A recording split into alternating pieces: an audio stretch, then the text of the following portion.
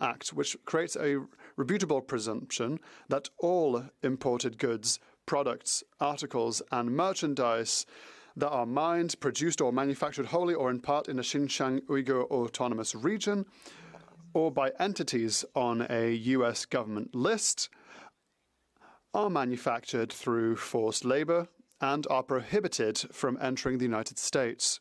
So everything that comes from that list and from that region are deemed to go through forced labor.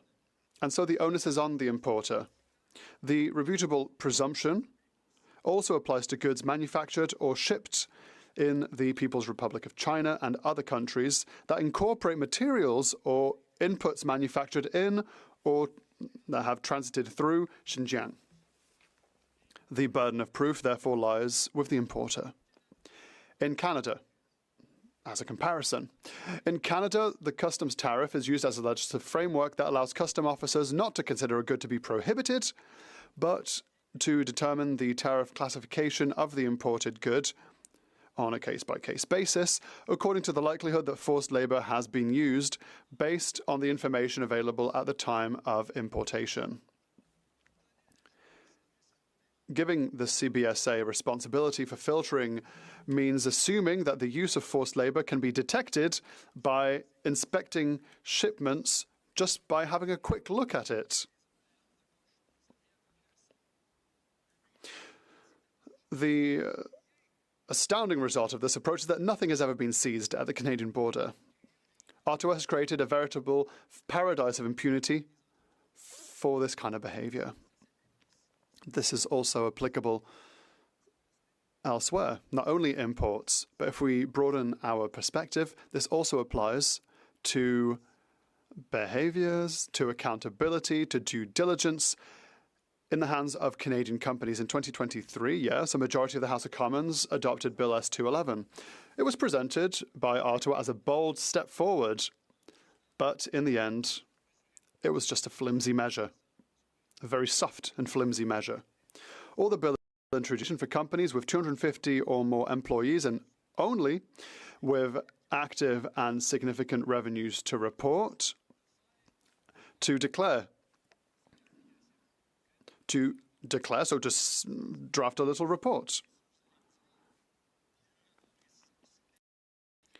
And this would only be on an annual basis with regards to measures taken with regards to forced labor by adults and children. That's the only question that had to be in the report. A company that would refuse to report this could be fined. It could be, perhaps. But this company is perfectly entitled to simply report that no measures have been taken. It can just say, nothing to report. Thank you, good night. My job is done. Let's see you next year, my friends. So, this law is about as useless as the Senate from which it originates. Reporting, even if it means reporting that nothing has been done, is not due diligence, Mr. Speaker. What we see here is a typically Canadian attitude, reproducing the same culture of pure empty gestures. Ottawa now has plenty of time to sit on the fence about so-called progress that isn't progress at all. And that is the reason for which I voted against this empty shell of a bill with my colleagues from the NDP and the Bloc Québécois. On the other hand, I'm co-sponsoring Bill C-262. It's an NDP bill. We've always said if we approve of a bill, we'll support it. So I will co-sponsor this bill, which covers all human rights. It covers companies of all sizes, involves the communities affected, and above all, it offers recourse to victims. That is what due diligence is all about.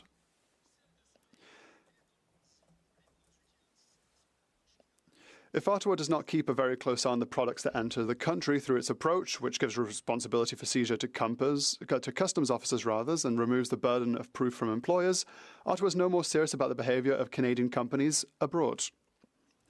This can be seen in trade agreements that we study. They refer to fine principles, but without any obligations. We talk about international agreements, but with no actual binding clause. That is the case with the free trade agreement between Canada and Ukraine. The only amendment that was approved was mine, the one that says Well, this chapter's all well and good, but the Minister for International Trade also has to tell us here in the House every year what has been done on this file, especially with regards to corporate behaviour. In 2018, the same thing happened through the Corporate Responsibility Ombudsman. This is like a complaints office, an apathetic response to scandalous behaviour. At the end of the day, it examines complaints filed by Canadian companies that deem that they've been accused unreasonably of this accusation. When the position was created, this officer was meant to have investigative powers to compel companies to produce documents and testify, which is important in an investigation. That seems to be the basis of any investigation. At the time of writing, these powers have still not been granted. The Mining Association of Canada has made public statements opposing the granting of these powers. But don't worry, everyone, the Ombudsman has a great-looking website. But the main thing we'd be taking away is the ability to compel the production of documents. In 2009, the Bloc Québécois tabled a bill that sought to create a commission to monitor foreign activities, the foreign activities of Canadian companies, but it died on the order paper. This would have been an independent body, would have received complaints, but could also have launched its own investigations, and it would also have been able to publicly call upon the Department of Foreign Affairs of the time to stop supporting offending mining companies.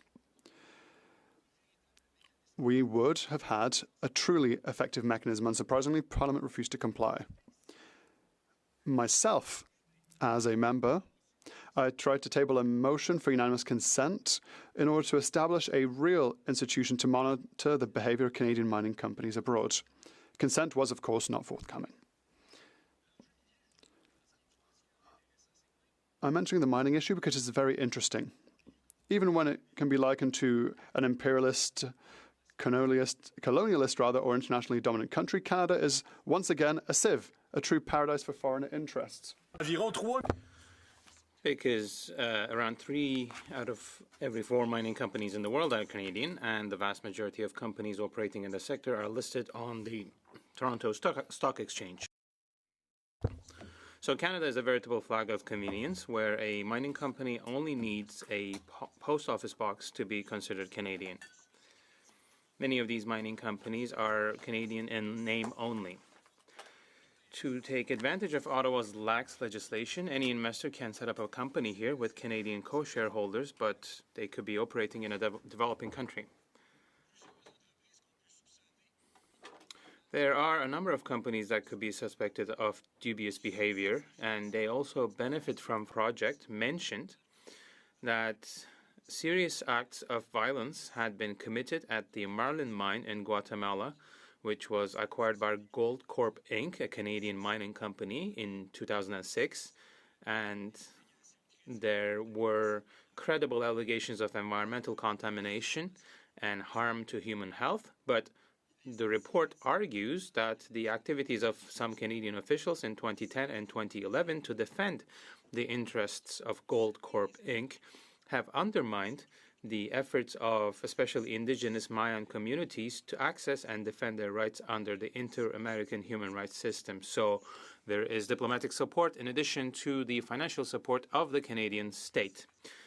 And at a time when Canada is negotiating a free trade agreement with Ecuador, one wonders why the Canadian ambassador refused to meet with the country's indigenous communities, but rushed to meet with representatives of the mining companies. They seemed not to have a problem with that. So they appeared before the International Trade Committee. The ambassador didn't seem to appreciate my questions, and they also rejected the concerns of the United Nations High Commissioner for Human Rights about the unrest in 2 regions where police repression had been particularly strong, notably to impose Canadian mining investments suspected of having an impact on water contamination and social division. What's more, just a few weeks ago, the behavior in Tanzania of Barrick Gold, a member of the Mining Association of Canada, was again reported in the media. And we're talking here about rape, murder, mutilation by mine security, and this has been reported on several and 9. Again, brutal murder, discharging of firearms, rape, mutilation. And this actually is the 7th case brought to our attention involving Canadian companies since 2010. Since 2007, we've had 6 cases before Canadian courts. And here we're talking about attacks, rape, again, the displacement of indigenous populations by the security staff of the mines, use of slaves, and the contamination of rivers with toxic discharge. In 2020, I was part of an observation mission in Chile, and I was able to observe the problems faced by the local populations, pollution of the water sources and other types of pollution, expulsions of local populations, and even personally in Colombia, I was able to observe, so this is first-hand experience, not something someone told me. Private security of a mine was actually controlling the traffic on public roads. Do you find? In 2016, the Canada Brand report stated that violence linked to Canadian mining operations in Latin America had left at least 44 people dead in the region, 30 of them in targeted attacks. So there is no shortage of terrifying anecdotes, Mr. Speaker. How much time do I have left, Mr. Speaker? 4 minutes? Well, I can also refer to another report from 2009. Canadian companies were the largest group involved in unfortunate incidents in the development circles. Canadian companies are more likely to be involved in disputes involving community conflict, environmental violations, and unethical behavior. And these are the words that I'm quoting. It's not my words. The Canadian Centre for the Study of Conflict related to Natural Resources, meanwhile, revealed that Canada held the record for contraventions among developed countries that operate mines in developing countries. Another 2016 report produced by researchers at York University documents incidents corroborated by at least 2 independent sources for the period from 2000 to 2015, 44 deaths, 403 injuries, 709 cases of criminalization. A broad geographical breakdown of the violence shows deaths in 11 countries and injuries in 13, cases of criminalization in 12. The document also shows that Canadian companies listed on the Toronto Stock Exchange do not include reports on violence in their mandatory corporate performance reports. There is, of course, a great deal of work to be done in the fight against human rights violations in the name of profit. I'm just trying to give you some ideas, and not everyone is going to agree on everything, but we need to put the onus on importers to prove that they do not use forced labor. We need to adopt real due diligence legislation to tighten the screws on Canadian companies operating abroad, as C-262 is doing.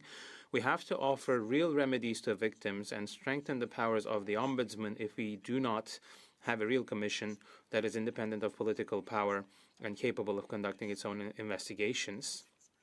We have to put an end to Ottawa's complicit diplomatic policy and keep a closer eye on where Export Development Canada's money goes abroad. These are just some ideas. And not everyone is going to agree with all of these elements, and I talked to colleagues from other parties on these. We're not going to all agree on all of these, but eventually we want to see a bill. But in the meantime, it's more than a year. So we should have seen this since more than a year ago. So we have to be clear. I therefore call on the whole House to remind the government clearly of its unfulfilled commitment to introduce legislation of the year. We do not want blood in our products. Thank you, Mr. Speaker. In comments, the Honourable Parliamentary Secretary, Government House Leader. Yes, thank you, Mr. Speaker. I appreciate the discussion, no doubt, that we'll be having over the next few hours. What I'm interested in is to get the members' thoughts in regards to S211. This is legislation that actually passed and took effect, in the sense that I believe that it does do all of us a great service dealing with the issue of forced labor. And when we know of some of the results that are actually very encouraging, and I would suggest that it is a wonderful, significant step forward, given that nothing was there prior. If he could provide why it is that he's not content with that or wants to see it expanded beyond some of the comments that he's put on the record already. Honourable Member for Saint-Hyacinthe-Bagot. Well, listen, my colleague is asking this question, but I referred to this element for multiple minutes. I talked about S211. This bill does not apply to all human rights. Of course, we see human rights as a whole, and this only applies to forced labor of adults and children. Of course, that's valuable, but it's limited to that. For companies with employees, 250 employees and more with significant revenue, and it's not an obligation to introduce measures, but to do a report on the measures that are in place. So, but reporting can also mean I don't have any measures in place, thank you, and see you next year. That is why I voted against, and I do not regret having voted against. And I knew that this was coming. Well, we have taken these measures and these steps, and we have this in place, but it's not sufficient. It is just an empty shell. Questions and comments? Thank you, Mr. Speaker. This report about forced labor uses very strong language to denounce the government's failures. It describes the government's failures to take seriously the issue of forced labor as deplorable.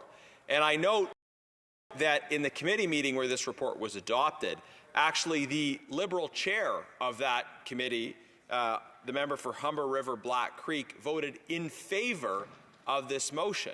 You have a Liberal member voting in favor of a motion that is calling her own government's performance on the issue of forced labor absolutely deplorable. And it's no wonder that Liberal members find the actions of their own government deplorable on this file. Because as it relates to Uyghur forced labor in particular, which the member spoke about, the Americans have been so far ahead, stopping many, many shipments of goods over concerns about forced labor from the Uyghur regions. But Canada has not stopped a single shipment. And I believe this puts us in breach of our obligations under CUSMA to have all partners to that agreement act to combat forced labor. So this is going to be a challenge not only to us, more in Canada-U.S. relations, that we're not doing our part. I'd like to hear the members' reflections on, in particular, the impact on Canada-U.S. relations of the failure of this government to take the issue of forced labor seriously. Honourable Member for Saint-Hyacinthe-Bagot. Well, I need to first add something to what I've said. The Liberal chair did not vote in favor of the motion. They were not attending that day, so it was the Conservative co-chair who was in the chair. So it's my colleague's colleague who led us to that outcome. But I do, I would have colleagues for having helped us reach that outcome, and we have to make it very clear that we're not happy with the current outcome. So 0 shipments, all regions combined, but in the U.S., we're looking at multiple billions from one single region. There's no comparison to be had at all. And my colleague underlined, of course, there's a human aspect to this issue, human rights defenders, etc. But there is also a geopolitical and economic aspect to this with regard to confidence that our American neighbors have in us. So we need to start showing our partners that we're not allowing simply Chinese products to flood the market. Comments, the honourable member for South Okanagan, West Kootenay.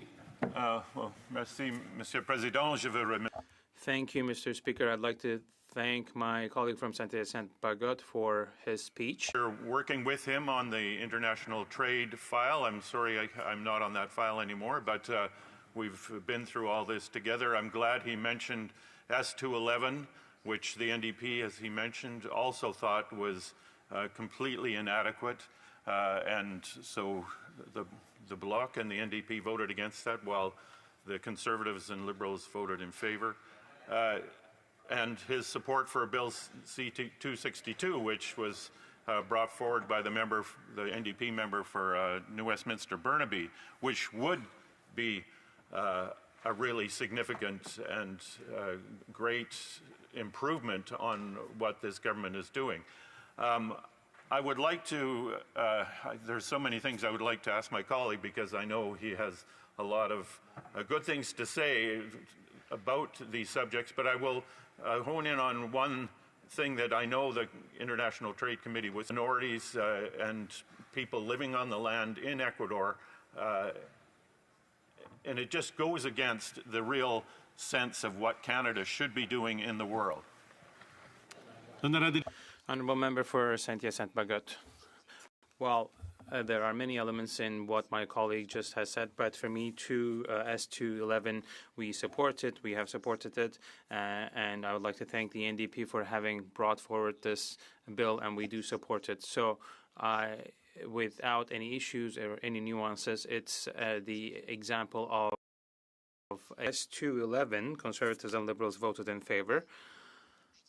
And as I was saying, and I finished on that note, we probably would not agree in terms of what we would like to see in this legislation on imports and the elimination of forced labor from supply chains. I do respect that, because this is a democracy. We can debate on that when it's time. Today we're focusing on the sole issue whereby this House should indicate to the government its clear direction. We are seeing the legislation, we will debate it, and we probably will not agree on it, but we will have to remind them that their engagement has not been upheld. There have been many promises and many things said, and I referred to this in my speech. When we had the Canadian ambassador appearing before the committee, they were not able to explain the situation to us or justify the violence that happened and why they met the mining companies but not the Indigenous communities. So, of course, we have to keep an eye on that, and I got together with Ecuadorians and we had a press conference, and they are inviting us to keep a close eye on that. Questions and comments? Honourable Member for Berthier-Maskinongé.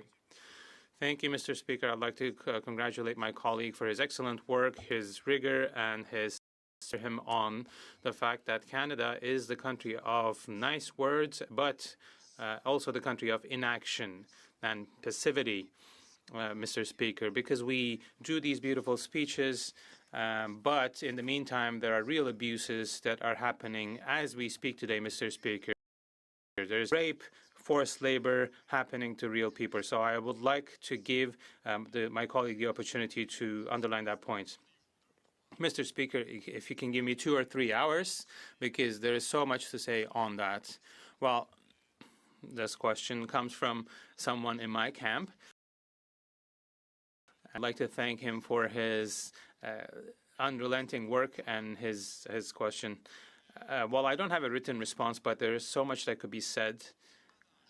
There are so many things at stake here, and this also ties into the question asked by my Conservative colleague. Beyond the human aspect, beyond the common sense of it all, and beyond, we also have the question of strategy and the question of leverage and the question of using a state that can set strategic goals for itself. And this applies to foreign direct investment and all kinds of other things. So it's all interconnected.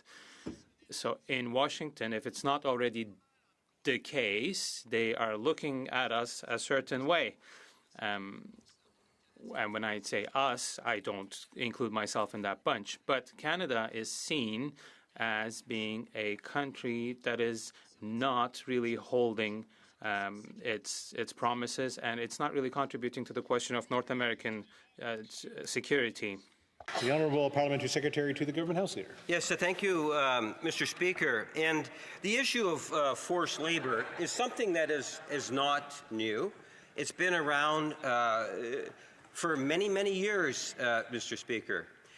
And interesting in listening to the questions and answers. It's a bit much when you hear a Conservative stand up and talk about the issue of forced labour when Stephen Harper and the leader of the Conservative Party did absolutely nothing in dealing with the issue of forced labor, Mr. Speaker. And now, sitting in opposition, we now have the Conservative Party, and in fairness, I'll be fair, you know, we had the Senate Bill 211 that came before us, and the Conservatives did join us in ultimately passing S211. So at the very least, they have done some things positively in working with the government on the issue of forced labor. It's interesting now that we're having the debate on the issue, primarily because, Mr. Speaker, of what I've often now referred to as a multi-million-dollar game that the Conservatives are playing. And what's happening is that we're seeing now other opposition parties, as opposed to participating directly in the game of the filibuster, bringing forward motions of concurrence. And I can appreciate the frustration that other opposition parties would be having, because day after day for weeks now, we have had the Conservative Party bringing forward a filibuster, putting the self-interest of the leader of the Conservative Party and the Conservative Party in general ahead of the interests of Canadians. So instead of us debating things such as the legislative agenda that will help and assist Canadians in many different ways, whether it's issues like protecting children against the internet, transferring military courts to civilian courts on issues of sexual violence, Mr. Speaker, to Canadian citizenship, to the fall economic statement. And that's just some of the government agenda, Mr. Speaker. Then you also have issues like private members' hours, opposition day motions. And I would have suggested to you that this would have been a great debate for an opposition day motion, Mr. Speaker. I truly believe so. Because at the end of the day, the issue of forced labor, as I say, is nothing new. Even though Stephen Harper and the current leader of the Conservative Party ignored it completely, 100% during their tenure, it would have been a great discussion to be able to have, at the end of it, have a positive resolution to it. You know, we have raised the issue in budgets, as it's been pointed out in terms of the motion itself that came before the Standing Committee. And I do compliment the efforts of the Standing Committee and those that they listened to in coming up with the report. But I would remind members that, you know, we have made a commitment to bring forward legislation that will look at improving S211, government legislation. Now, of course, one has to take a look in terms of getting legislation through the House of Commons. But that's no fault of the Government of Canada or even the Bloc or the New Democrats. That responsibility falls on the shoulders of the leader of the official opposition. So we will continue to look at ways in which we can bring in the legislation that we committed to do, Mr. Speaker.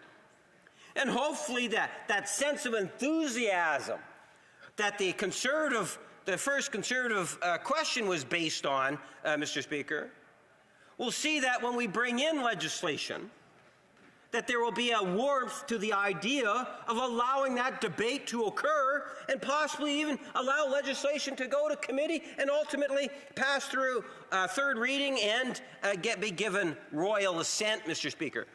What a wonderful idea that would be.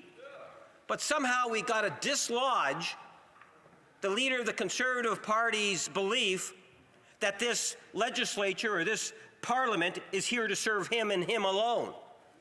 That we need to understand that this Parliament is here to serve Canadians and Canadians first and foremost. And then we'll be able to ultimately do more for Canadians, Mr. Speaker. So, on the issue, one does not need to expand in terms of the literally millions of individuals around the world. Virtually in every country, Mr. Speaker, we will see forced labor being put into place. And we need to recognize, as we have as a government, that the government can play a significant role. Without the support, and I compliment, there's some that have absolutely no time for the Senate. I, for one, see a great value in the Senate, and S211 is a good example of that. When the Senate of Canada passed that legislation through their system, Mr. Speaker, it came to the House of Commons. First, actually, reading of that bill took place on May the 3rd, 2022. Second reading then was completed on June 1st, 2022. It was then went to committee in November of 2022. Report stage completed on March 6, 2023. And third reading was actually completed on May the 3rd, 2023.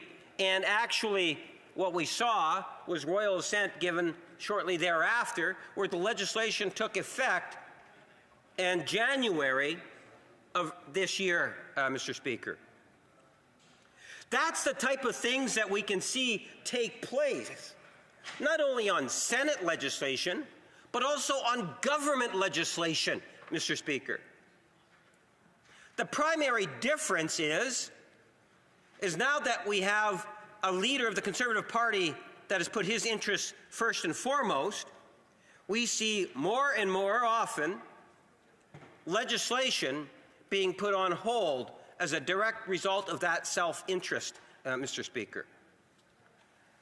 I think there are many pieces of legislation that are before the House and that are going to be introduced to the House that deserve the merit of not only debate, but also going through the process and ultimately becoming law. I would suggest to you that Canada is a better society as a direct result of Bill S211. Think of the results.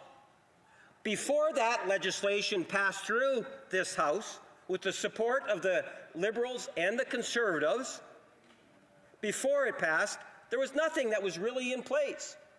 As a direct result of getting royal assent and dictating January in terms of its effective date, we have literally seen thousands and thousands of businesses or companies that have actually had to report in, Mr. Speaker, on the issue of forced labor in the supply chains.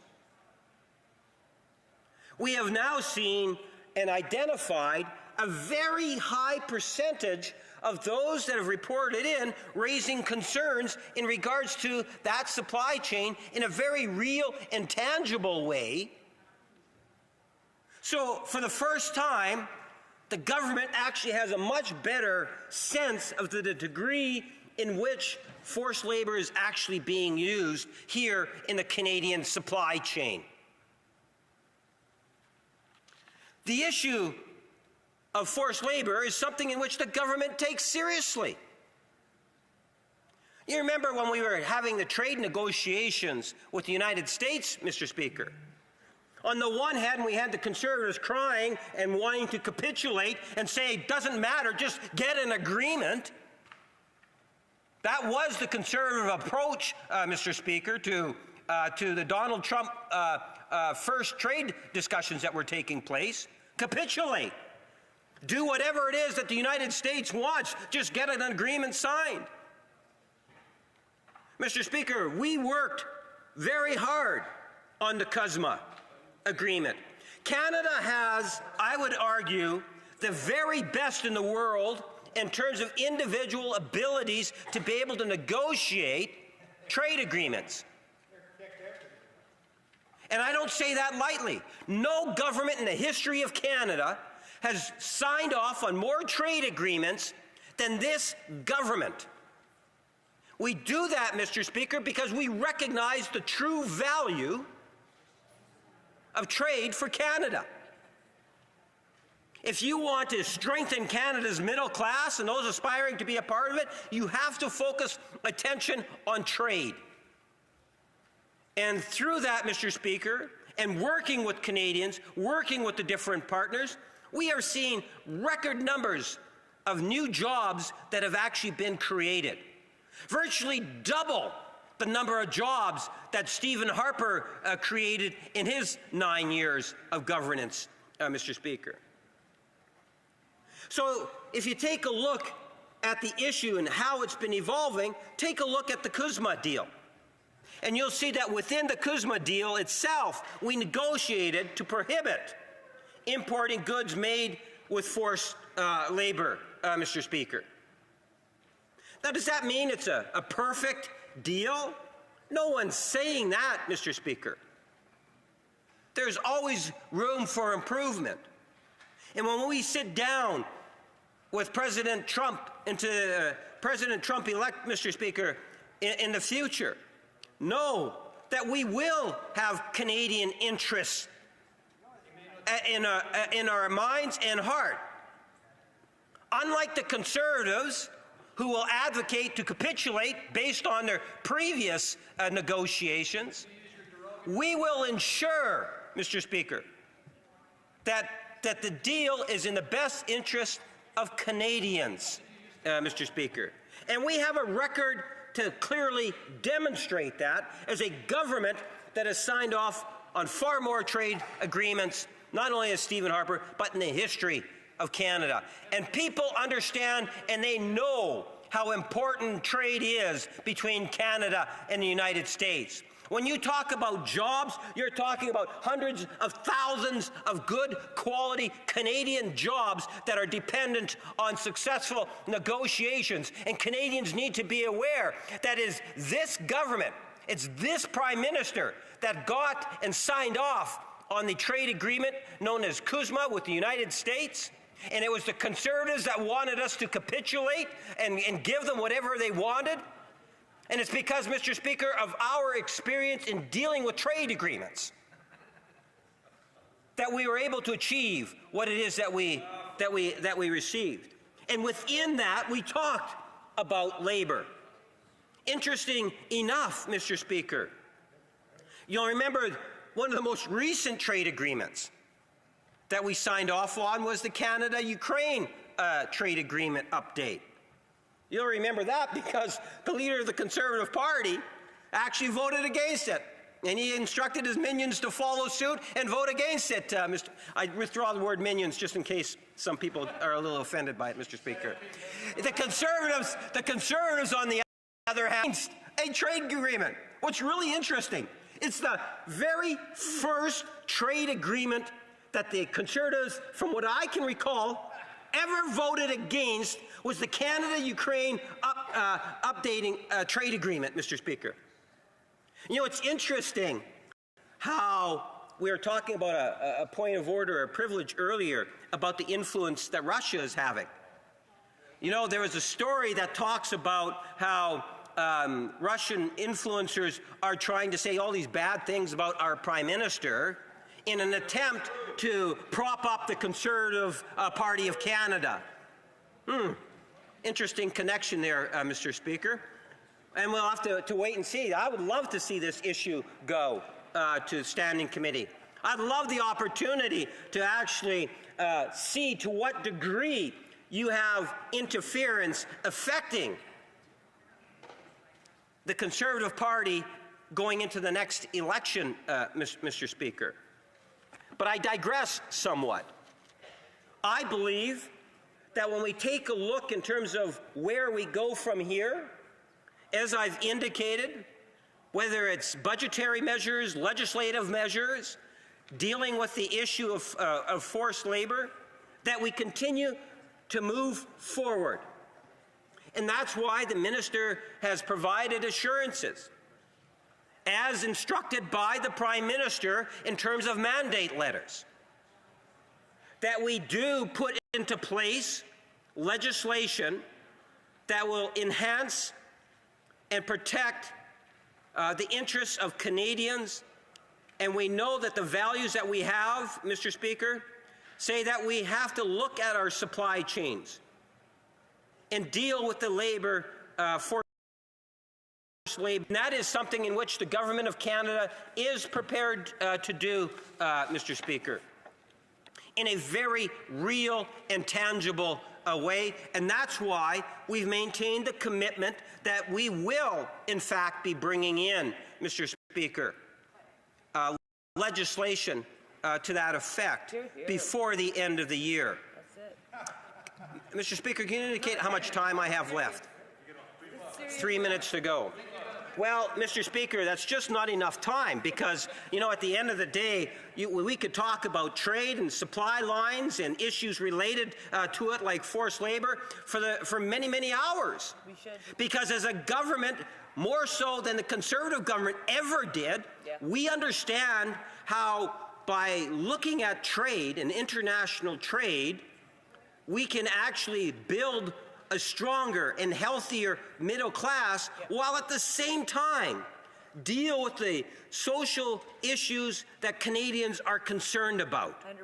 Whether it's issues such as forced labor, in particular in areas of mining to manufacturing of products and so forth, Mr. Speaker. As a government, as the Prime Minister has clearly shown, we can do both, Mr. Speaker. Yes, and the numbers, as I've indicated earlier, through the policies that we put into place, policies driven by budgetary measures and legislative members, that we have built a healthier middle class, Mr. Speaker, especially going through the economic times, which can be a challenge, Mr. Speaker, for many of the constituents in which we represent. But the nice thing is, Mr. Speaker, is that things are getting better. Interest rates are going down. Affordability is so much better, Mr. Speaker. Inflation rate is below 2%.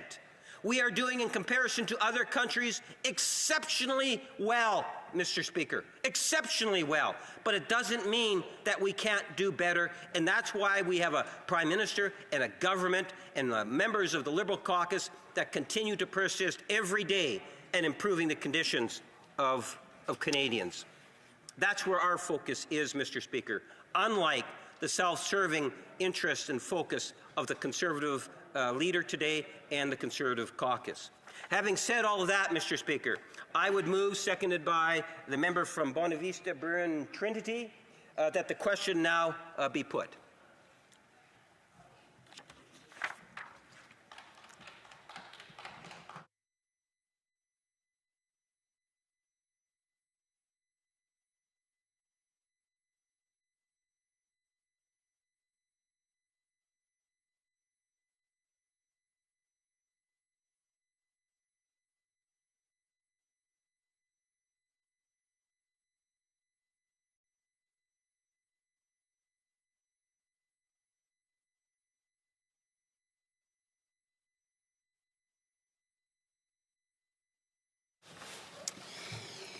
The motion is moved from the member, Mr. Lamoureux, seconded by Mr. Rogers, that the question now be put. It is order. Questions and comments. Questions and comments. The honourable member for Calgary-Nose Hill.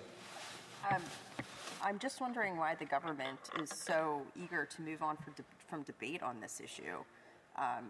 Certainly it's an important motion that's been put forward on behalf of my colleagues, and I just don't understand why the government is so eager to move on. What do they have to hide? Thank you. The honourable member for Winnipeg North. Seriously, Mr. Speaker, I don't know if the member fully understands in terms of the process. On a concurrence report, you have a 3-hour debate. What we're doing is just kind of advancing it in case anyone stops talking. If people stop talking, then we can actually go to the question on it. I am very comfortable in having the full 3-hour debate. At the end of the 3 hours, the question ultimately will be put, and we'll have a vote on it tomorrow. Members of the Conservative Party don't need to push the panic buttons yet, Mr. Speaker. At the end of the day, hopefully they will get back to their filibuster on the privilege issue. I'm sure that they're glad that they don't have to talk purely on the privilege, that they can change the topics while at the same time continue with their irresponsible multi-million-dollar filibuster. And that's ultimately what we witness every day now for many, many weeks, because the leader of the Conservative Party is more interested in himself and his personal advancement and the Conservative Party than the interests of Canadians. And as such, we find that that is very shameful, and that's fine, but we will continue to focus on Canadians. Questions and comments? Comments. L'honorable député. The honourable member for Les Aliments. It's always words, words, words, nothing but words. So here are some more words, Mr. Speaker. In the March 2023 budget, the government pledged to adopt a bill, and it didn't do so. And then it did it so again in March 2024, but it didn't keep its promise. And now again, they're saying they're going to do it. And now he's saying that again. So what is this government waiting for? The apocalypse? Honorable député. The honourable member for Winnipeg North. Mr. Speaker, the government indicated that it would be doing it in 2024. If the member takes a look at the calendar, you'll find that 2024 has not come to an end. So before he passes judgment on that particular issue, maybe he might want to reflect in terms of what it is and how it is that members of the bloc can not only see government bring in legislation, but how it is that we can actually advance legislation. It's one thing to bring in legislation. It's another thing to be able to get it to advance through the system. And the only way in which we can advance it through the system, because it's a minority government, is you have to have other political parties that are like-minded and prepared to work hard for all people in all regions. And that means, Mr. Speaker, that we have to focus some attention on trying to get the leader of the Conservative Party to stop with this day in and day after day of filibustering. I would ultimately argue that the leader of the Conservative Party is borderline in contempt of this Parliament because of the way in which he is filibustering and ultimately abusing, I would suggest to you, the rights of all members of the House. Questions and comments? The honourable member for Victoria. Mr. Speaker, November 20th is the National Day of the Child. And it's a day to celebrate and honor children. But today, around the world, 160 million children, many of them as young as 5 years old, are forced to work and denied the opportunity to go to school. Now, we have been calling on this government for due diligence legislation, human rights legislation, and we've criticized this government's deeply flawed approach. And it wasn't just the NDP, it wasn't just the Bloc criticizing the government's approach to Bill S11. It was Oxfam Canada, Amnesty International Canada, Human Rights Watch Canada. They stood together to say that Canada's appalling record on human rights violations abroad cannot be addressed with an empty bill that just pays lip service to this issue. Now, I hear the government saying that they're going to bring in legislation, but forgive me if I'm skeptical, if Canadians are skeptical of more liberal promises. Will the member commit to truly rigorous accountability, due diligence legislation that will hold these companies liable? The Honourable Parliamentary Secretary to the Government. Mr. Speaker, I do appreciate the question that the member is putting forward. And when we talk about S211 and the government working and at least getting the support, not too often, from the Conservative Party, where we were ultimately able to pass the legislation, I understand that the NDP and the Bloc were somewhat uncomfortable with the legislation. And there has been a very significant positive impact with that legislation already to date, where we have seen thousands and thousands of companies that have now reported, and we know there's a very high percentage of areas. So for the areas where there's forced labor that needs to be factored in, to the degree in which we believe that we will have better legislation that's going to be able to be introduced before the end of the year. I would remind members of the New Democratic Party that before this particular administration, absolutely nothing was being done on the issue, and it has been a very busy legislative agenda, and for the last number of weeks, all we've seen is a great deal of filibustering on preventing legislation from being passed to any stage by the Conservative Party.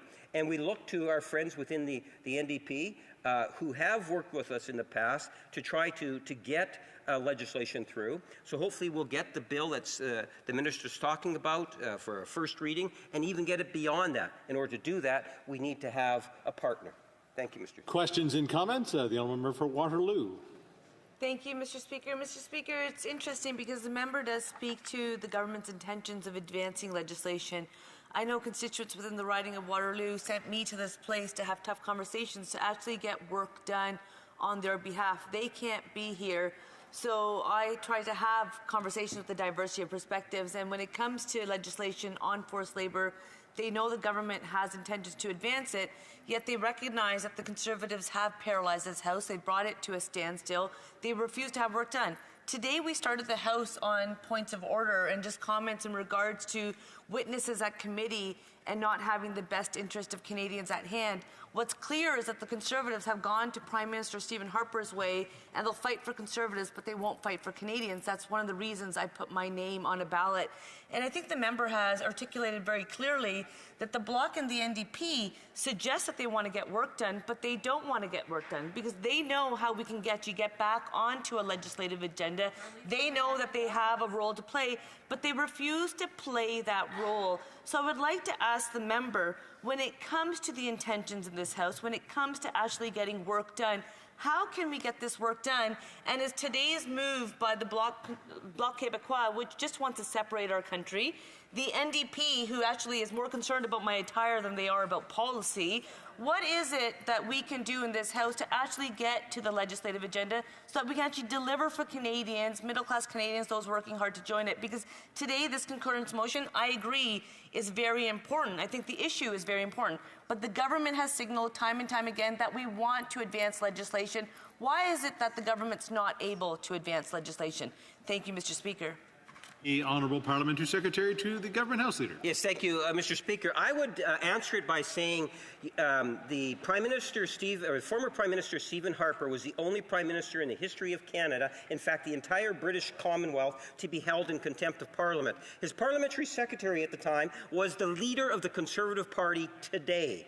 And nothing has changed. The leader of the Conservative Party today feels that he can borderline be in contempt of this institution by playing this multi-million-dollar filibuster game. And not only that, outside the chamber, he is the only leader inside the House that doesn't recognize that he has a moral responsibility to get the security clearance so that we can deal with the issues in a better way. The issue of foreign interference. Foreign interference, Mr. Speaker, is such a serious issue. We have seen people murdered. We have seen all forms of extortion. We have seen political manipulation that goes right to the leaderships of political parties, including the Conservative Party. Yet we still have one leader in the House of Commons today, the Conservative leader, that refuses to get the security clearance to become informed. It's a good question to ask. What is the leader of the Conservative Party hiding from Canadians? Why won't he come clean and tell us why it is that he really refuses to get that security clearance? Resuming debate. Point of order, the Honourable Member for Waterloo. I just think it's also important for the record to note that the leader of the official opposition also doesn't want... That's debate. That's debate. Let's resuming debate. The Honourable Member for Bay Quinte.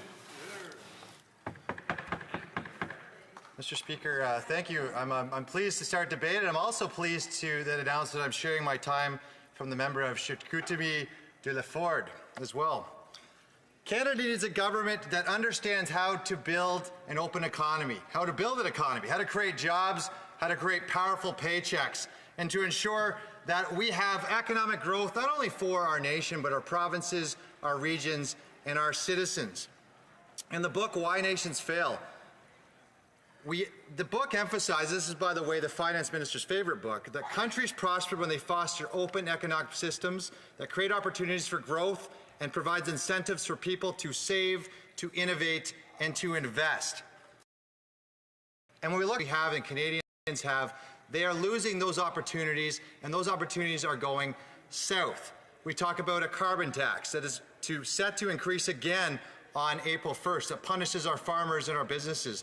We talk about a housing crisis right now, the largest in the whole history of this country, in which we've seen rents double, mortgage payments double, the amount needed for a down payment has doubled. And we talk about debt and a budget. We're talking about increased deficits coming to the budget if we ever see one in 2025. And what does that mean? Well, it's been proven over the last 4 years that we have increased budgets or debt, and we have increased in spending by an over-increasing growing government, that we have high inflation, and high inflation then adds the cost, the invisible tax, to every Canadian. An open economy, though, isn't just about trade, it's about democracy. A strong democracy promotes freedom, transparency, and fairness, not only within our borders, but also with those we engage with within the world, our trading agreements. Trading agreements which we have in Canada that were all set up by the previous government. The European Union Trading Agreement was set up by Stephen Harper. When we look at the TPP, which became the TCTPP, it was set up again by Stephen Harper. And this government, when it came into power, got to sign those agreements, but they were agreements set in stone based on our shared democracy and our shared freedom and those values.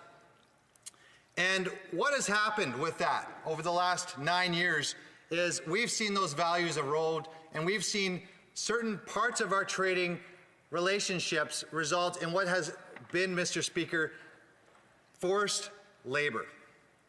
And we have forced labor camps that are forcing citizens into camps, into grueling conditions, and those products are ending up on Canadian shores. And we look at our trade and our democracy and Canada being a steward for freedom and to ensure that we have democracy and freedom here at home, but into nations abroad. We can use that trading relationship we have with nations to ensure we force those values that we find to be important. And I'm going to walk you into a couple stats that are apparent with this.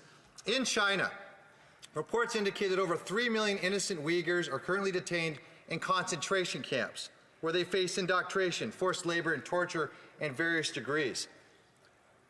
It's work or service for any person under the threat of penalty for which the person has not offered himself or herself voluntarily. It estimates that more than 80,000 Uyghurs are transferred out of East Turkestan to work in factories across China between 2017 and 19.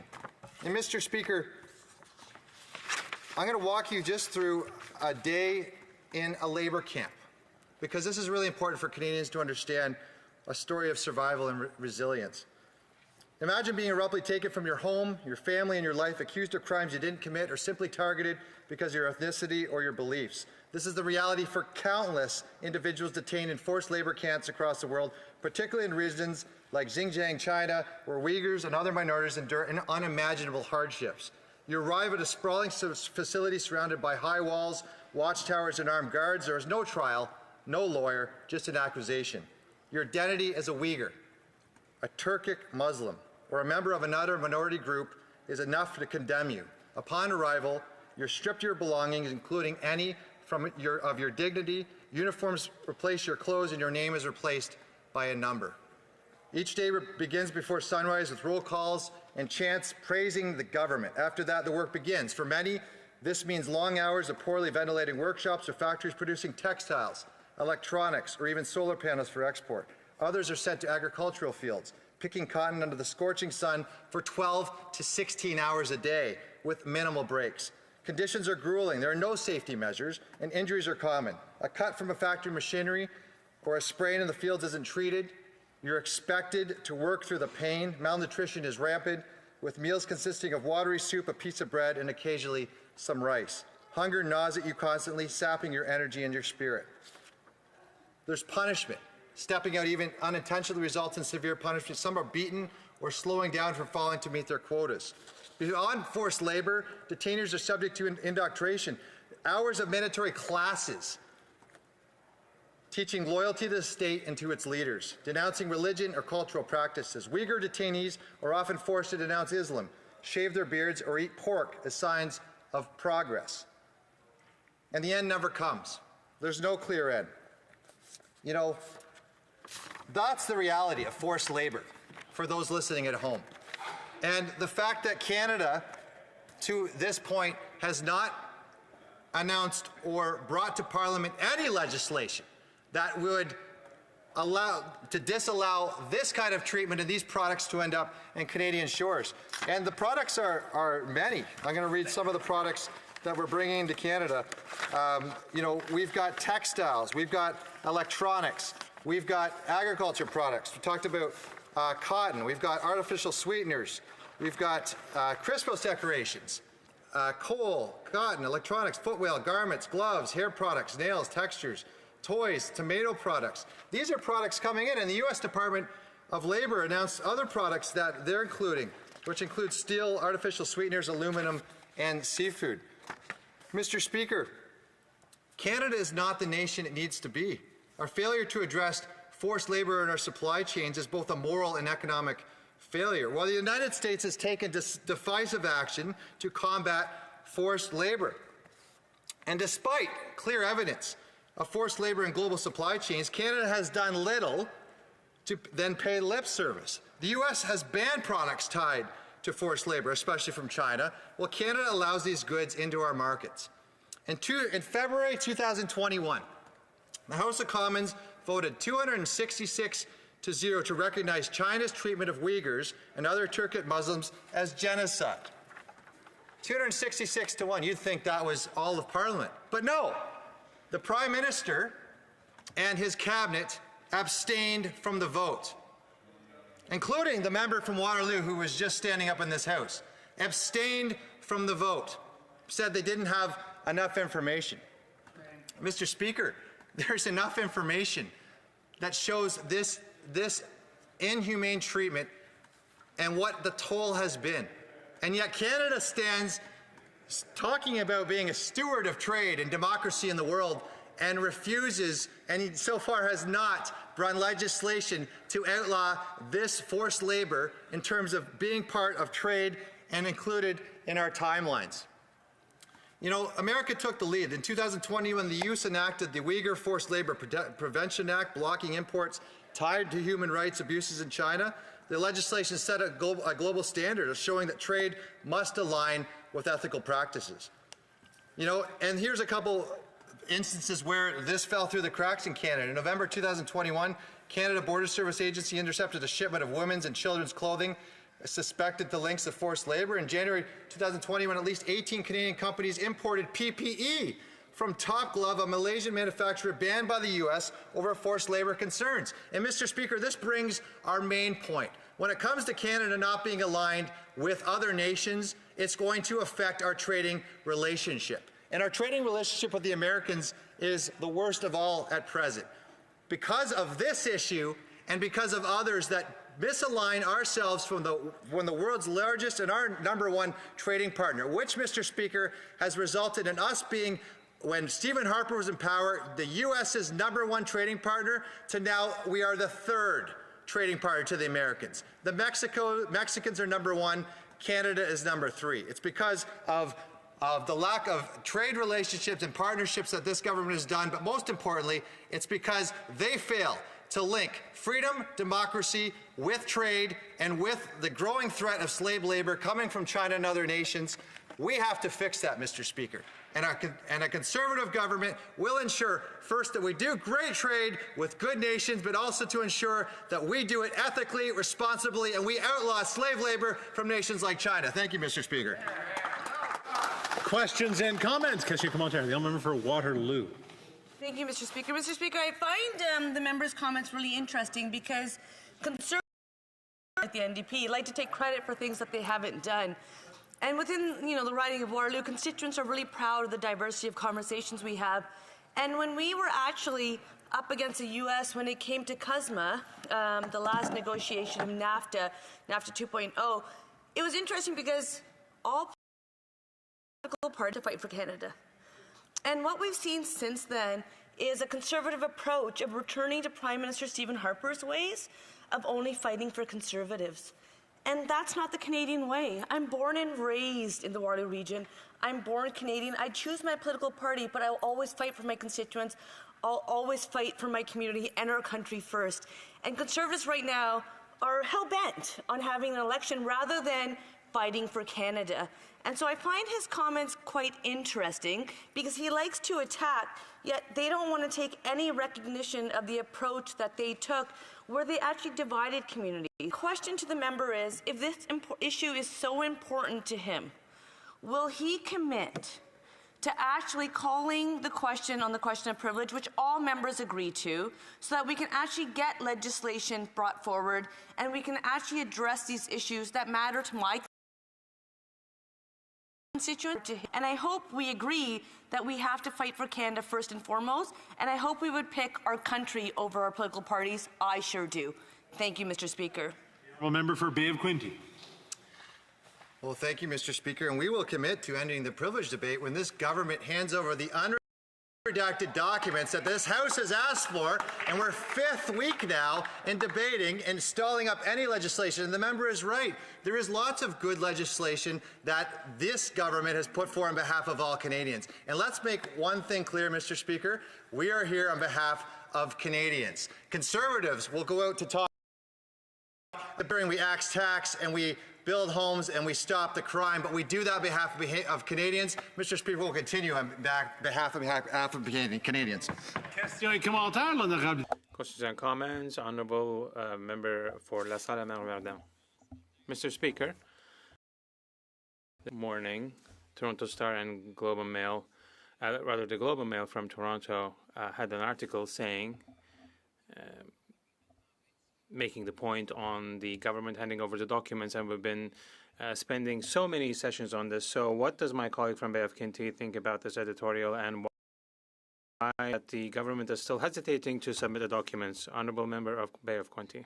Speaker, and I'd like to say bienvenue to our colleague, newest colleague to the House of Commons. And yes, the Globe and Mail, newspapers, pundits, importantly, have stated that we want either Parliament to move on or let's get an election so Canadians can decide on behalf of Parliament. Look, this House represents the people. The people in this House and the power of Parliament were requested documents to be handed over. This government refuses to hand documents over, and of course, government is paralyzed because of this government. Thank you, Mr.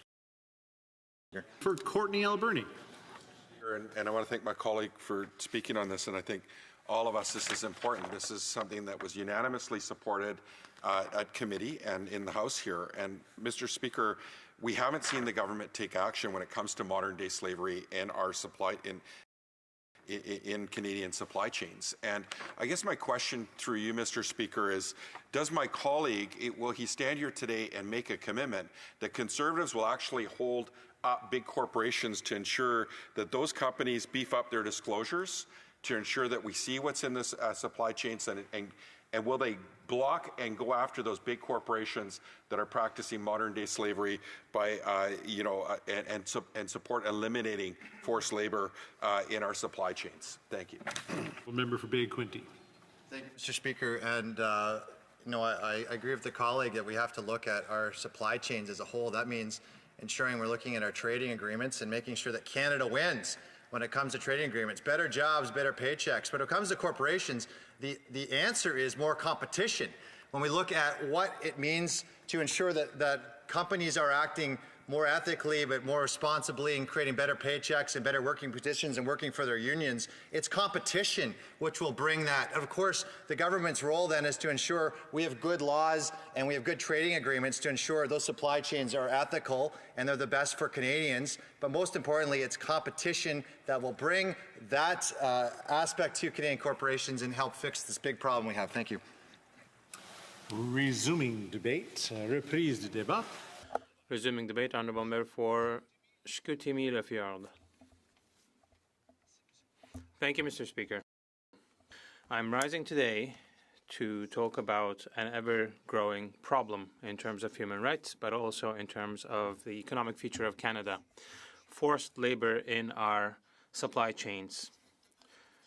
This issue impacts directly products coming into our market, coming from China, a country where forced labor is well documented. But efforts to put an end to it are insufficient, in great part because of the inaction of the Liberal government. And this situation is all the more concerning when we consider the economic consequences and the morally unacceptable consequences of this practice. Beyond manufactured goods, we are talking about entire industries that are impacted by this systemic exploitation of vulnerable workers. The impact is real and it goes well beyond the simple ethical considerations. It has an impact on our supply chains, on our economy, and on the working condition of our very own citizens. Now, let's focus on the EV battery industry. The essential materials that are required for the production of these batteries, such as the silicium, come, for the most part, from the Kesanjan region in China. This region, fortunately, notorious for its use of forced labor of Uyghurs. The polysilicium, which is used in the production of solar panels and batteries, is produced by workers who, for the most part, are forced into working in inhumane conditions. These minerals and components leach into our supply chains, and they are used in industries that are considered to be key for the energy future in Canada, especially the transition towards EVs.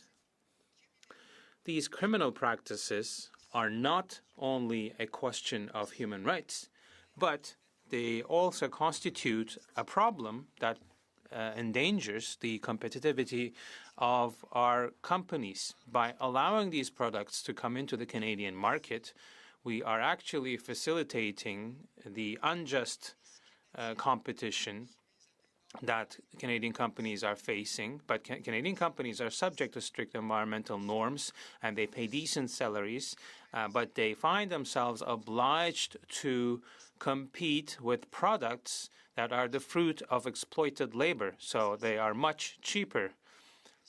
Despite its international engagements, China continues to cover up and encourage forced labor practices in its factories.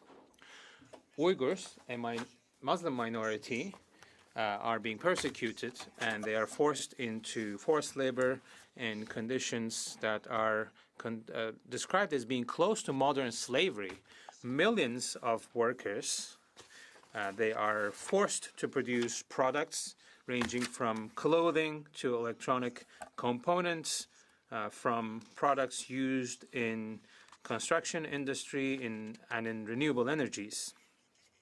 The reality is that beyond the cheap prices that we find in our stores is a exploitation. Our supply chains are contaminated by these harmful practices, but the response from our government is insufficient. By allowing these products to penetrate our borders, we are violating the ethical principles that we seem to be defending. Almost 2 years ago, Mr. Speaker, in March 2023, the Liberal government was promising to legislate against the imports of products made with forced labor. However, after a year from the state, no legislation had been adopted. And as you know, in November 2023, a unanimous motion was voted to force the government into fulfilling its promises. But even to this day, we have not seen any concrete action from this government. Nothing has been done to really stop the infiltration of these goods into our markets. This inaction is a moral shortcoming, but it's also a strategic error which weakens our economy in the long run. The American government adopted legislation such as the Uyghur Forced Labor Prevention Act, which bans systematically the import of goods coming from this region of China. These measures have been held up as a model of responsibility, and it offers American companies protection against unjust competition vis-à-vis products that are manufactured under absolutely unacceptable conditions. In the meantime, the government, without equivalent legislation in place, makes it very easy for these products to penetrate our markets. And once again, these are made under slavery conditions. In 2023, no product was blocked at the Canadian border due to forced labor. No product, none. But the United States intercepted in the same period thousands of shipments, but Canada did not do anything. The absence of concrete measures is putting our Canadian companies in an unfavorable position. They have to deal with foreign competition, which relies on completely unacceptable practices, all the while benefiting from subsidies and regulation, environmental regulation that is less strict, and from inhuman labor practices. Our local producers, they are subject to labor norms which ensure the dignity and security of our workers, but this comes with additional costs that they have to bear to be in compliance with these ethical principles. Mr. Speaker, the injustice does not end there. Our companies also have to deal with the many carbon taxes and strict regulations. While China doesn't have to deal with the same restrictions and continues to inundate our markets with products, deplorable conditions, and this distortion of the competition undermines our capacity of being competitive on international markets, and it also dangers or puts in danger jobs of millions of Canadians. So the Liberals have failed to act in the face of this danger. In the budget presented in March 2023, the government referred to the introduction of a legislation aiming to eliminate the use of forced labor and in our supply chains. But the budget presented in March 2024, the government said that they were going to do the same thing in 2024. But to this day, the government still has not followed up on these promises, and we have seen no legislation that has been tabled. Thank you, Mr. Speaker. Questions and comments. The Honourable Parliamentary Secretary, Government House Leader. Yes, thank you, Mr. Speaker. And my question's in regards to S211 and the fact that through S211 we have now had literally thousands of companies that have come forward as obligated by law, indicating issues concerning the exploitation of labor. And what we have seen is a very high percentage in terms of to the degree in which we have forced labor being used in a supply chain. As a result, we have, at least in part, the legislation that we're going to be bringing in, which hopefully provide more strength to S211. The question I have for the member opposite, does he believe that there's any obligation on the Conservative Party to allow legislation to not only be introduced, but allow it to be voted on, go to committee, and go through the system? The honourable member for Chicoutimi-Le-Fjord. I'd like to thank my colleague for his question. Well, we have to be, when it comes to forced labor, and we have to make sure that we are doing things ethically. But I also would like to remind my colleague the following point. I think he doesn't really want to talk about the inaction of his government, but I will come back to the unfair practices that we see internationally, and the fact that we have absolutely done nothing since 2023 to this day, and we are not protecting our market. I think what's important is that we have a new government. Our party will be vigilant on this point. Thank you. Questions and comments? Honourable Member for Abitibi-Témiscamingue.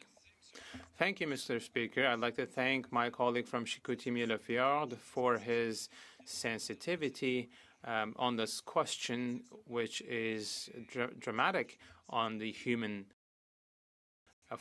on Canada. So if the Bloc is putting forward this motion, it's also to apply pressure. So the government made this promise twice to ban forced labor in Canadian supply chains, but we find ourselves in a political context, the one that we know. I'd like to ask my colleague if we ever have elections and what is happening here, or rather what's not happening here, will the Conservative government make the promise of tabling this legislation to stop forced labor?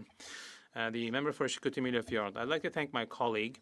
I think it's very important to be vigilant on forced labor in our Canadian supply chains. But once again, we have to protect our market against products coming from China.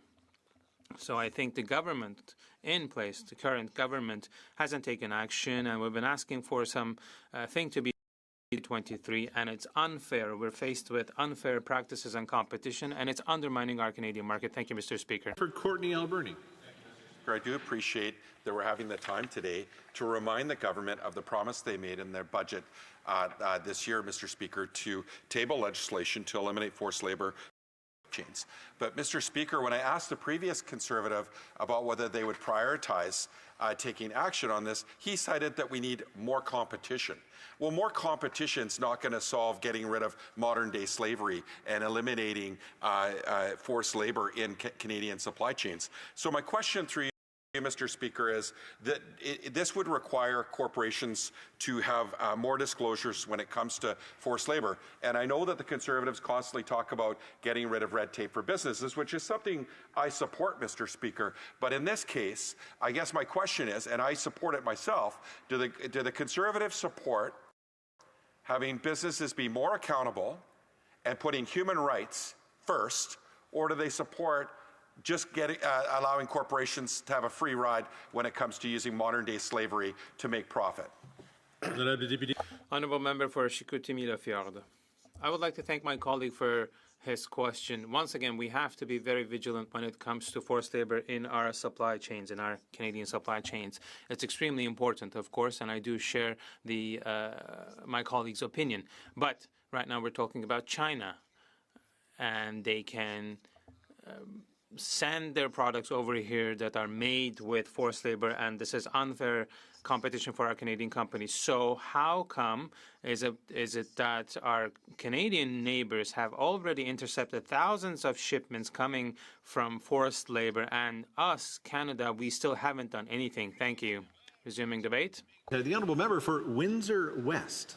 Thank you, Mr. Speaker. It's a pleasure to be here today to talk on this issue, and it's important to recognize the significance of it because this place and the other place, being the Senate, have already passed some legislation on forced labor. However, that fraudulent legislation never got to things New Democrats have called for many, many years.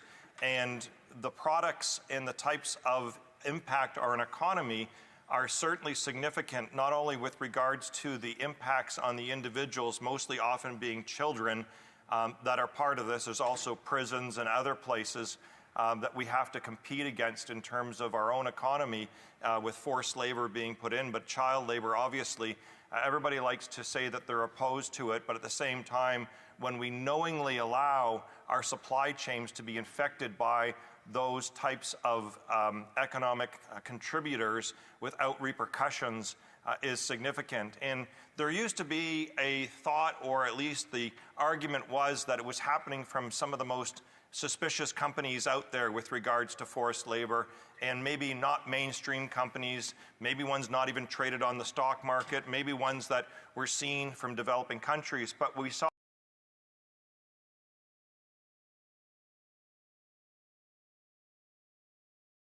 including some companies called out on this, that included major auto manufacturers. They included some of the gig economy. They included a number of different groups that you would not normally expect to have this type of behavior related to it.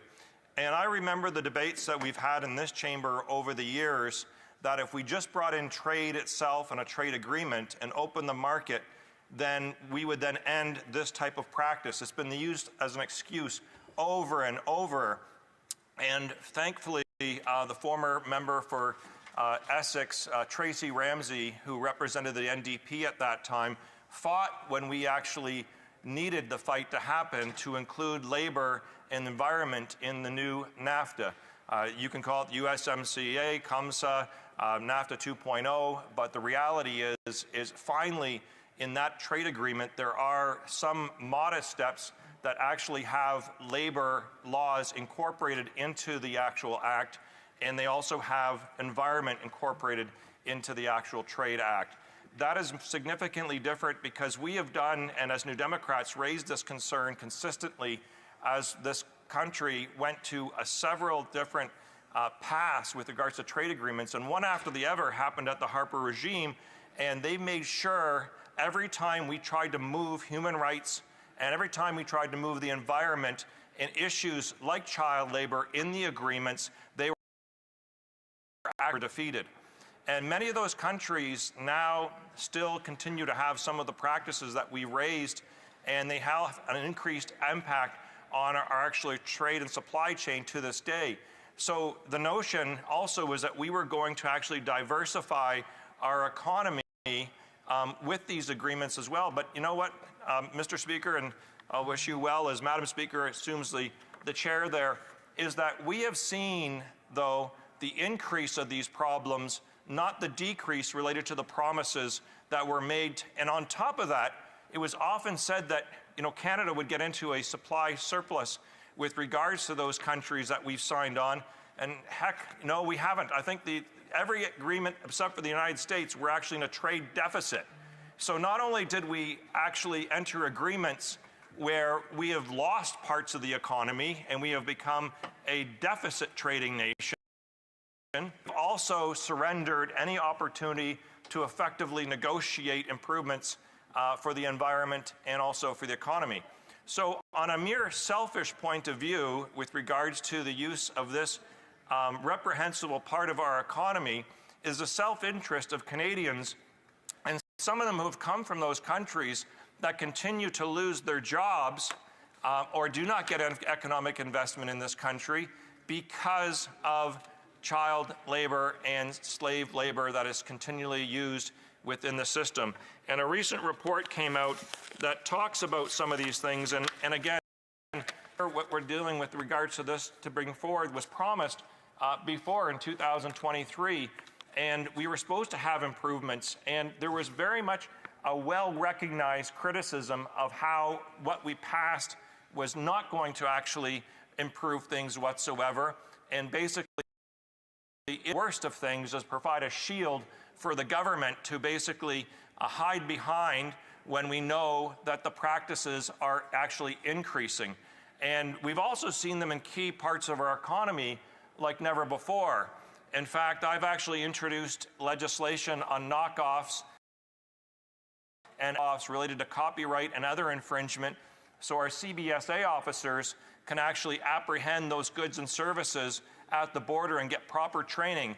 And the reason counterfeit issues like that are so important for New Democrats is because those products, you may not think that they actually are that important. In fact, they're seen as, running shoes or purses or clothing or items, but they've also escalated to airplane parts, automotive parts, hospital merchandise that has gone into their electrical. So one of the things was electrical panel, even things that are copyrighted or stolen, copyrighted properly, are actually part of the sophistication of organized crime that uses this type of labor in terms of children and slave labor as part of their repertoire to bring in profits that also go to other types of crime across the globe. And that's important to recognize, Madam Speaker, by not dealing with this in the supply chain that we have in our country.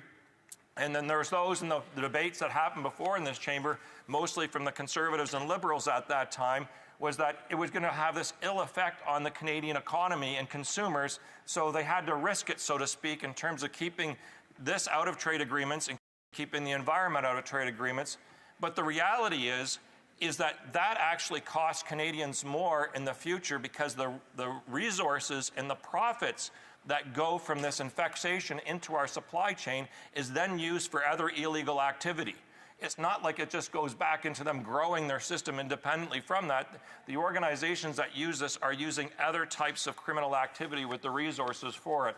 And it's one of the reasons I fought for a number of years, and I do give credit, but we did get the change, as at one point in this country, you used to be able to write off any environmental fine, penalty, or criminal fine that took place as a business-related expense. And the NDP got that actually fixed and actually eliminated through a budgetary process that then, I would give him credit, Ralph Goodell actually had to write into his budget at that time, because the rest of us collectively in industry committees and others supported my motion to actually hold up the committee and doggedly pursued that. And there was a number of different people, including at that time, all the opposition parties against the Liberals, that did that for over a month and a half until we got them to agree to do this. And they finally did it after breaking their word 3 times. 3 times. And so specifically, Madam Speaker, on that, it's hundreds of millions of dollars per year. So you can imagine this. We had cases at that time where there was drug companies that were illegally manufacturing drugs that were harmful, went to the court systems, were fined up to $40 million in one example, but then they got $11 million back at tax time as a business-related expense. And there was other companies that would do environmental damage, and then they would later on get that money back, or partial of it, up to 50%, at tax time as a business-related expense. So it did 2 things that were absurd. Obviously, criminal activity should never be subsidized, and had been done for Liberals and Conservatives prior to that. And that was the tradition of why it was attractive to invest in Canada, is because you could do whatever you want and you get caught, and then you actually can get some of that money back at tax time. And then second of all, it dissuaded, and it also was used as a subsidy against businesses that wanted to do the right thing, against organizations that wanted to invest in the proper environmental and other practices. So instead of dumping that oil down the basic sewer system or something else and capture, containment, and treatment and scent, which costs more money, the subsidies of the people that got caught later on would then actually be the incentive to continue to do it again and again and again. And there's no difference with regards to this case here, is if there isn't that economic repercussions of all magnitudes, from the smallest to the largest, that it only encourages the reinvestment into child labor, or the support of countries that continue to turn a blind eye to child labor, and a continued dependency model that doesn't allow free market forces to enter in a competitive nature to actually provide products that do that. One of the saddest examples I've seen of this and the abuse of this issue in particular is we've seen the decline of, in particular, the Toronto, but also more specific and more to the end, the decline in Quebec of the garment industry. We saw for many different years different types of trade agreements that went through, and other countries with knowing problems about that get preferential treatment to the Canadian market, despite us raising the issues that were there. I think of Jordan as an example. I think of others that, when we went to the Caribbean and other types of countries that, then moved that industry from especially the Montreal region and other parts of Quebec to overseas. We were sold under the lie that we couldn't manufacture anymore because it wasn't competitive enough. We were told the lie that there was nobody willing to actually invest, and the workers couldn't do the jobs, and that's why we had to actually let this go overseas. And we had the same philosophy, Madam Speaker, under the tech industry. Everybody's complaining now because of the chips issue with regards to microchips and so forth. Well, Canada at one time was a leader of that in Mississauga area of Ontario. We were actually the world leaders, but we let that be taken from us to go to a developing another country, and they now actually are the world leaders, and we're seeing the United States and others reshoring. And same with the garment industry and so forth at that time. We were told all of these different things, and the only thing we could do is just accept it as fait accompli. And so all we did was put further on. And then what happens when workers reunite in those countries to push back about that? And I think about some of the actual workers in Mexico and other places like that they push back against this, then the operators of this behavior just try to find and move on to another country. And then it pushes it further away. There's no solution. I remember when we were looking at the current agreement under NAFTA with the workers that came here to this place from Mexico. And the argument that was pushed against them all the time, and that was put out there by the right wing and those that believed in so-called free trade, was, we're going to take jobs away from those poor workers, because if they're going to have the same standards, if they're going to have the same wages or similar wages, then they'll close and they'll move those jobs just unilaterally from that. But what we said and what we heard from the actual workers who came here to the Hill, they came here to Parliament Hill, they said, no, we need you to stand up for us because it will never solve itself, and we have to put the actual measures there so that they can then stop them from reshoring outside their zone, but there would be something legislative there related to the trade that's happening back in the trade agreement to Canada and the United States. So that was one of the reasons that gave them some empowerment, is because it made it more difficult for those companies then to actually close the shops there. And they're willing to take that risk because they knew what had been always the case, is every single time they fought for something, it would be diminished, it would be eliminated, and instead of raising everybody up or partially up or getting close into that atmosphere, then they would then be taken away. And so by not addressing this issue, in the Canadian economy, and one of the reports that's coming back in terms of child and forced labor continues to grow. Here's some statistics on it. Canadian imports of risky goods total $34 billion in 2016, up from $26 billion in 2012, a 31% increase in the value of risky goods coming from countries with higher incidence of child and or forced labor. And in the data, it's actually really disturbing when you break out some of the things. 42% increase in garment imports from Bangladesh. So a 42% increase there. And we've also seen what's taken place with climate change in Bangladesh. We've seen the extreme poverty. We've seen all those different things, and we cannot continue to turn a blind eye to this. A 97% increase in tomato imports from Mexico. And that's significant for my region. We have the greenhouse industry, and we know that there's been lots of investment there, and we actually have a number of different operators. And when you have an increase of that, even as supply is increased into the market, the significant increase for that is something that we need to address, and that should be forced through our negotiations with NAFTA and pushing it harder. A 107% increase in coffee imports from the Dominican Republic. So there's another destination of choice for many tourism, but at the same time it has exploitation in the market. 124% increase in footwear imports from India. And there you see again where we have actually had a detailed development take place in Canada with regards to the Modi government, and how not only have they operated has been very difficult in their own country with regards to human rights and behaviors and so forth, on the very openness of many things, including political and other dissent, to the mere fact of India's involvement with regards to the Canadian electoral system and also Canadian citizens. It should be a significant motivator for this government to actually bring into effect legislation that's going to actually be more significant to push back against that. And it's interesting, Madam Speaker, because this hands-off approach by Conservatives and Liberals, I saw firsthand. As a hockey coach, I have a chance to, and I'm retired from hockey coaching at the moment, but I had a chance to coach for several years until about 7 years ago. And I had some of the parents on my team, teams that we coached, actually had people coming from India to train in the engineering field, then go back to India and take the job that then would be actually taken out of Canada and back to India. So they actually had people coming into our country, trained for those positions, and then they'd lose their job after training that person. And so when we look at a country like India, for particular in this, that should be motivation enough for this government to do this as a way of pushing back very specifically and very carefully, and that's to the benefit of many Canadians that actually have this. There has been an 8,852% increase in palm oil imports from Indonesia. And there's another country, excuse me, Madam Speaker, that has some record issues with regards to human rights that are well documented. In fact, I got involved in politics back in Windsor in the day because at that time it was Indonesia genocide in East Timor that later on led to some of my work for the genocide recognition of this place, of Srebrenica and other things. But there's a good, well-documented historical case there of problems that we have. And do Canadians actually care about this issue? They do.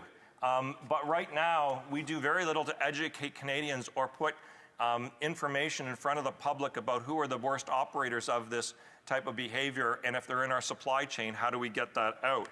And so if we're going to fall behind global leaders with this, Madam Speaker, with regards to dealing with it, it would be at the expense of, I think, what Canadians want, and it's going to be at the expense of our jobs here, and it's going to be at the expense of our manufacturing.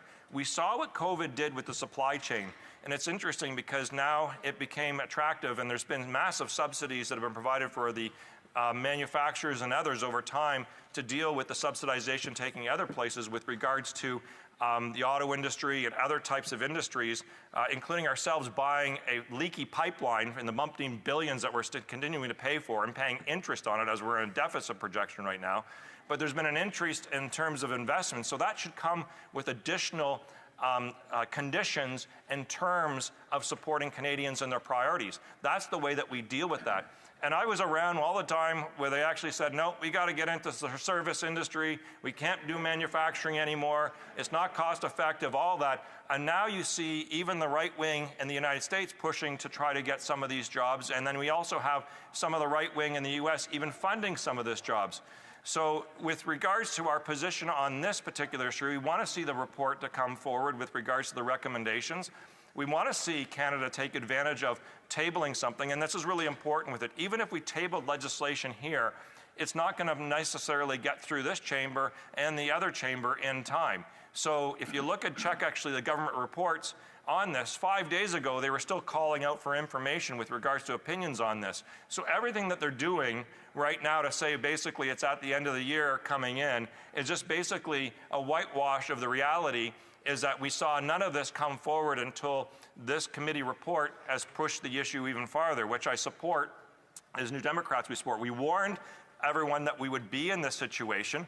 We warned that it's actually going to have a negative impact not only on the children's lives, the slave labor lives, but also the economy with regards to pushing Canadians with legitimate business interests and investment out of markets that they really should actually have an advantage at. And that's actually going to provide taxes, resources, jobs, and a series of different benefits for that. And then we're going to be able to help other countries with regards to bringing themselves into real compliance with our. So as I wrap up here, Madam Speaker, I think it's really important to notice that we're in this situation for a reason, because successive Conservative and Liberal governments have been comfortable with this hidden secret that actually when you just turn over the rock every single time, you see things scurry out because we know it's in there. And it's also in parts of our newer economy as well. When you look at some of the electronics that are taking place and some of the brands that are involved, we know that this isn't going anywhere. In fact, it's getting deeper as the stats I just read, but also play out across the globe with regards to minerals and resources and so forth, that we are creating a dependency model. And it should be very uncomfortable for all members in this chamber because we are really at a point that we actually set ourselves up to be. Questions and comments, questions et commentaires. The Honourable Parliamentary Secretary at the Government House Leader. Yes, thank you, Madam Speaker. And I've been talking a lot about S211 as as a good, positive first step. I understand that the NDP voted against that particular private member's bill that was sponsored through the Senate. But the government has in further legislation in terms of first reading before the end of the year, and hopefully it'll address some of the concerns that the member has raised. But I'm wondering if he could provide comment. It's one thing for us to introduce legislation. We have other legislation that's actually on the order paper. Some real good stuff. A lot of it the NDP are actually supporting, whether it's the citizenship, the protecting children over the internet legislation. Yet it all seems to be at a standstill. And I'm wondering if he could just provide his thoughts in regards to how it is he believes we could overcome the standstill. The honourable member for Windsor West. Thank you, Madam Speaker.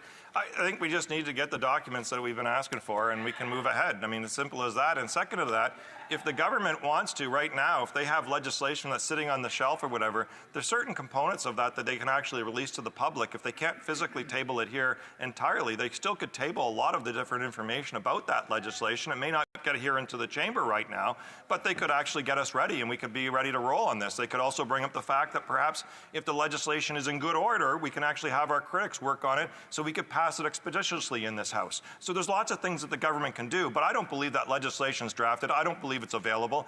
I've been waiting in industry committee for amendments on Bill C-27 now for almost half a year, and we're still waiting for those amendments on their own government legislation. Questions and comments? The honourable member for Bow River. Thank you, Madam Speaker. And to my honourable colleague in his long history on this file and understanding tremendous things about our industry, one of the industries that I am concerned about is sugar beets and sugar in Canada. We're down to 8%, and we now import from various sources that don't have the same environmental standards we do in Canada. They used to have sugar beet refining in Ontario. Now they grow them in Ontario, but they ship them to Michigan on trucks a long ways away. What would his opinion be on trade that we're getting cane syrup from somewhere else in some other countries that wouldn't have the standards for labor or environment that we do in Canada? Thank you, Madam Speaker.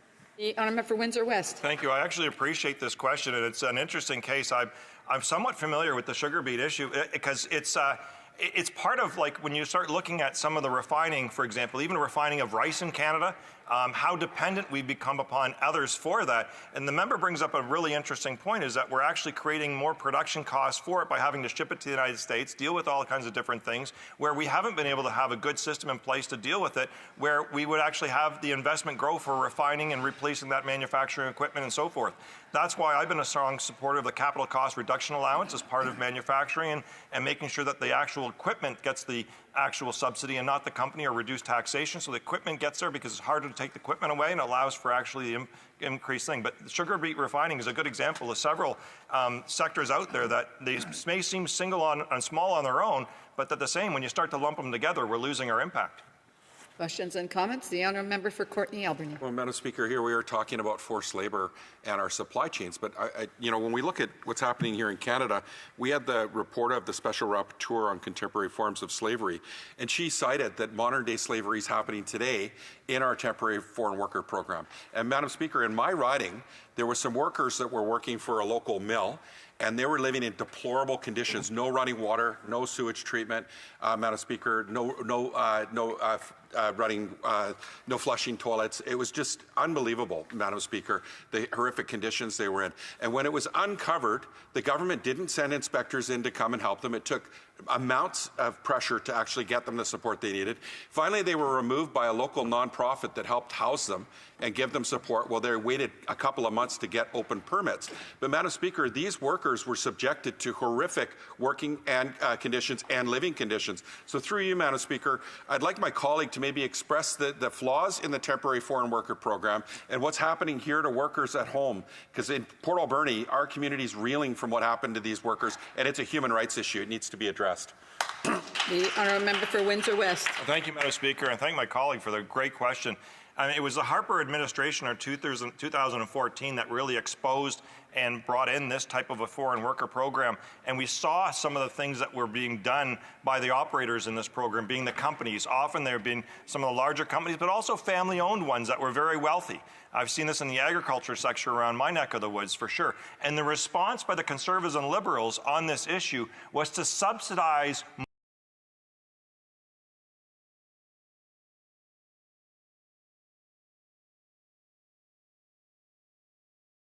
more money to help on almost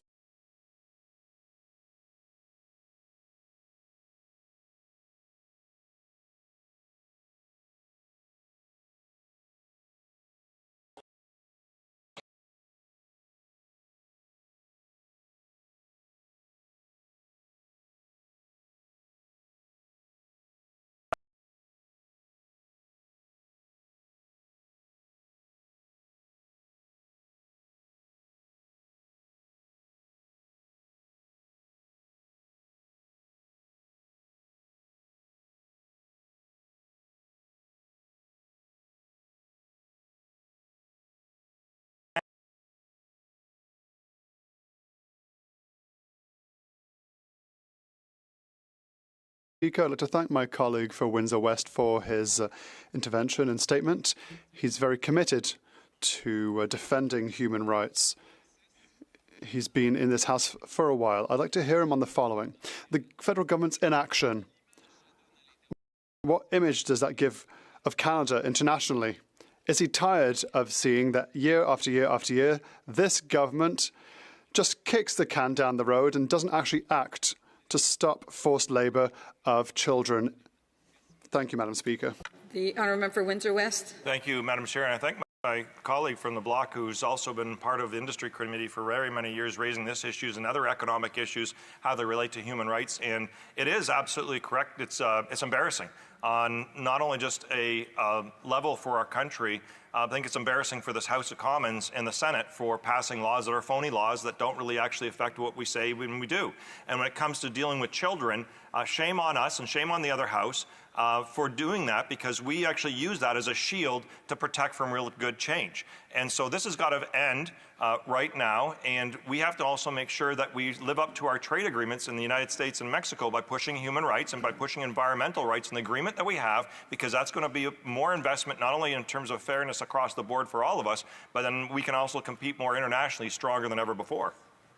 Then comments, the Honourable Parliamentary Secretary, the Government House Leader. Yes, Madam Speaker, just to follow up with the question that I had posed, the member had indicated just give the Conservatives what it is that the Conservatives want.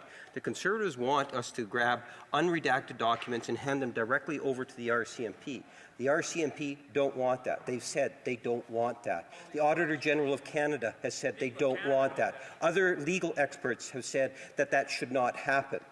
My question to the member is, does he believe that we should listen to the Conservative Party or the RCMP, Auditor General, and other legal experts? Who would he listen to if he were me?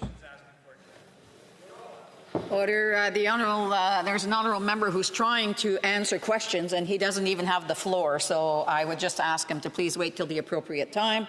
The honourable member for Windsor West. Well, thank you, Madam Chair. And I know I just find it, like, we were talking about another issue, but I find it ironic. I was in this chamber when the Liberals, under their current leader, supported Stephen Harper over 110 times on confidence motions without getting a single thing from the Conservatives at that time. Nothing on the environment, nothing on the economy, nothing on human rights, nothing at all for anybody, anything. So we'll take no lectures from the Liberals in terms of their dilemma on how they deal with things, because I actually saw the physical evidence as the Harper government tore down labour rights, tore down environmental issues, invested in things that were not good for Canadians, because actually during that time we had austerity issues get reversed around, and they actually ran up one of the largest deficits in Canadian history. And all of that was done by the support of the Liberal Party unilaterally with not a single condition over 110 votes. And I think that's important to note, because that's the real history of Canada. Resuming debate. Reprise de débat. The Honourable Parliamentary Secretary to the Minister of Export, Promotion, International Trade and Economic Development. Economic Development. Thank you, Madam Speaker. Madam Speaker, respect for human rights, labour and the environment lies at the heart of our trade policies and our high standard trade agreements. Canada's trade agreements prioritize Canadian values, focusing on workers' rights, environmental standards, and opportunities for underrepresented businesses like SMEs, women-owned businesses, and Indigenous enterprises. It is this government that signed the CPTPP, CETA, the new CUSMA agreement, with our largest trading partners in both the U.S. and Mexico. And we will continue to create more jobs through trade as we continue to focus on opening new markets for Canadian businesses. More Canadian products shipped abroad means more good-paying Canadian jobs in communities across Canada. I think it's safe to say that members of the House deplore the continued existence of forced labor in today's global supply chains.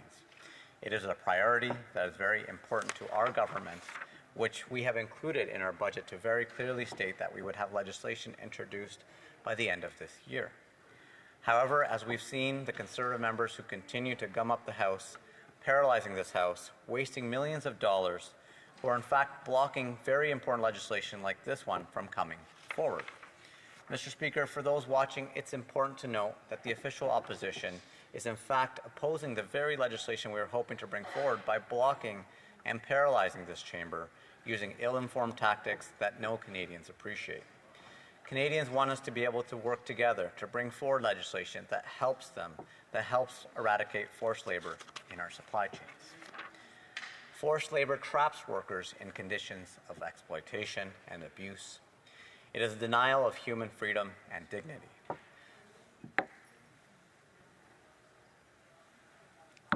Forced labor is wholly incompatible with building a more prosperous, fair global economy. It is a practice that undermines jobs and businesses where fundamental labor rights are respected. Enterprises that use and profit from forced labor not only deny the rights of their workers, but also prevents Canadians and Canadian businesses from competing on a level playing field. Forced labor contradicts the values that we as Canadians share with so many others around the world. It is a practice that Canada and the rest of the international community must look to end. Madam Speaker, there is no question that eradicating forced labor is both an essential and urgent task.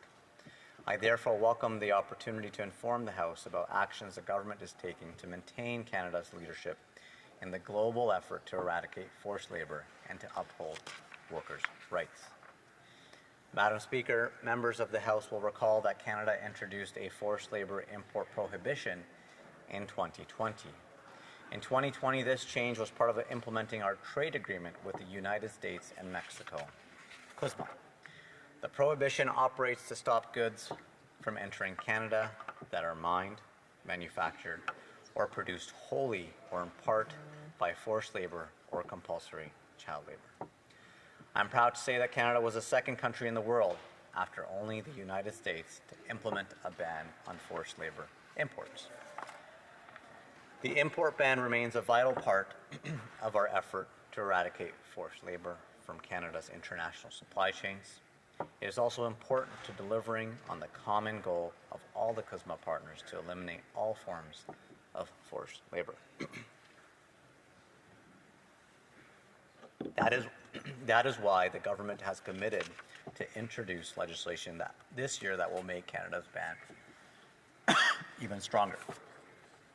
Madam Speaker, in October, the Minister of Export Promotion, International Trade and Economic Development launched public consultations on potential measures to strengthen the import ban.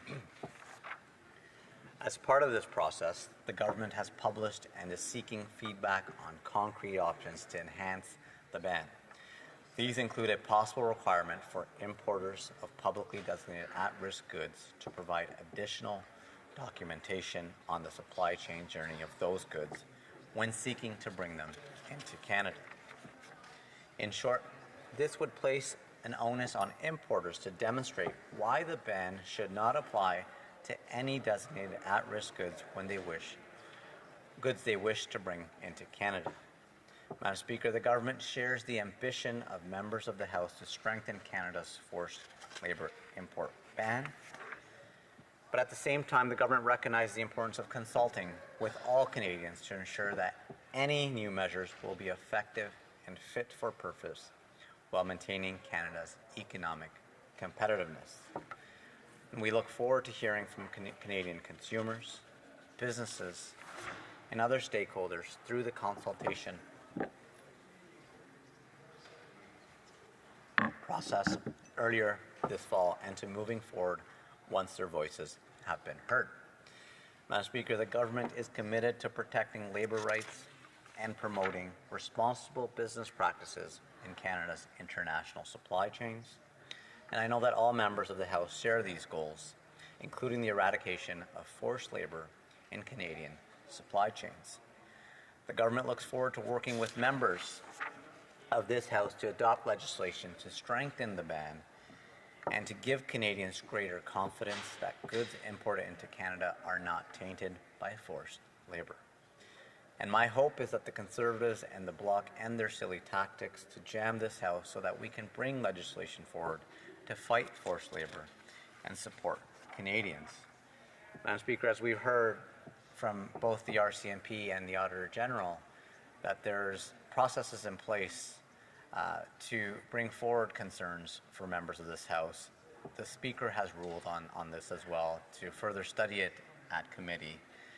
But as we've seen, members opposite rightfully raise concerns of forced labor, I hope that they end their delay tactics here in the House to seize up the floor so we can bring forward legislation on forced labor, which is very important, very clear in our budget that we want to be able to bring forward legislation to make sure that we eradicate forced labor from our supply chains. We know it impacts Canadian businesses because we want businesses to remain competitive. But again, I think it's very important for those watching at home that we're able to table and introduce this legislation while, hearing the Conservatives and the Bloc concerns, but also I think it's important that we bring forward legislation that supports Canadians and ends forced labor in our supply chains. Thank you, Madam Speaker.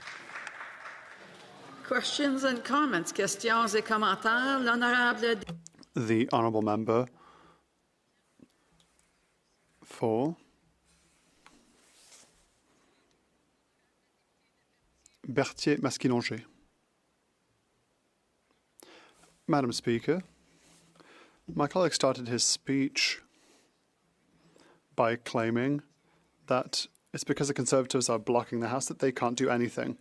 But this promise wasn't made a month ago, since the beginning of the blockade. This was a promise made in 2023. They said they would adopt it by the end of 2023. It was re-promised in 2024 in the budget, not in September, but in the budget, which is tabled in March, and nothing has been done since.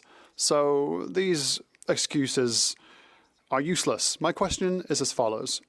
He says it's because of the opposition that the government can't move. At the end of the question of privilege, is there a bill ready to be tabled before Christmas? Because 2025 is quickly on its way. Is a bill ready to table the second business resumes? L'honorable secrétaire parlementaire. The Honourable Parliamentary Secretary. Sure, I hope to answer the question in French. I'm working on my French, but thank you to that very important question from that member opposite.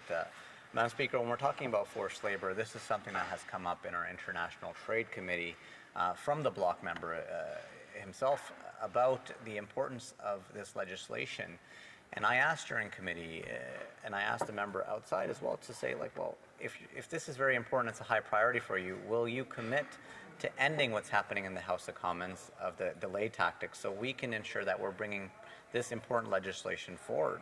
And while there's more to do, Madam Speaker, our government already has a number of measures in place to address forced labor, including enforceable labor provisions in free trade agreements and providing assistance to partner countries.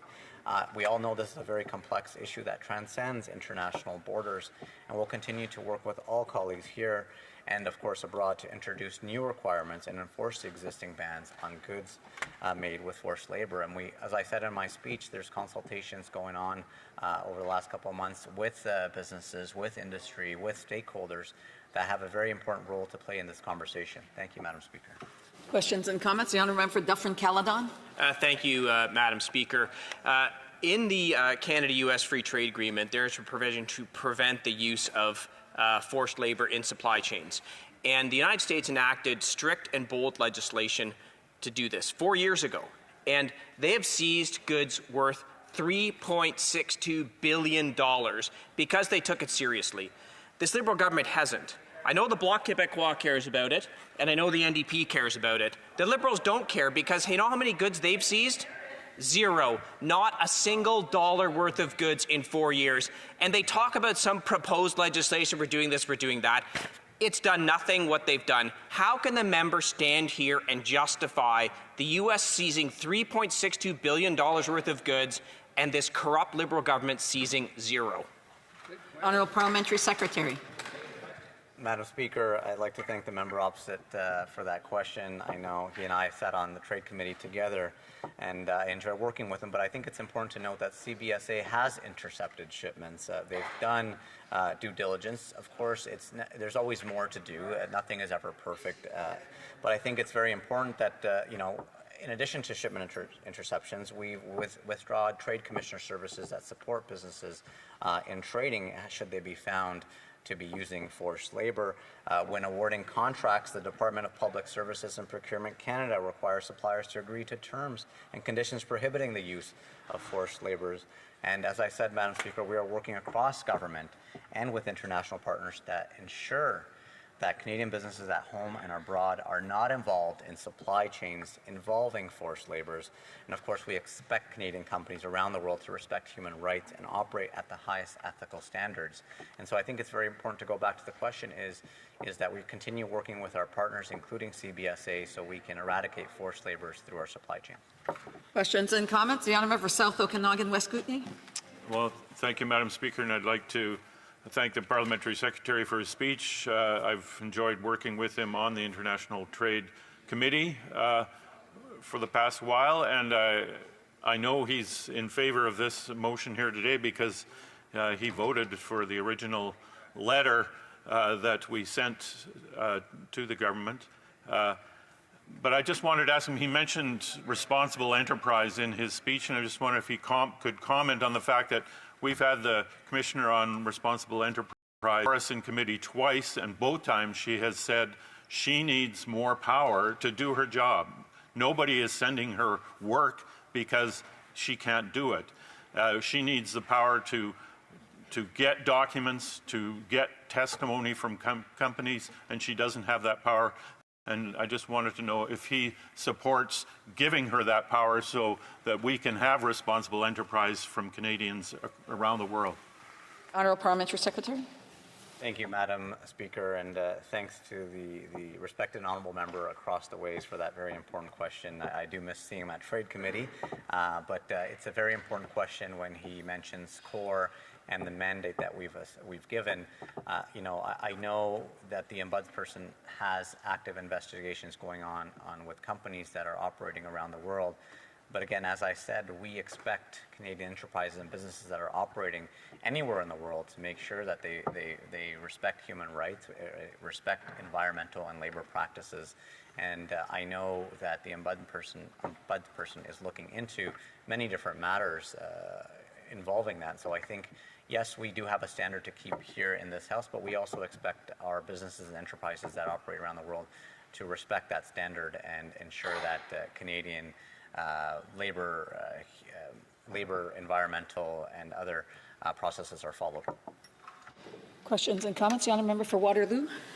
Thank you, Madam Speaker. Madam Speaker, I listened intently to the comments that the Parliamentary Secretary was able to share, and I appreciated the approach that he was taking, because I do believe within this House of Commons we have important work to do, and that to me includes government legislation as well as private members legislation. And something that we've not been able to see advance is PMBs, because the Conservatives refuse to put our country and our communities first. The Leader of the Official Opposition actually has silenced 18 Conservative members from even advancing housing issues and supporting municipalities. And I'm talking about less than 15% of their benches actually supporting municipalities, ensuring that their communities have adequate housing. But they will choose Conservative partisan politics. And that's an approach we saw under Prime Minister Stephen Harper, and we will see it happen again. So I hope Canadians are paying attention. Today the Bloc is defending the Conservative approach, which I find disappointing. And I do usually appreciate the approach the Bloc takes, because they tend to advance policy rather than partisan politics, but I know they want to divide our country. I do not stand for that. And the NDP showed clearly in the by-elections that they will choose partisan politics. So I would like to ask the member, why is it that we're not actually able to advance legislation on this really important topic? I believe it's an important topic, so I would like to hear the member's comments on that. Parliamentary Secretary. Thank you, Madam Speaker, and through you, I'd like to thank the respected honourable member for that very important question in terms of, she mentioned private members' bills, and, Bill S-211, which was brought forward to this House, brought up this very important issue about forced labour from my colleague from Scarborough-Guildwood. And, with the Conservatives, teaming up with other opposition parties gumming up this House, through you, Madam Speaker, the member has a very good point that we're not able to bring forward important private member bills to ensure that we're able to support Canadians. And even speaking of legislation that can be tabled in this House, should the Conservatives end their delayed taxes and filibusters and wasting millions of dollars by gumming up this House and delivering the same speech over and over and over again. For those watching at home, I get these emails saying, I heard that speech already. Why are we still talking about that? And so I think it's important that, the Conservatives follow the RCMP, follow the Auditor General's recommendations. There's a process in place. The Speaker has ruled on this, so we can continue bringing forward legislation and members can bring forward their private members' bills. We have time for a brief question. Honourable Member Tarban. I'd like to thank my colleague for Waterloo for having reminded us that if we really want to protect Quebecers, well, it's through independence. It's the best solution. But in the meantime, when I was listening to my colleague, I think it's ill-willed to pretend that this government, or to rather overlook that this government still hasn't fulfilled its promise of introducing legislation to deal with forced labor, and that's because the House is blocked, and it's because the government is refusing to submit document. What does my colleague think on that? Well, we're ready to get to work for Canadians, Madam Speaker. It's just, I hope, as I said before, that the Conservatives end their delay tactics, and follow the processes in place. It's not up to MPs to talk down the RCMP or the Auditor General. I think it's important that we follow the process brought forward. Thank you, Madam Speaker. Order. If people want to have discussions, maybe you can go outside the chamber. Member for Dufferin-Caledon. Well, thank you very much, Madam Speaker. I will be splitting my time with the member for Prince Albert. After hearing the Parliamentary Secretary's speech on this, I thought it would be fun for us to take a little trip back in time to understand how we're here and why Canada has such an abysmal track record on stopping goods made with forced labour entering into Canada as a result of this corrupt Liberal government. So, I have the mandate letter for the Minister of Labour from 2021, a mere 3+, almost 4 years ago. And in that mandate letter to the Minister of Labour, it says, with the support of the Public Safety Minister, the Minister of Public Services and Procurement, the Minister of International Trade, Export Promotion, Small Business, and Economic Development, introduce legislation to eradicate forced labour from Canadian supply chains. 2021. I just checked, Madam Speaker, it's actually the year 2024, and no, we haven't been asleep for these past 3 years. We've just watched this corrupt, incompetent Liberal government do absolutely nothing on this file. And you have to ask yourself, why wouldn't they do it? Our largest trading partner, the United States, they took bold action right away.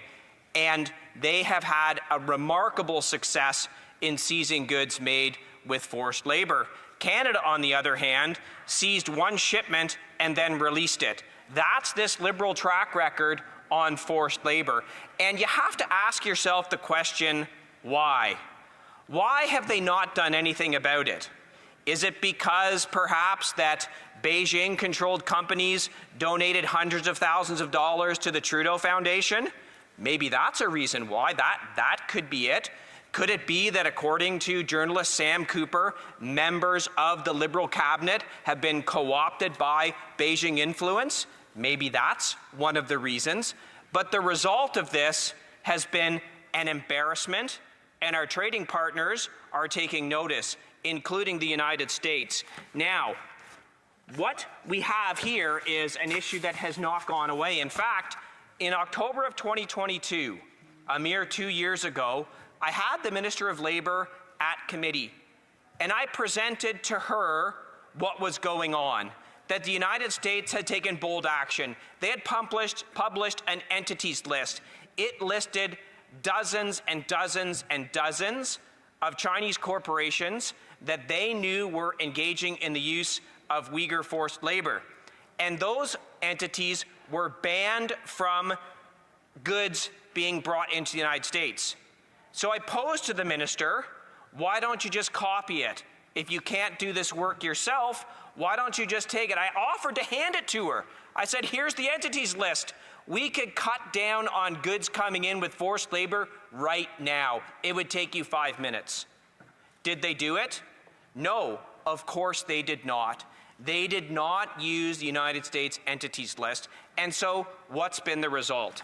The United States has now seized, get ready for this, $3.62 billion, with a capital B, dollars worth of goods that were made with forced labor.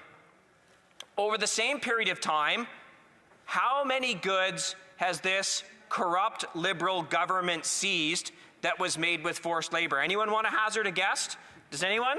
Any of the Liberal members want to hazard a guess? I'll tell you how much. 0. Nothing. They seized one shipment and they had to turn it back. Now you might ask, if they went to the step of seizing these goods, why would they ship them back? That's also an interesting question. It comes down to the rules that Canada adopted to allow CBSA to seize the goods. Now, the United States, they know this is a tough one, so what they said is, if a shipment is suspected of being made with forced labor, whoever is importing those goods or shipping those goods, they have to prove that those goods were not made with forced labor. So the onus, the burden, goes back to those companies, which of course many of them could not, or most of them could not, and so they seized $3.62 billion worth of goods. Now, what did this corrupt Liberal government do for the standard, right? They set the standard that CBSA has to prove that the goods were made with forced labor, which the resources that CBSA has, they can't do it. So they seized one shipment, couldn't prove that it was made with forced labor, so it was actually allowed to come into the country. So they're actively allowing this to happen. They've taken no steps. The minister was obligated in his mandate letter to introduce legislation. It's been almost 4 years. They have not introduced, the minister has not introduced a single piece of legislation to cut down on this. They have not changed the standard that they forced CBSA to adopt that would make it easier to seize goods made with forced labor. As a result, they've seized nothing. So we know that goods are coming into Canada that are made with forced labor. And you know what?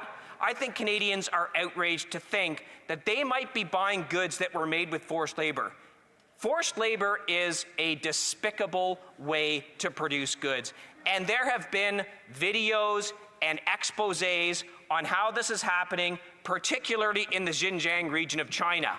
And for these Liberals to have done nothing, quite frankly, Madam Speaker, it's disgusting. And they now stand here and hide behind their refusal to provide documents from the Green Slush Fund as this is the problem. They've had 4 years to do something.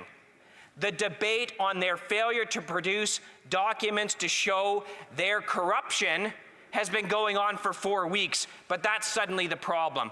That is how bereft of a moral compass this government is. So I go back to, why has this happened? Why is Canada not doing anything under these Liberals to seize these goods? Is it because Beijing-controlled companies donated hundreds of thousands of dollars to the Trudeau Foundation?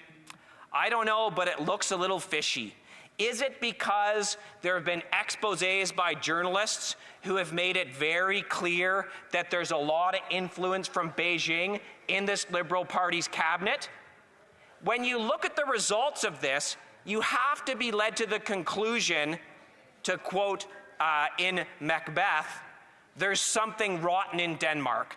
Madam Speaker, there is something rotten in this Liberal government that they have been so woefully inadequate in the response to the forced labor issue. And there are serious consequences to this. The United States is our largest trading partner. So Canada is a trading nation.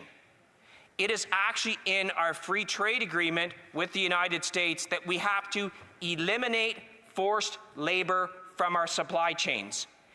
They haven't done it. They haven't done a single thing in 4 years. And there's going to be consequences because a giant report was just delivered to the United States Senate on forced labor in supply chains. And guess where they're pointing the finger? At Canada and Mexico. So not only is it despicable that they've done nothing to crack down on this, so these Chinese corporations can abuse Uyghurs in these forced labor camps, send the goods to Canada with no fear of consequence. I mean, that's disgusting enough. Their lack of action is disgusting enough. Now they're putting our trading relationship with the United States in jeopardy. Why are they doing it? There is something very, very rotten going on with this Liberal government on this issue. And as I said at committee to the minister, they could take quick steps right away. They could adopt the entities list that the United States has published. The United States government did their due diligence. They looked into companies that are known to produce things in the Xinjiang region of China or have supply chains that have goods that come from there. And they said, these entities cannot export goods to the United States. They could just copy paste. Look, I know this government has a hard time doing anything, and copy and pasting, that's so much work. But that would be a simple way to right away crack down on it. They haven't, they've refused to, and Canadians should wonder why. Questions and comments? The Honourable Parliamentary Secretary, the Government House Leader.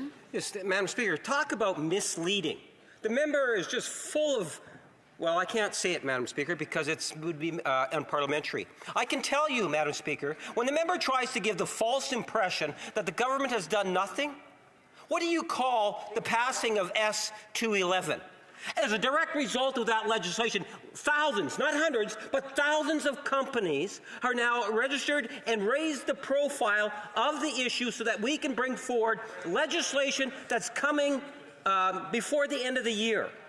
Contrast that to Stephen Harper, his idol, Madam Speaker, did zippo, nothing. Oh, I'm sorry. They signed a secret trade agreement with China. Wow. Madam Speaker, I'm wondering if the member would have the intestinal fortitude to apologize for misleading the House. The Honourable Member for Dufferin-Caledon.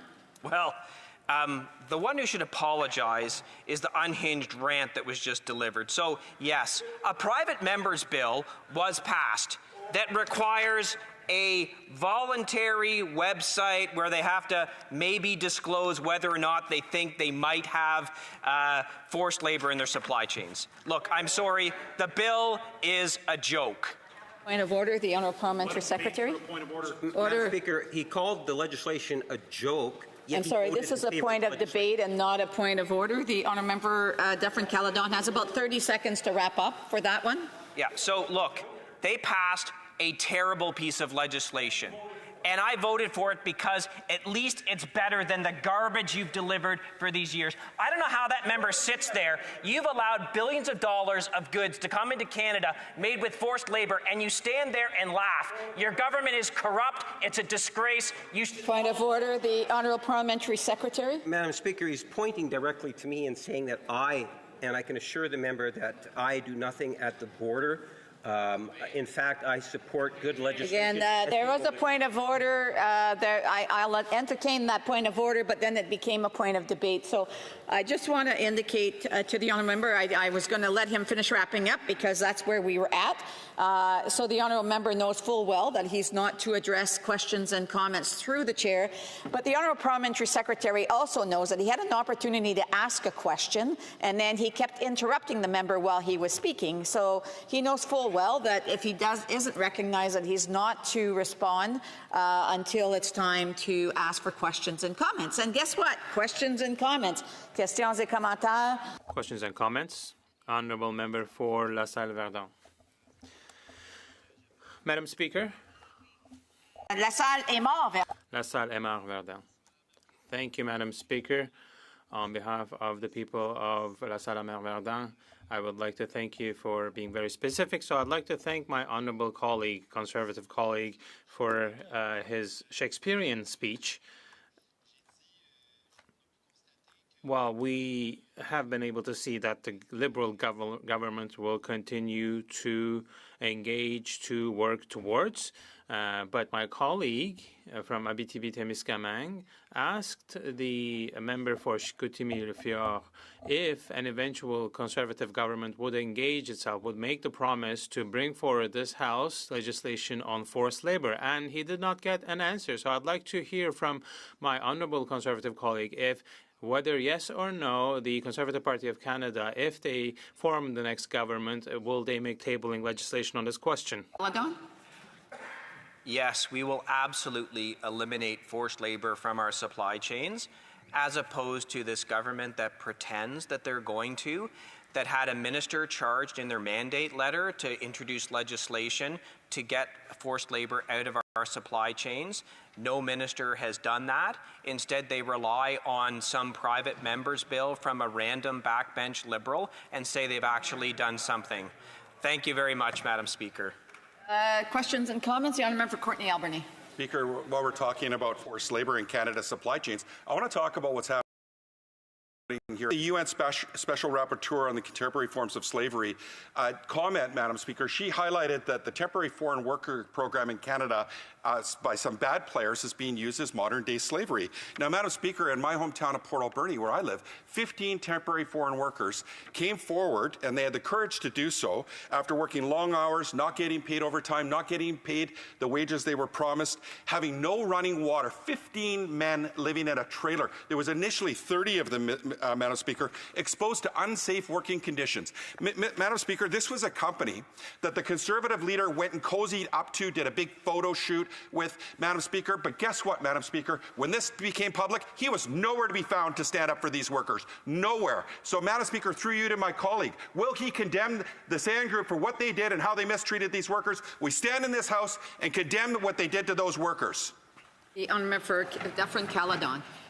You know, Madam Speaker, the temporary foreign worker program has been turned into a disaster by this NDP Liberal government. What's amazing to me is the member from the NDP and all the other NDP members, they could actually bring the abuse of this program to a halt. They could stop all of the corruption that's going on. If only they had the guts to vote no confidence in this government. Instead, they continue to prop up this moribund, corrupt Liberal government every chance they get. The honourable member for Courtenay Alberni had an opportunity to ask a question. If he has any more to add, he needs to wait till the appropriate time. It's not respectful to be trying to interject while someone else has the floor.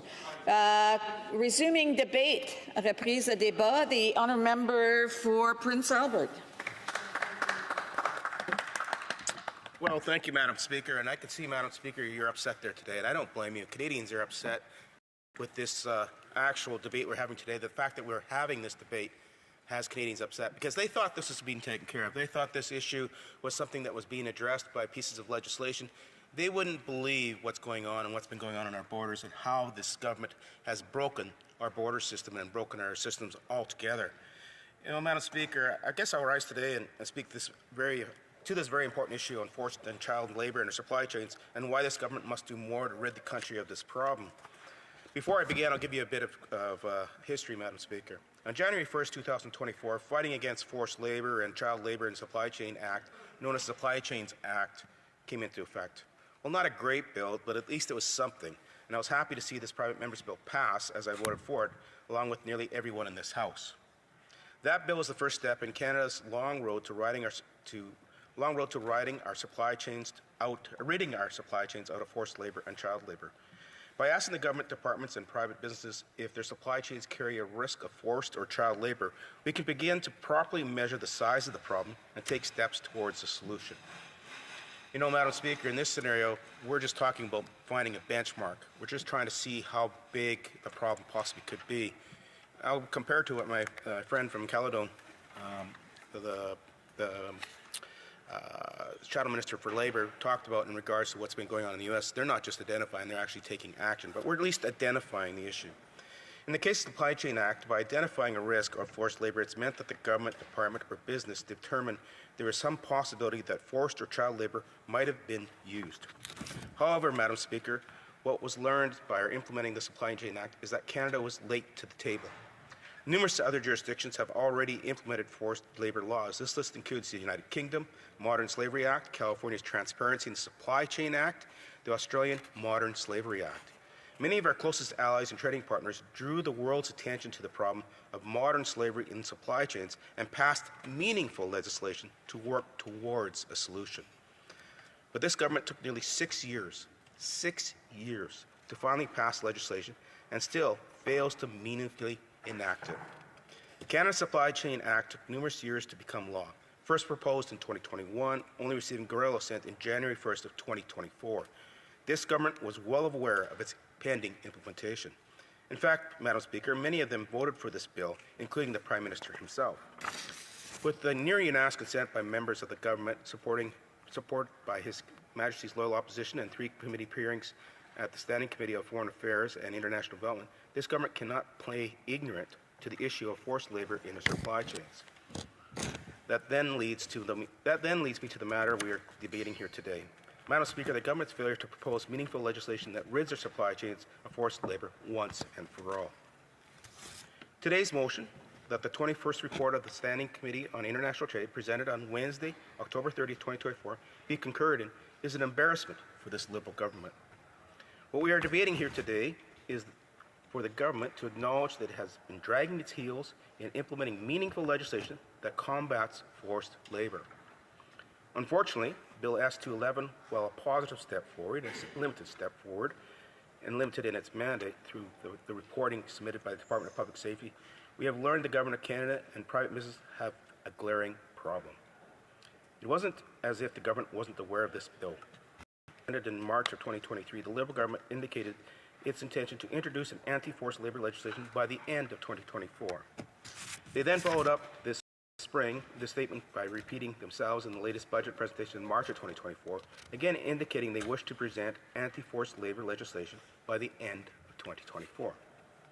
It is now November 19th, 2024. Madam Speaker, there is no legislation in sight. This is a grave dereliction of duty, and as it is the government's legislation that is required to fix this problem. Ignorance of the problem here is no excuse. It is simply laziness and incompetence. The Liberal government has been aware of the problem for years. Their own ministers voted on the topic in 2 budgets, 2023 and 2024. It was indicated that it was a priority for this government, and yet nothing has happened. In the meantime, we have received government reports from the Department of Public Safety demonstrating the scale of the issue and the number of government departments that have identified a risk of forced or child labor in their supply chains. This is unacceptable. Madam Speaker, I'd like to make clear just how significant the problem of forced labor in our Canadian supply chains, and to do this, I think it is important to look at the statistics on the matter. But Madam Speaker, before I jump into those, I would like to ask my colleagues around the House to remember what we're really discussing here today. Modern slavery is not a singular problem. These are individuals, and in many cases, they are children who are victims of abusive system. The Supply Chain Act, known as S-211, mandates the Government of Canada to prepare an annual report highlighting the prevalence of forced and child labor in the supply chain. With response to government departments, agencies, and private business, the Minister of Public Safety is responsible for tabling an annual report to Parliament. This past September 30th, we received the government's inaugural report, and it was not positive, Madam Speaker. In the report titled 2024 Annual Report to Parliament on Fighting Against Forced Labor and Child Labor in Supply Chains Act, the Minister of Public Safety outlined the degree to which this government stores supplies that carry on the risk of forced labor. Madam Speaker, this is actually the report, and it is actually a very damning report, to use my language, to the government as you'll tell you in the stats. In 2024, 19.2%, almost 20% of the government institutions had identified parts of their activities and supply chains that they carry on had a risk of forced labor or child labor being used. 20% of government's own departments identified the possibility of child or slavery being used in their supply chains, the people they buy from. 37.9% of the government institutions had started the process and identified the risk, but highlighted that there were still gaps in the assessment.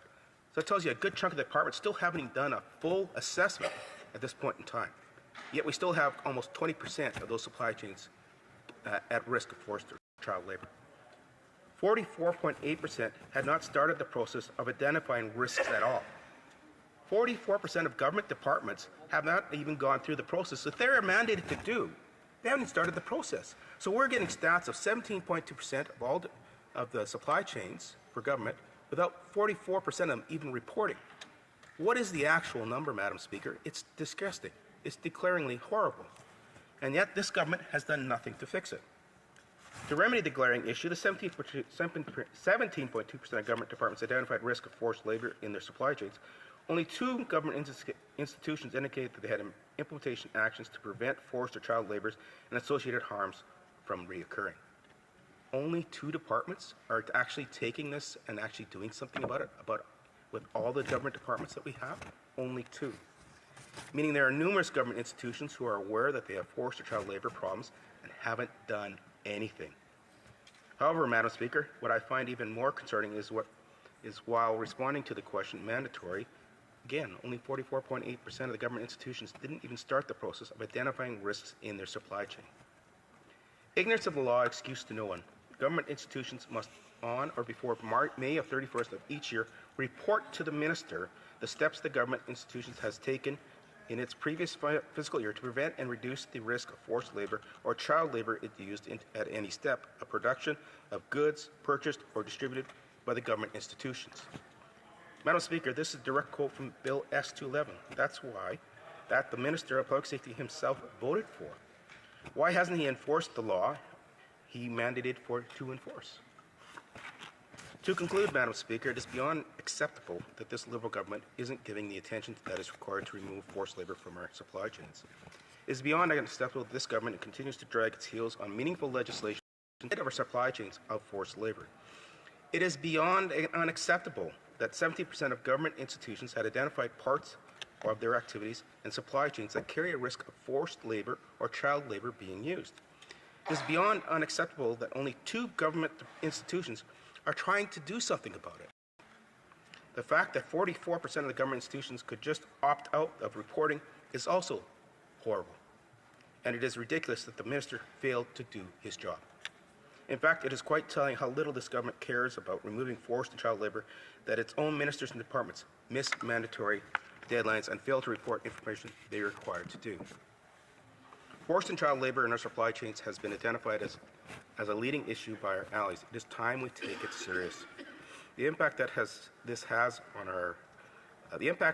on those who are exploited is unimaginable. Vulnerable people and children are victims of this government's inattentiveness and claiming that they did not know is inexcusable and frankly untrue. It is time the government take issue of forced labor and child labor seriously, remove it from the government procurement process, and remove it from our store shelves. Madam Speaker, you can see there's lots of things to talk about in this issue. 10 minutes isn't enough time. I haven't even talked about the implications in trade and how it means to our allies when we're laggards. And again, going around the world preaching to everybody about something and doing nothing about it here at home. This is another example of this government saying they're going to do something, but never actually accomplishing anything. Questions and comments? Questions et commentaires? L'honorable député. The Honourable Member for Abitibi-Témiscamingue. Thank you, Madam Speaker. And I'd like to thank my colleague for his speech. Now, this is a major issue, and it's making Canada a laughingstock. And so will a future Conservative government pledge to pass a bill addressing this issue because the Liberals have failed to do so far? So will the Conservatives pledge to table such a bill? For Prince Albert. I thank the member for speaking. It's not just passing legislation, it's actually having the ability to enact the legislation. We've got a piece of legislation right now that's already passed, and they're not even acting on it, and it's sitting there. So that's one thing that's different between Conservatives and Liberals. Liberals talk. They'll talk and talk and talk. We take action. When we say we're going to do something, we're going to do it. We stand behind our words. And when it comes to forced labor, yes, you will see legislation brought in on forced labor. But not only that, you'll see action to get it out of our supply chains. Comments? The Honourable for Victoria. Speaker, I'm disappointed to hear the member talk about the piece of legislation that the Liberals already passed, and I was disappointed to see the Conservatives vote in favor of it. S211 was an empty bill, and it was criticized by Amnesty International. It was criticized by Human Rights Watch. It was criticized by the international organizations who are working on the ground to try and end forced labor and to ensure that human rights are upheld around the world. But I want to ask about at home. The United Rapporteur on Contemporary Forms of Slavery has called the Temporary Foreign Workers Program a breeding ground for this kind of abuse. Wage theft, excessive work hours, limited breaks, and physical abuse. Can the member speak to the urgency of not only addressing the horrific violations around the world, but also addressing it here at home in Canada? The Honourable for Prince Albert. Well, those are two great questions. I thank the member for both the questions. And I'll start off with the first one on S211. It is not a great piece of legislation. We agree with me on that. The reality is, though, it is a piece of legislation that gives us some benchmarks and some reporting tools to get a sense of how bad the identity or the problem is here in Canada. And what we've seen exactly is in the government's own department, 17.2% of them have child or forced labor part of their supply chain. We wouldn't have known that without Bill S211. They wouldn't report it. They wouldn't have been forced to report it. So while not perfect, it at least gives us some data that we can move forward with and actually put more accountability on the minister to see the results. In regards to the temporary foreign workers programs, I got many examples of businesses that are using the program that have been model students, it's worked for both the employee and the employer, and it's been good for everybody involved. There always is some bad actors. There's always some bad examples, and you got to put in place the appropriate rules to get rid of those bad apples so it doesn't happen again. And comments? The Honourable Parliamentary Secretary of the Government House Leader. Yeah, Madam Speaker, I want to pick up on the S211 legislation because it was legislation in which both the government and the Conservatives actually saw the merit in terms of passing. And today we actually see many fruits from that. About thousands. Literally thousands of companies, because of that legislation, that now have reported in. And through that, we have a very good sense in terms of just to the degree of the depth of the issue. As a result, the discussions that preempted the writing of the bill that we will be seeing before the end of the year were well informed. And I'm wondering if he can provide his thoughts in regards to the important role that S211 actually did play in terms of helping Canadians better understanding the situation, and there are going to be ramifications. The honourable member for Prince Albert has 1 minute to respond. 1 minute. Madam Speaker, the reality is they knew it was a problem a long time ago. They didn't need S211 to bring in legislation that actually would have done something to reduce the problem of forced labor.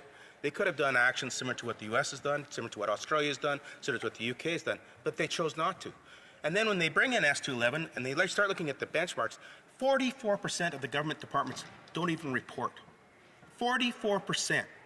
Tell me why that is. That's not acceptable. It's in legislation. They have to report, yet they haven't. 17.2% of all our supply chains out of the, 56% that reported, have forced labor in it. They know they've had a problem. They've had a problem within their own government institutions and their own procurement process, and they've done nothing to fix it. Only 2 departments has actually taken actions to try to curb this. The rest have put their head in the sand, and the ministers have done nothing. In reality, though, they've done nothing to fix this problem. They've got the data in front of them. They've had it for years. Where's the legislation? It's November. I still don't see it. Resuming debate, the honourable member for Scarborough-Guildwood. Thank you, Madam Speaker, and I must admit I'm a little bit surprised that this is on the floor of the House today. I would have liked to have prepared a bit more, but here we are. I am the obscure backbencher that put forward S211, surprise, surprise. And I thought I'd share with honourable members and the public at large the journey, the 4 or 5 year journey to this point where we are saying whatever it is we're saying. So the bill was, the concept was introduced to me, at least 4 or 5 years ago when World Vision sponsored some British legislators to come over to Canada and talk about their version of this kind of bill, a transparency bill. And I was kind of attracted to the idea. I thought it was a good idea. And so I thought, well, let's put together a piece of legislation.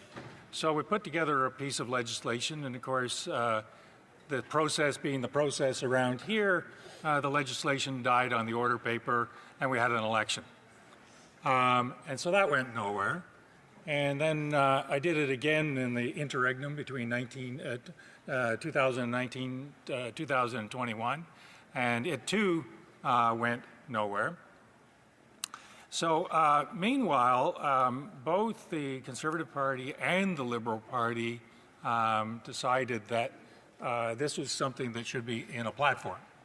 And if you read the platforms of the both parties, the commitment, if you will, mirrors the bill S211 in some considerable measure.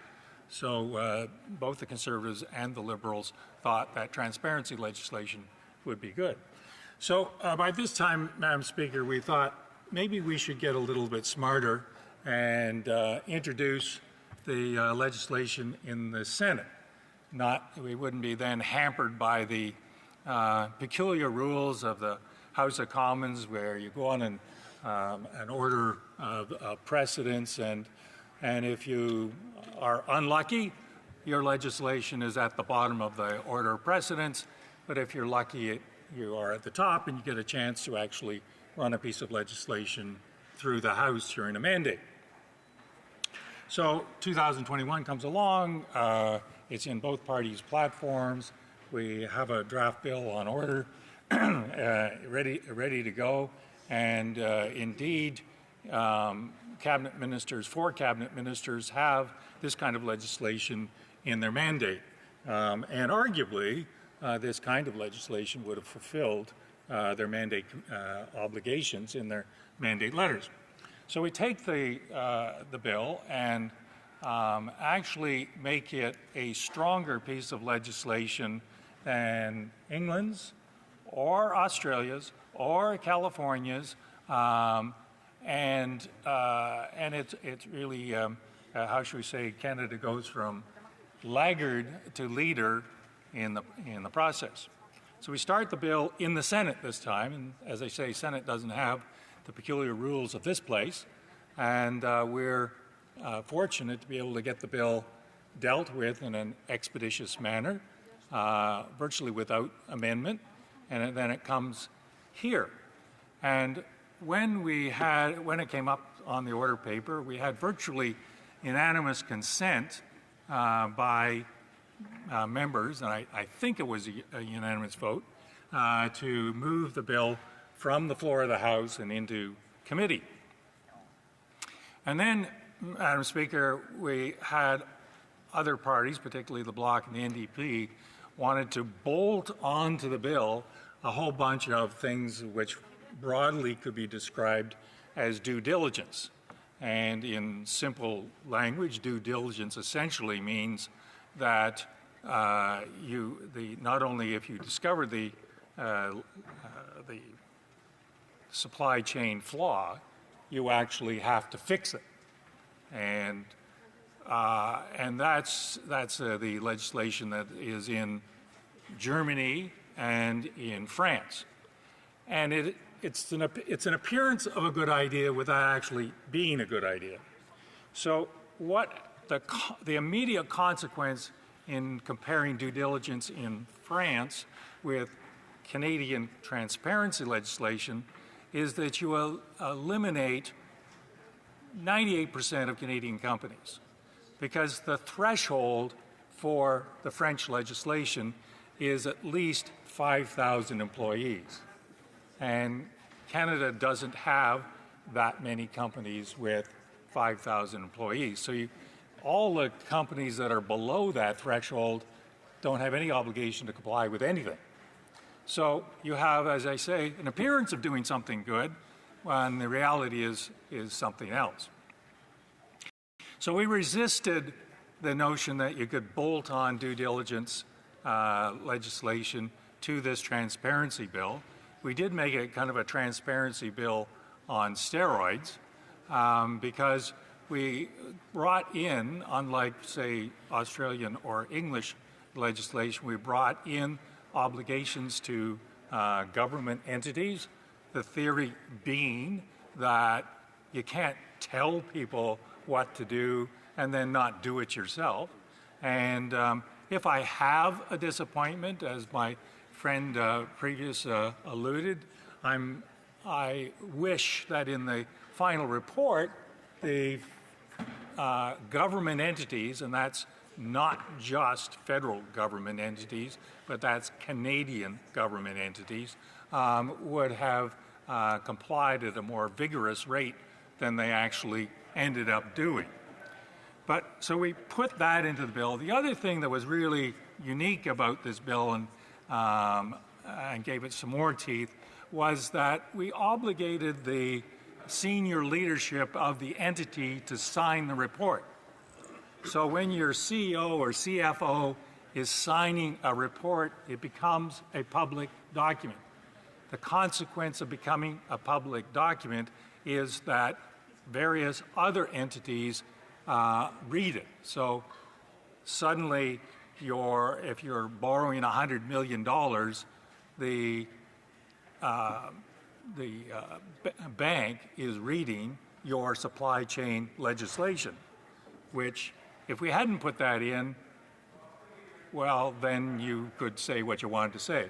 Now you basically have to have a sign-off from the CEO or CFO, and it becomes a board obligation. The same way in which if you file a prospectus, you have to say that the legislation, say that the statements in your prospectus are true, and you have to swear that those statements are true.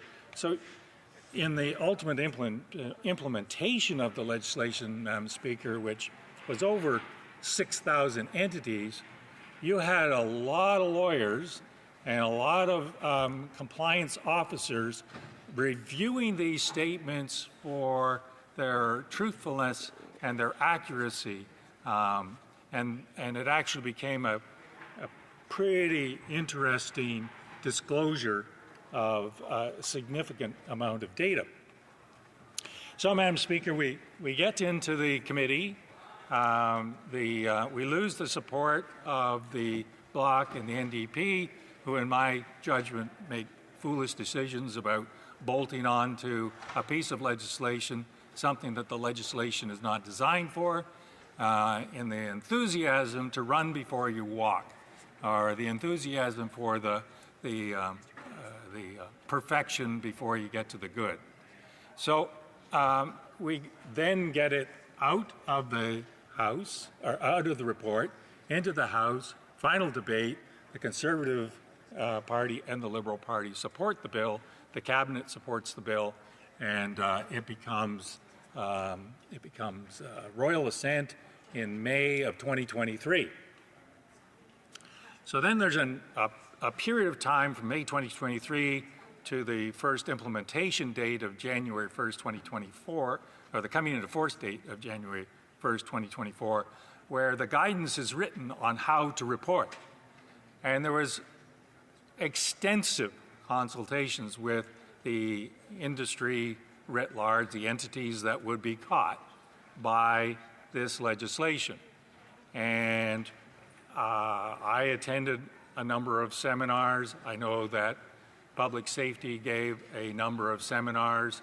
The information was collated, and the drafting of the expectations of the report was put together somewhere about this time last year, is probably where it ultimately landed. Then it came into force in January of, came into force on January 1st of this year. The first reporting period was May of this year. And frankly, to my surprise, Mr. Speaker, we had over 6,000 entities actually respond. And the trouble is, Mr. Speaker, is that I don't know whether it's 6,000 entities of how many. Maybe there's 10,000 entities should have responded, whatever. And that's one of the flaws in the report. So then they responded. The report was tabled in September of this year. And I have on my table here, Mr. Speaker, the actual report itself. One of the things that is disturbing about this report is that 38% of the entities that responded said that they confirmed that they had identified parts of their activities and supply chains that carry the risk of forced labor. 38% of 6,000 filing entities say they think they have a problem. And these are the entities that responded. Not necessarily the response. We have no information on those that didn't respond. So, Mr. Speaker, you and I have spoken personally about this before. Canada has a significant problem with slave products in our supply chains. And we are all members of a larger Canadian society, and we do need to deal with this issue. But I would urge colleagues to urge the government to disaggregate this data so that we know what problem we do have. We also, and members have alluded to this, we have a problem at the border. That is, and it is a real problem. And it is not only a problem of our personal problem, but it is becoming an international trade problem.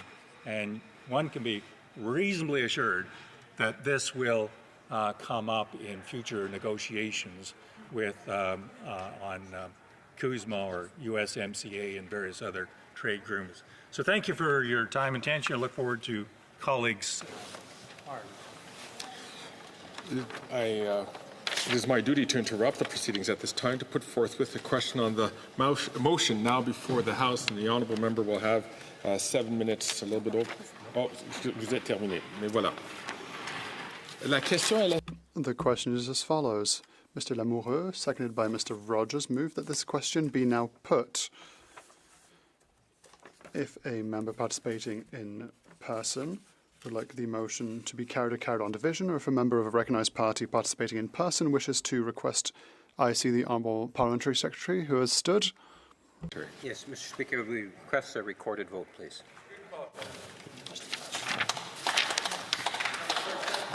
Pursuant to Standing Order 45, the division stands deferred until later this day at the expiry of the time provided for oral questions. I am now prepared to rule on the point of order raised on November 18, 2024 by the member for Edmonton Strathcona regarding the wearing of lapel pins in the House. During oral questions that day, the chair cautioned all members to be mindful in this regard. The member for Edmonton Strathcona argued that pins are regularly worn in the House without them being considered props. The chair undertook to consider the matter and returned to the House. Other members also intervened briefly on this matter. Using visual displays of any kind to illustrate remarks or to emphasize positions in the House is normally considered a breach of decorum. Typically, members are called to order by the chair when they use displays that cause disorder, no matter what message is conveyed. This extends to the wearing of buttons and lapel pins. Comme il est indiqué As stated in House of Commons Procedure and Practice, 3rd edition, at page 618, quote, while political buttons and lapel pins have not been considered exhibits as long as they do not cause disorder, the Speaker has interrupted a division to request that certain members remove props from their lapels, unquote.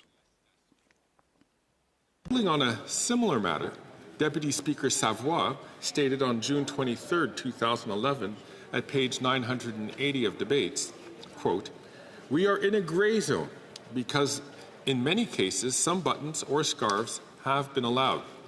It seems to me from reading the precedents that the test is whether they cause disorder, and apparently they have this evening. I would ask that the buttons be removed." Unquote. Comme plusieurs députés. As several members pointed out, including the members, there are sometimes situations where members of all parties wear pins, ribbons, or displays to show their support for a particular cause, and this elicits no reaction.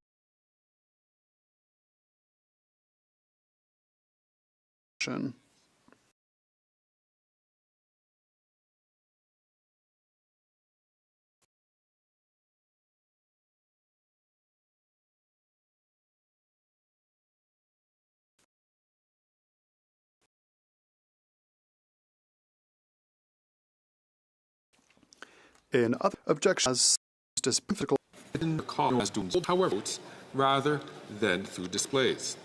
Therefore, the litmus test just described, that is, whether a button or a pin causes disorder, will continue to guide the chair in enforcing this rule of decorum. Now, given the wide scope of interpretation involved, the chair seeks the cooperation of all members to be judicious in choosing to wear buttons or pins, and to be equally judicious in choosing to raise their concern with the chair. I ask all members for their cooperation in this regard. Orders of the day.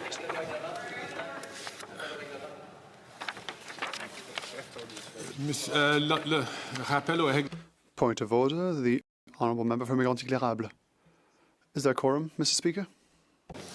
Je vois quorum. I see a quorum. Quorum est là. Quorum is established. I see the honourable member from Edmonton Strathcona is rising on a point of order. Thank you very much, Mr. Speaker. Mr. Speaker, I'm gravely concerned because your ruling makes it very, very difficult for members in this House to know how to act going forward. And my worry is that you are being ruled or taking direction from those who are loudest, who are most obnoxiously loud sitting right next to you, rather than from all of those in the House equally. And I have to say, Mr. Speaker, so I'm challenging you. That is the textbook definition of anti-Palestinian. I'm going to ask the honourable member is entering into debate, and I'm going to ask the honourable member to read carefully my ruling, as she will discover that I think the normal procedures and practices of this place will continue, and I ask members, of course, to be judicious in what they do, and in either wearing pins or in raising them with the chair. I hope this is not an issue raising about the ruling which I just issued, and I just asked. Well, the honourable member has the right to raise a point of order, but the chair also has the right to stand up and to point out if this is with regard to the ruling which I just gave. The honourable member from Winnipeg Centre is rising on a point of order. Clarification. I wear, for example, a red dress pin to signify the ongoing genocide against Indigenous women. Can I ask the member to? Can I ask the member to get the? Can I ask these to?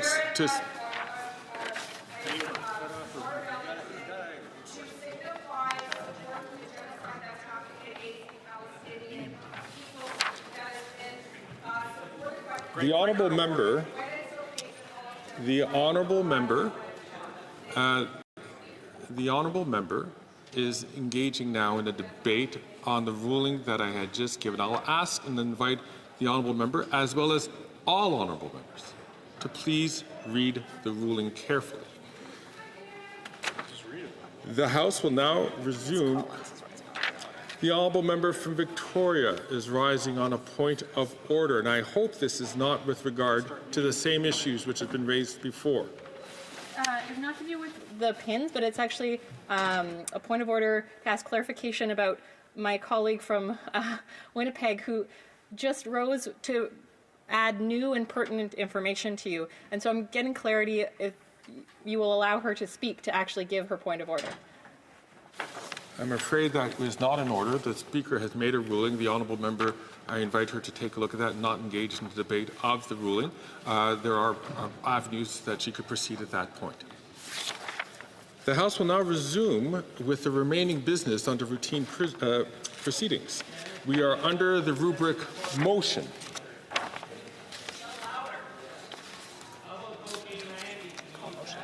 Motions.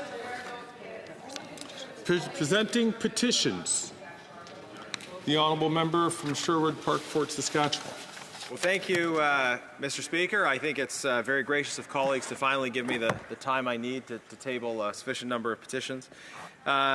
Chair, the first petition highlights the horrific persecution of Falun Gong practitioners in the People's Republic of China. We table these petitions regularly, but there are a number of practitioners and leaders in the Falun Gong community on the Hill today, and I think all members would join me in welcoming them. In tabling this petition on the persecution of Falun Gong practitioners, I want to highlight three specific cases of practitioners who are imprisoned in China. Sun Qian, a Canadian citizen from Vancouver, illegally sentenced to prison for 8 years simply because of being a Falun Gong practitioner. Shi Mingguang, who is the father of a permanent resident living in Regina, also imprisoned for being a Falun Gong practitioner and facing torture as a result. And then H.E. Lizhong is the brother of a Canadian citizen from Mississauga who has also been illegally arrested simply for being a Falun Gong practitioner. These and other cases of Canadian citizens or people with close ties to Canada who face persecution in the PRC because they are Falun Gong practitioners need to be highlighted. And I join colleagues in highlighting these specific cases as well as calling for an end to the persecution of Falun Gong practitioners in general. And petitioners want to see the House take strong, clear action opposing the persecution of Falun Gong practitioners and to explicitly continue to call for an end to the persecution of Falun Gong. Madam Speaker, the next petition that I'm tabling highlights the situation in Ukraine.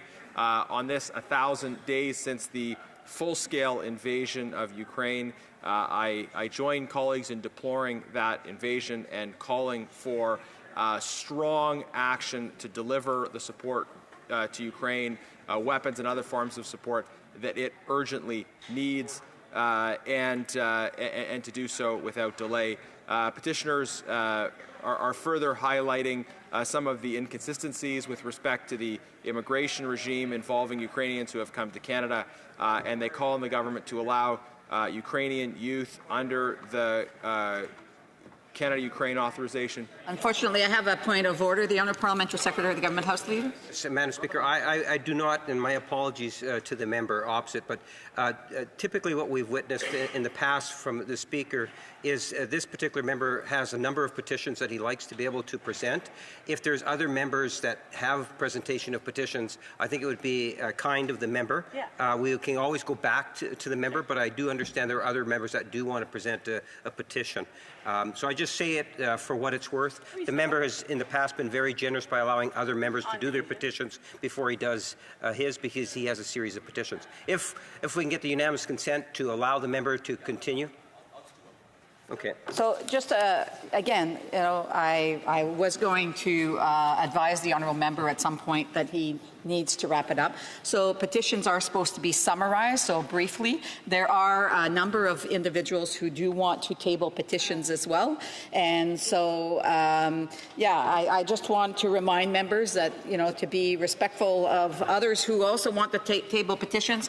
I do have the procedures who also, which also also specifies the ability to end or stop members from continuing to table petitions when others want to table. So the honourable member for Sherwood Park, Port Saskatchewan.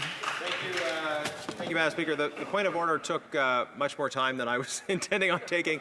The petition I was just tabling, it highlights a call for Ukrainian youth to be able to access the Canada Summer Jobs Program.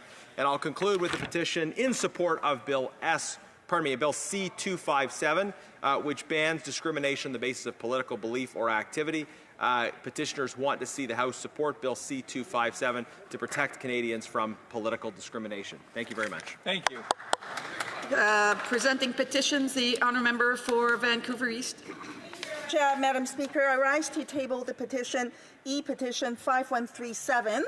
The petition gathered 3,497 signatures, and in addition, on the previous occasion, I tabled a similar petition that had 152 signatures on it, and then there are another 1,717 that is to be certified from Toronto, another 247 to be certified from Vancouver, for a total of 4,613. The petitioner notes that on August 12, 2024, Hong Kong's top court upheld the convictions of 7 of Hong Kong's most prominent pro-democracy activists, including 82-year-old Martin Lee and 76-year-old Jimmy Lai, for participating in a peaceful demonstration on August 18th of 2019. The group of 47, which includes legislators, were found guilty on May 30th, 2024 in the exercise of their democratic rights for participating in the election primaries. Chow Heng-tung and former leaders of the Hong Kong Alliance have been arrested for holding annual candlelight vigils in remembrance of the 1989 Tiananmen massacre. And given the extraterritorial reach of the national security law in Article 23, there's ongoing fear of surveillance amongst the Hong Kong diaspora, and in light of the recent spying charges laid against staff at the Hong Kong Economic Trade Office in the United Kingdom, Hong Kongers want to be reassured that this is not happening in Canada. And therefore, they're calling the Government of Canada to call on Hong Kong and the People's Republic of China to release Jimmy Lai, Chow Heng-tung, and the Group of 47 and others whose only crime was to exercise their rights and freedoms as prescribed by the United Nations Human Rights Declaration, and to stop according any special rights of diplomatic status to the Hong Kong Economic Trade Office, and finally, to proactively apply sanctions under the Justice for Victims of Corrupt Foreign Officials Act against Chinese and Hong Kong officials. And the petitions, the honourable member for Kitchener Centre. I'll come back to you. Madam Speaker, I rise to present a petition on behalf of folks who note that residents from across Waterloo Region have long expressed frustration with the unreliability and lack of access to GO Transit, particularly GO Train service between Kitchener and Toronto. Petitioners also note that our community has been promised two-way, all-day GO Train service every 15 minutes for over 10 years. They note that there is plenty of demand for this service, and that research has showed that that demand would increase 400% by 2031.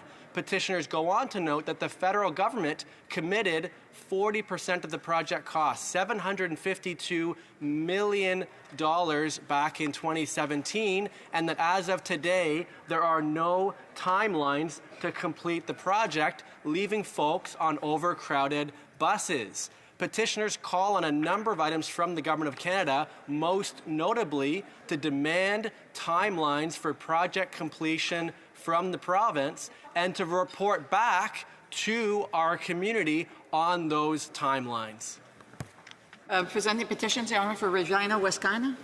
Thank you, Madam Speaker. I'm pleased to have the opportunity to present 2 petitions today, both signed by the Pakistani community in Regina, Saskatchewan, and both concerning the well-being of former Pakistani Prime Minister Imran Khan, who is currently imprisoned in that country for reasons that the United Nations have found to be an arbitrary detention and a violation of the Universal Declaration of Human Rights. The first petition calls on the Government of Canada to direct the High Commissioner of Canada in Pakistan to visit Imran Khan in prison and report back on his treatment and condition. The second petition calls on the Government of Canada to use diplomacy to call on the Government of Pakistan to release Imran Khan from prison altogether. Madam Speaker, I'm pleased to have the opportunity to present these petitions here today. Thank you. Presenting petitions, the Honourable Member Courtney Alberni. Speaker, Madam Speaker, it's a privilege today to table petition E5126, which has over 1,000 signatures, and it's particularly timing given that the peace train is arriving in Ottawa tomorrow, and many of them are signatories of this petition. Madam Speaker, they're calling on the Government of Canada to establish and fund a centre of excellence for peace and justice focused on research, education and training in conflict resolution, diplomacy and peace operations for Canadian civilians, police, military personnel and the international community. And Madam Speaker, they highlight that with the closing of the Pearson Peace Centre, Canada lost an important civilian-led, independent, institutional structure that supported effective research, policy and training in peace operations and conflict resolution, and that an open society and an informed public and Parliament is essential for the understanding of complex issues of violent conflict and for the achieving of lasting peace and disarmament, and that the lack of universal respect for an observance of human rights and fundamental freedoms is the underlying cause of violent conflict, and that upholding the basics of justice, equality, freedom, security and well-being for all is essential for preventing conflict and war and for Canada's own security and stability. And they highlight that Canada signed the Universal Declaration of Human Rights in 1948, pledging itself to achieve its cooperation with the United Nations, the promotion of universal respect and for observance of human rights and fundamental freedoms. And lastly, that Canada's Truth and Reconciliation Commission and Canada's adoption of the UN Declaration on the Rights of Indigenous Peoples reflect our commitment to the principles of justice, equality and freedom. Thank you, Madam Speaker. Presenting petitions, présentation de pétitions. Presenting petitions. The Honourable Parliamentary the Honourable Member for Winnipeg North. Madam Speaker, it's with pleasure I table today a petition signed by many constituents and others dealing with the growth of the Canadian, Indo-Canadian community has been absolutely wonderful to see, and as one of the direct results of that is the demand to be able to have international flights, not only from that particular community, but other communities that would see more international flights taking place between Canada and Europe, in particular in this petition to India. And so it's with pleasure that I table this petition, and ultimately they would love to see one going directly from the city of Winnipeg into New Delhi. Thank you, Madam Speaker. Petitions, présentation de pétitions. Presenting petitions. Questions on the order paper. The Honourable Parliamentary Secretary, the Government House Leader. Yes, Madam Speaker, the following questions will be answered today. 3003, 3010, 3019, 3024, 3026, 3031, 3033, and 3036.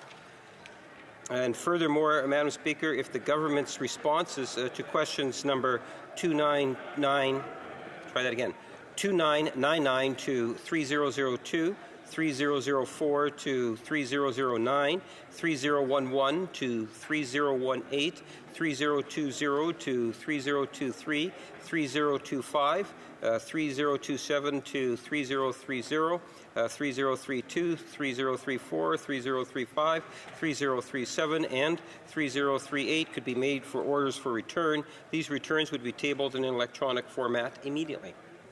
Is it the pleasure of the House that the aforementioned questions be made orders for return and that they be tabled immediately?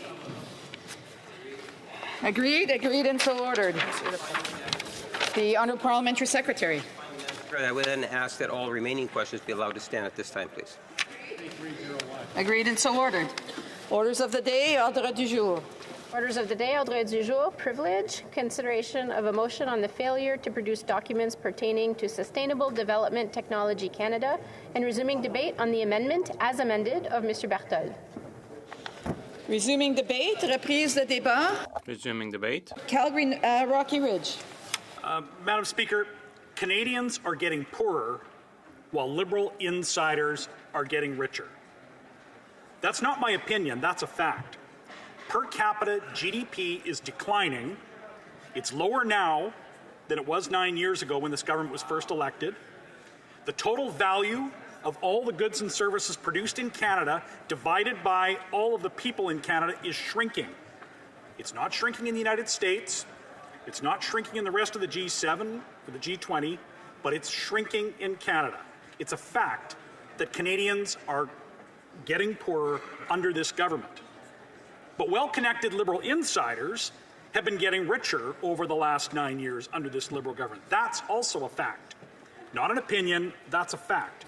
Canadians are getting poorer while well-connected Liberal insiders are getting richer. So I rise again to speak about this government's refusal to comply with an order of this House to deliver unredacted documents to the RCMP related to the $400 million that Liberal insiders misappropriated and, in a staggering number of cases, voted to give money to themselves. It's true, Madam Speaker, that while we're debating Liberal corruption, we're no longer, we are not moving forward on solutions for Canadians like axing the tax, building the homes, fixing the budget, and stopping the crime. But if this government will continue and insist on acting in contempt of Parliament by ignoring a vote of Parliament, there can be no other business of Parliament. It's a matter of basic democratic accountability. So I continue to demand that this government comply with the order of Parliament and release the documents. And if they will not do so, to call an election. That way Canadians can decide whether or not these documents should be released and whether or not they should choose a common-sense Conservative government to axe the tax, build the homes, fix the budget, and stop the crime. But until then, we continue to debate this motion. And we need look no further on this government's agenda or lack thereof about the business proposed if we suddenly just allowed them to get away without tabling the documents and shuffle the problem off to a committee to languish there. One of the things that they have planned in their legislative calendar was to introduce a motion, not a bill, but a motion, to further implement their long-announced but not actually legislated capital gains tax increase. So, Mr. Speaker, we've had expert testimony at the Finance Committee, witness after witness, that has said all this tax will do is drive away investment, kill jobs, stifle innovation, and further reduce productivity, and will not actually result in further revenue for the government because it will suppress Canadian GDP and reduce income taxes collected by the government. So every day that this NDP Liberal government is unable to implement this tax is a good day. A good day for Canadian workers, a good day for Canadian entrepreneurs, a good day for Canadian investors, and a good day for Canadians who rely on the services supplied by Canadian governments and who rely on the tax base and an increasingly productive economy rather than the one that is shrinking per capita under this government. We've heard testimony thoroughly debunk the government's claim that this tax would only affect the 0.13% of the population. We heard expert testimony that hundreds of thousands, perhaps millions of small businesses would be adversely affected. We heard expert testimony at the Finance Committee confirming that this tax they want to propose would kill 400,000 jobs. We heard expert testimony that this tax would reduce Canadian GDP by $90 billion. That's billion with a B, Madam Speaker. How much tax revenue do they lose in suppressing $90 billion of economic activity? So we are not interested in allowing this government to simply move on, not disclose the documents that have been voted on, the production order which was supported by this House of Commons, and move on to this rest of their so-called agenda. We've watched as the middle-class aspiration of home ownership has come to an end under this government. We've watched under this government how rents and mortgage payments have more than doubled. And under this government's watch, how tent cities have proliferated in every major city and town. So no, this government has had over 9 years to deal with Canada's problems, and they have only made things worse. So we're not going to keep debating, we are going to keep debating this motion until the government releases the documents to account for the $400 million that this government's friends squandered and gave to themselves. We know that this government won't fix the budget.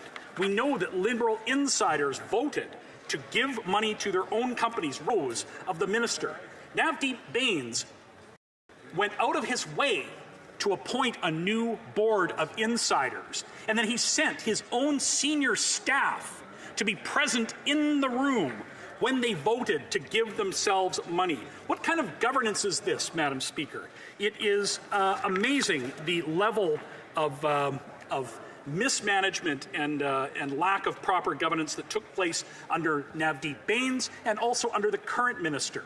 We heard testimony at the Public Accounts Committee yesterday, excuse-making by officials who didn't know that this was happening right under their noses. It's nonsense, Madam Speaker. These were concrete choices and decisions made by this government. And Madam Speaker, I will insist that we continue to raise these points in the House of Commons until we get answers from this government and until they table the documents. So we will continue with this, Madam Speaker, and I see that I'm running out of time before question period is going to begin, so I've got a minute or two. Well, I move, seconded by the member for Provencher, that the amendment be amended by adding the following: except that the order for the committee to report back to the House within 30 days, 30 sitting days, shall be discharged if the Speaker has sooner laid upon the table a notice from the law clerk and Parliamentary Council confirming that all government institutions have fully complied with the order adopted on June 10th, 2024 by depositing all of their responsive records in an unredacted form. Hear, hear, hear, hear.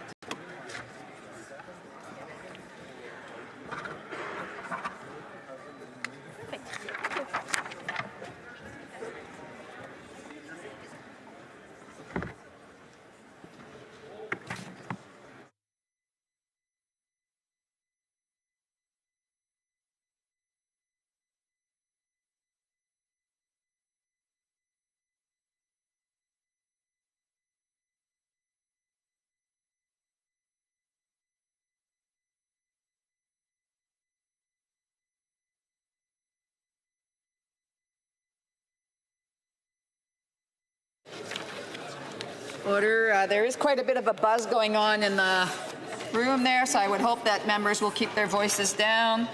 Mr. Kelly, seconded by Mr. Falk, Provencher, moves the following sub-amendment, that the amendment be amended by adding the following: except that the order for the committee to report back to the House within 30 sitting days shall be discharged if the Speaker has sooner laid upon the table a notice from the law clerk and Parliamentary Council confirming that all government institutions have fully complied with the order adopted on June 10, 2024 by depositing all of their responsive records in an unredacted form. The sub-amendment is in order. Questions and comments? Questions et commentaires. Oh, sorry. Oh, we'll have to get the questions and comments after. We are now... Yes, we're now at the time for statements by members. Déclaration de députés. The honourable member for Etobicoke Centre. Speaker, today marks 1,000 days since Russia began its further invasion of Ukraine. This is much longer than the 3 days Vladimir Putin thought it would take, but frankly, it's 1,000 days too long. It should have never happened, and it wouldn't have happened if the world had stood up to Russia when it invaded Georgia or when it invaded Ukraine in 2014. It should not have lasted this long. It wouldn't have lasted this long if the world provided Ukraine with the aid it needs to win this war. Our government has said that Canada will stand with the Ukrainian people until they win, and that victory is the only option. Victory is the only option because Ukraine's victory is essential to Canada's security. If Russia wins, it will not stop at Ukraine, and we know that because Vladimir Putin has told us so. If Russia wins, Canadians will be next in defending ourselves against Russian aggression, whether that's in Europe or the Canadian Arctic or somewhere else. So on this anniversary, I urge MPs of all parties to ensure Canada provides the help needed to ensure Ukraine's victory so that we stop commemorating the days of Ukrainian courage and start commemorating the days since Ukraine's victory, since it regained its freedom, its security, and since we regained ours. Slava Ukraini!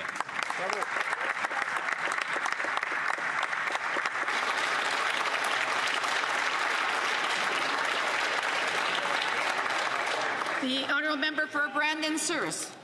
I rise to recognize Barbara McNish, who retires from her role as Executive Director of Samaritan House Ministries next month.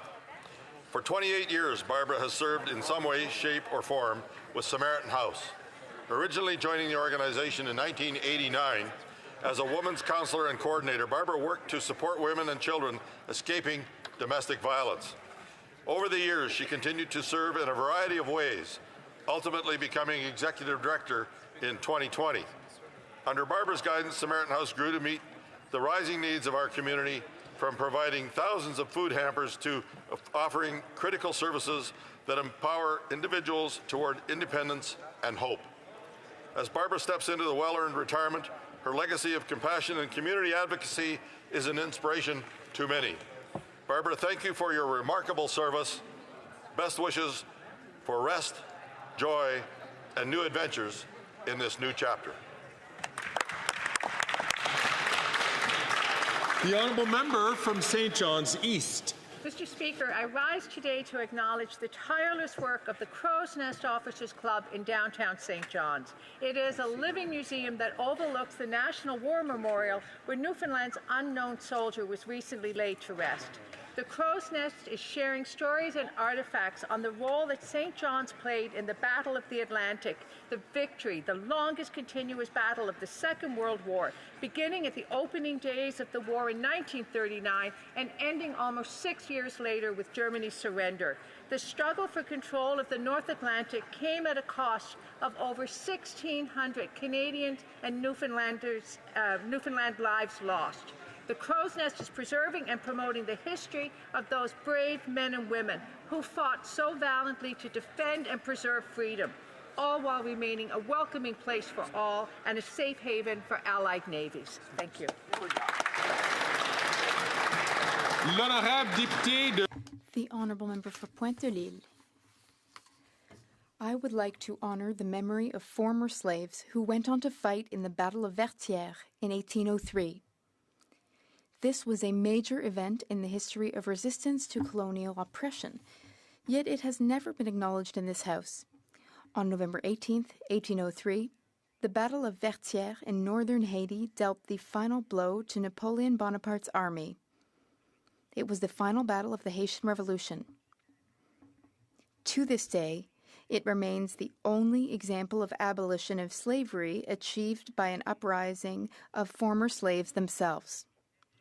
On January 1, 1804, shortly after the mobilization of the troops and the outcome of the battle, Haitian independence was proclaimed. Thus, the whole world witnessed the founding of a new state, Haiti. On this 221st anniversary of the Battle of Vertières, let us offer the Haitian community all our respect and applause. Thank you.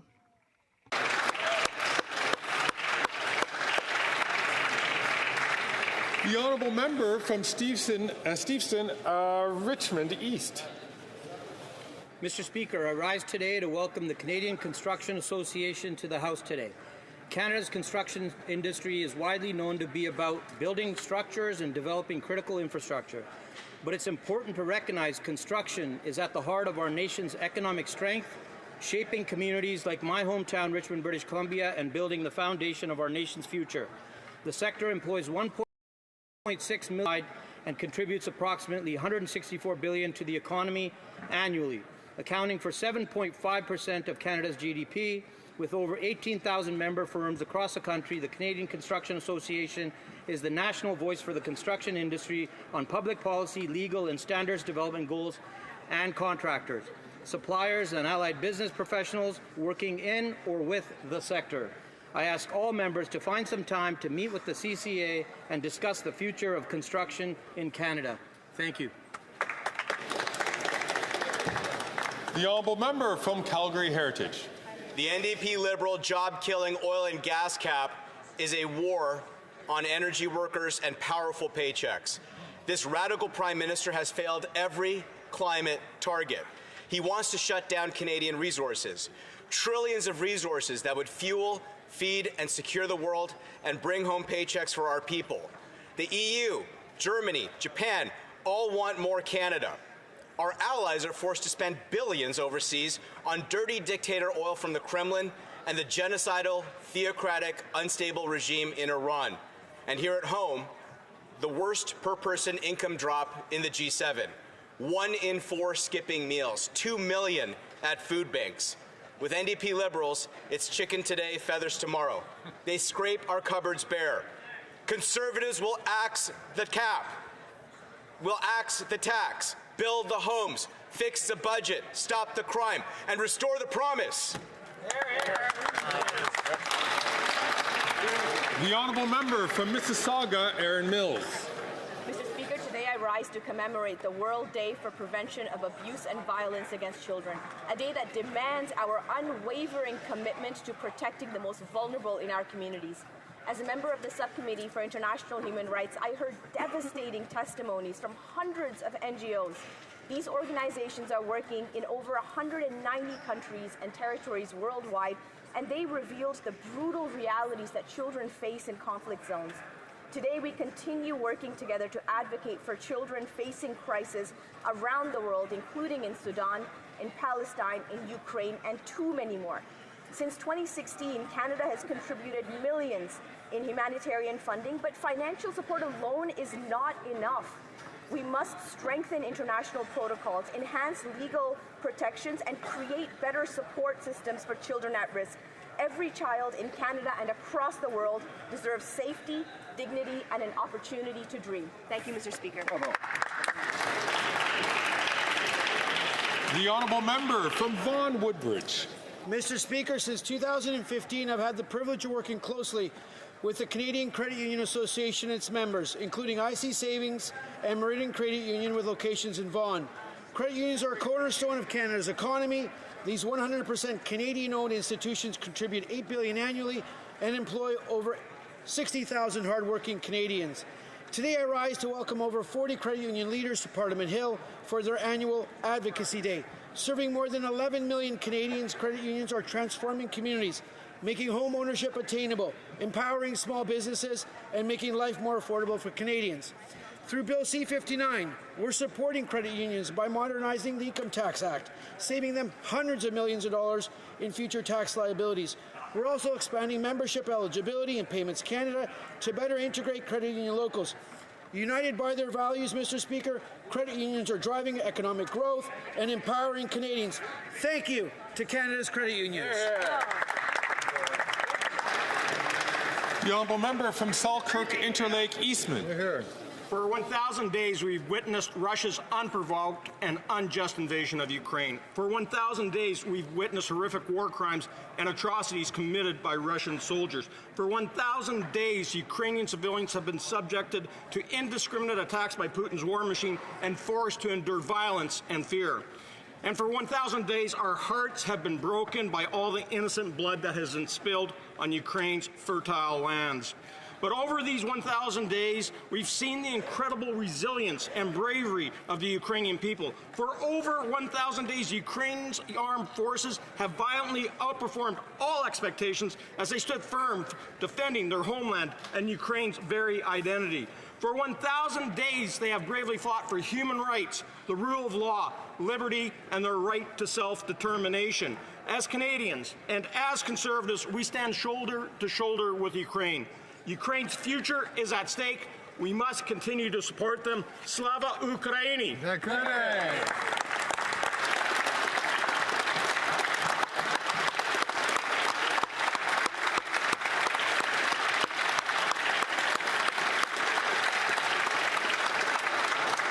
The honourable member from Whitby. After hearing the outcry about his plan to cut billions in funding for more housing and silencing his Conservative MPs from advocating for their communities, we know the Conservative leader had a rough week last week. It's hard to believe he is barring his own MPs from doing the most foundational part of their jobs, which is advocating for their communities. MPs should be representing their communities in Ottawa, not imposing their leader's agenda back at home. But the Conservative leader won't even let his MPs do their job that they were elected to do. One Conservative MP even told CBC that MPs are being stopped from helping their cities for partisan reasons. It's clear he has no confidence in them, and they have no confidence in his leadership. So when will they do the right thing? Stand up for their communities, stand up to their leader, and tell him he's not fit to lead.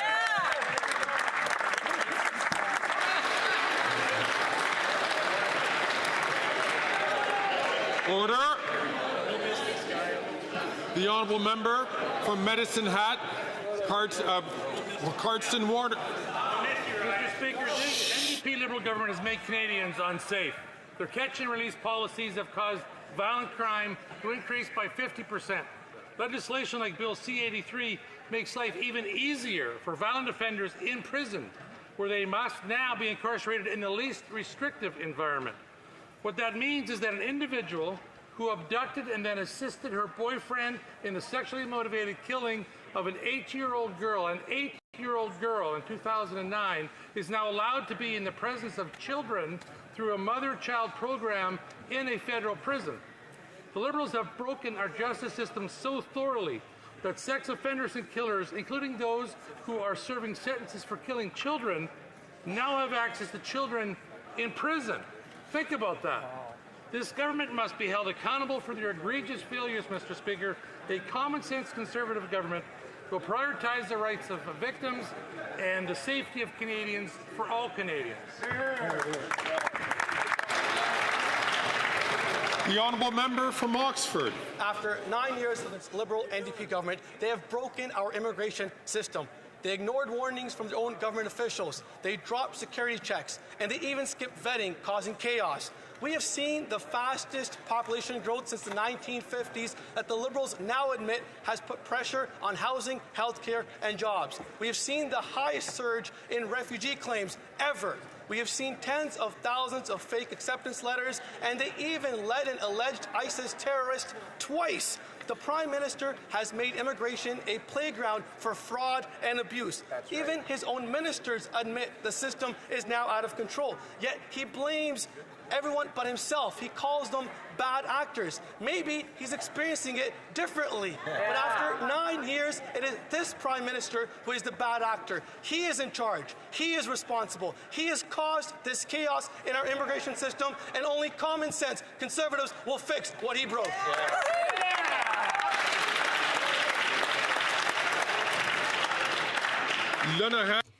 The honourable member for Saint-Lambert.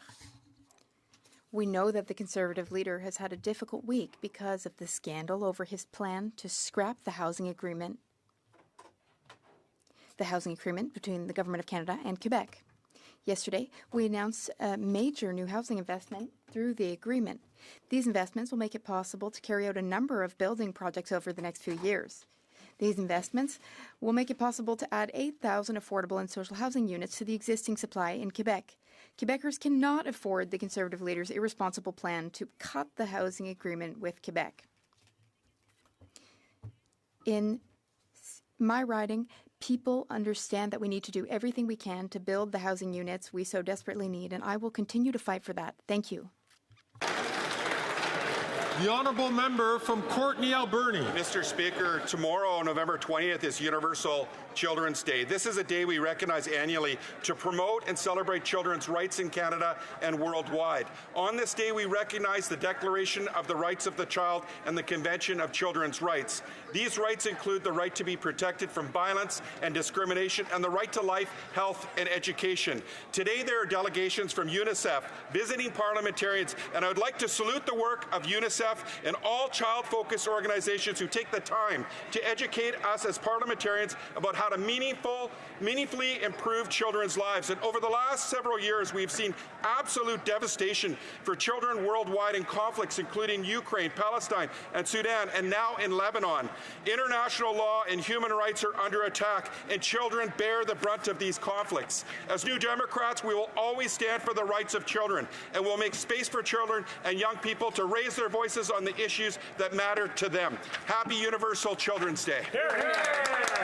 Hear, hear.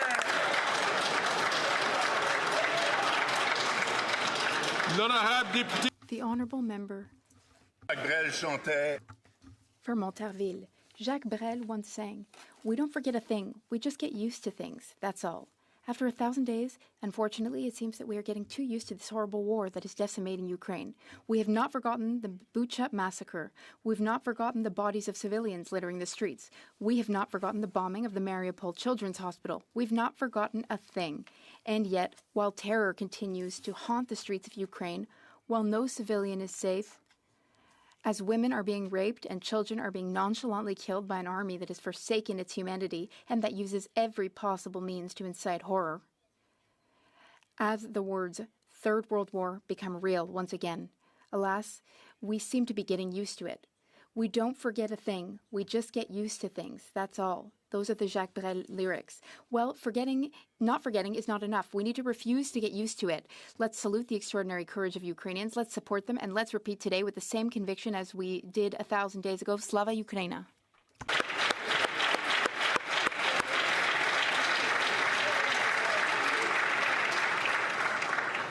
The Honourable Member from Calgary Nose Hill.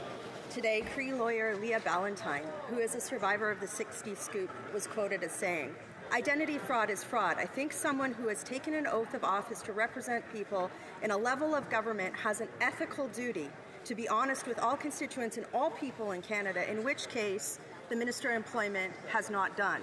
She's right. That Liberal minister falsely claimed Indigenous identity. His company received government contracts using that stolen identity, apparently while consorting with cocaine dealers, and all while he was a sitting Minister of the Crown. What kind of a message is the government sending by allowing him to sit in cabinet? As Jody Wilson-Raybould said today, the Prime Minister is making a mockery of reconciliation and is enabling, quote, white people playing ancestry wheel of fortune. That fraudulent minister must resign, or the Prime Minister must fire him.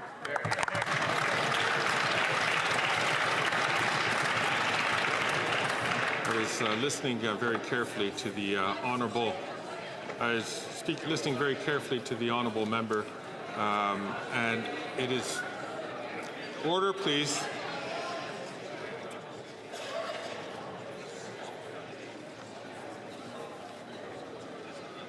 I was listening very attentively to the Honourable Member's statement, and for most of the statement, it was within the bounds. The last sentence, by impugning a member directly, is not permitted in this place. I'm going to ask the Honourable Member just to withdraw that word so that we can move on. Mr. Speaker, I was quoting a Cree lawyer who called the minister a fraud. He is a fraud, and I don't withdraw.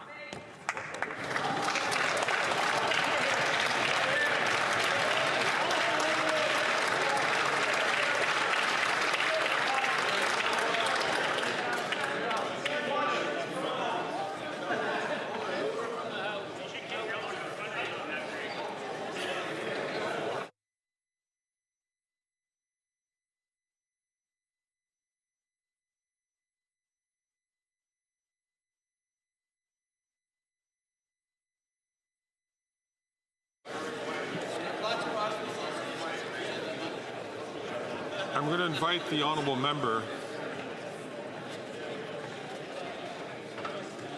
Order. I'm going to invite the Honourable Member to reflect on this. I see that she doesn't have questions coming up, and I will come back to the Honourable Member immediately following question period so that we can start this on time. Colleagues, also in an extraordinary situation, when the Honourable Member from Brandon Souris made his declaration at the front end, About a quarter of his declaration was not captured on cameras. Members know the opportunity to make declarations and Standing Order 31s are very important for our constituents, so I'm inviting the Honourable Member to be recognized again to give his statement once again. The Honourable Member from Brandon Source.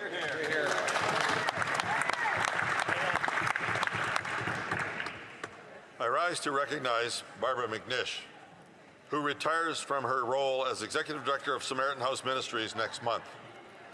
For 28 years, Barbara has served in some way, shape, or form with Samaritan House. Originally joining the organization in 1989 as a women's counselor and coordinator, Barbara worked to support women and children escaping domestic violence. Over the years, she continued to serve in a variety of ways, ultimately becoming the Executive Director in 2020. Under Barbara's guidance, Samaritan House grew to meet the rising needs of our community, from providing thousands of food hampers to offering critical services that empower individuals toward independence and hope. As Barbara steps into the well-earned retirement, her legacy of compassion and community advocacy is an inspiration to many. Barbara, thank you for your remarkable service. Best wishes for rest, joy, and new adventures in this next chapter.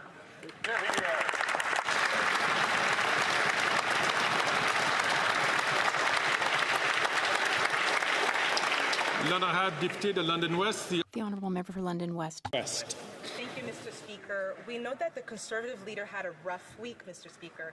While he's busy defending his plan to cut housing funds, Conservative members got an earful from their mayors and their constituents about their leader's reckless plan. How do we know, Mr. Speaker? We spent the whole week reading about it in the media. It's no wonder Conservative MPs are going behind their leader's back to plead for funding and complain to the CBC about their gag order he has imposed on them when it comes to representing their communities. Meanwhile, in London, we added an extra 638 units for the people of London West who need it most. Conservative MPs are elected to represent those who sent them here, Mr. Speaker. They have a responsibility to stand up to their leader and to do it right in this House, Mr. Speaker. Thank you.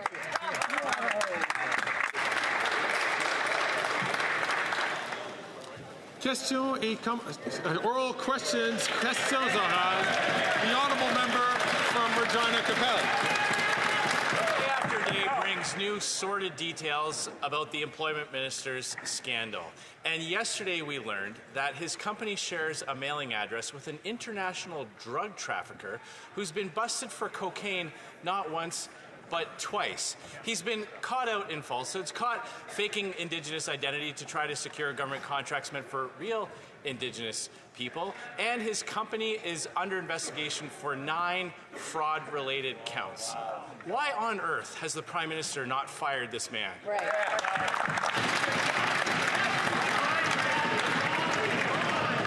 The Honourable Minister for Employment and Workforce Development. Mr. Speaker, as I said yesterday, I don't know the person referred to in that article. I've never met that person. It's stated in the article, Mr. Speaker. Thank you. The Honourable Member from Regina Capel.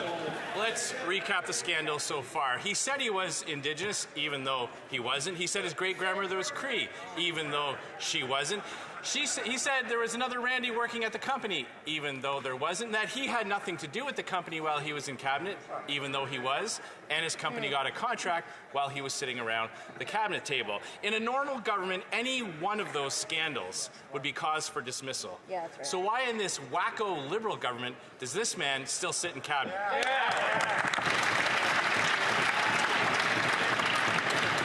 And ask members to be very judicious in their use of words. The Honourable Minister of Public Services and Procurement. Thank you, Mr. Speaker. The Minister has already answered this question many times. The question that we still haven't had an answer for is why the Conservative leader's scandal, who refuses to seek his security clearance and protect himself and his future members during the next election, what is he hiding? When he refuses to get information about the risks of foreign interference for the upcoming elections? Thank you. I would ask the honourable member to not speak until the chair recognizes him. Regina Capel. Well, we don't know what it'll take for this guy to get fired from this Prime Minister. We do know what will get you fired. Remember Jody Wilson-Raybould? She was fired for telling the truth about the Prime Minister's attempts to interfere in a criminal case. Here's what she had to say. A Prime Minister committed to true reconciliation would have removed this minister and the other Randy from cabinet long ago. Instead, we get to watch white people play Ancestry Wheel of Fortune. Ouch. How come under this Prime Minister, a strong Indigenous woman gets fired for telling the truth when a weak, fake Indigenous man gets to keep his job after lying?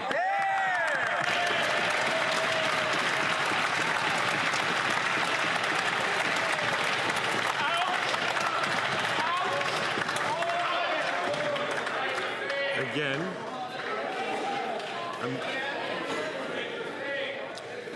I'm going to ask the honourable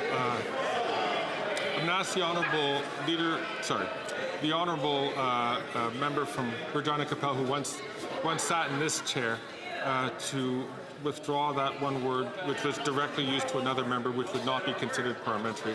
I'm going to ask the honourable member to do so. I'll withdraw the word lying and replace it with telling falsehoods.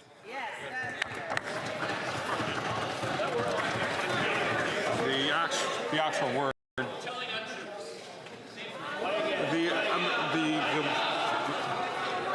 The word which was being used. I'm going to ask the honourable member to withdraw the word fake, please.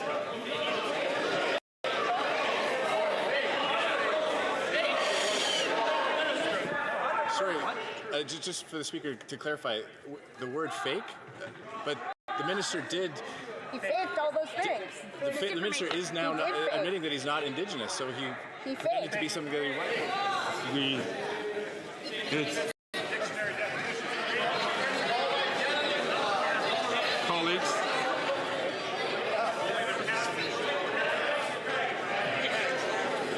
Only one solution.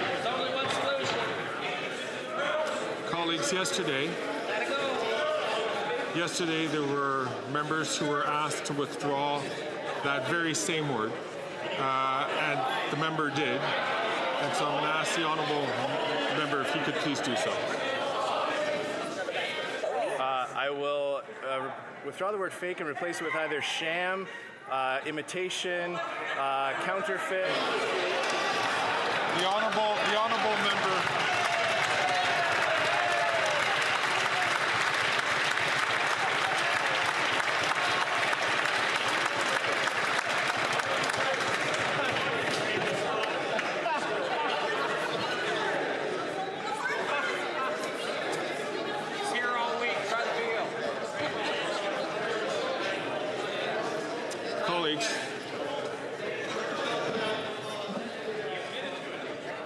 Colleagues,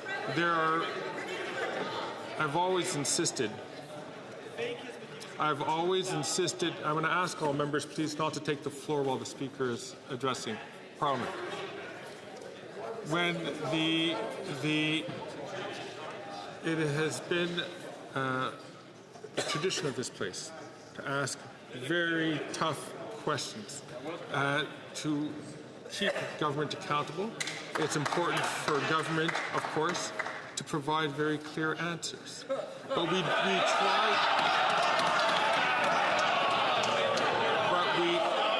try to do this in a way that allows people to treat each other with decorum and respect. And so the honourable member has sat in this chair in this position once before. Yesterday we asked a number of members to, when it was referring to a particular member, to withdraw that same word that I'm just asking for today. I just asked the honourable member just to withdraw that word so we could just move on. Mr. Speaker, when I sat in that chair, I heard the word fake being used many, many times. I will come back to this issue later on. I will come back to this issue near the end of question period. Will the Honourable Leader of the Government in the House of Commons? Well, thank you, Mr. Speaker, but I think that little display of disrespect for that place is ubiquitous of how Conservative members treat this place. And in fact, Mr. Speaker, it is the very fact that they are trying to distract and make a mockery. Colleagues,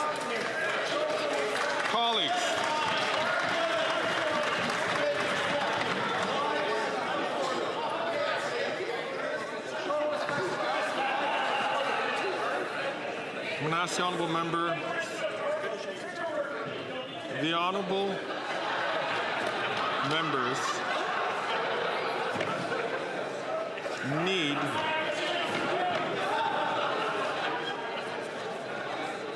I'm going to ask the honourable member from Lanark, Hastings, Addington to please. Sorry, forgive me. Lanark, Frontenac.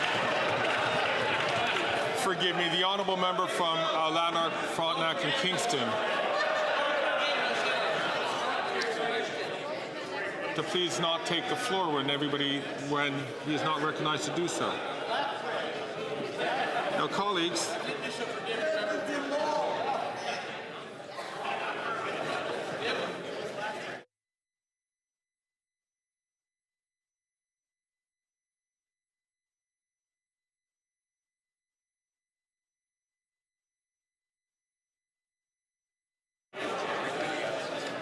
I do not know if the honourable minister had finished her answer because I was not able to hear her.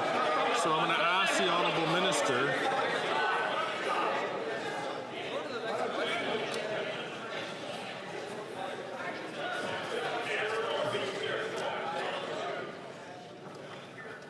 I'm going to ask the honourable minister to start from the top. Thank you, Mr. Speaker. I think this shameful display of disrespect from the Conservative members of Parliament for this place is on display today, and it is exactly how they have been operating for the past couple of weeks. Mr. Speaker, it is time for them to stop filibustering and obstructing the work of Parliament. It is time for them to start respecting this place, respecting the work we do here on behalf of Canadians. We have deposited up to 29,000 pages worth of documents. They need to stop these games and let everybody get back to work on behalf of Canadians. Thank you.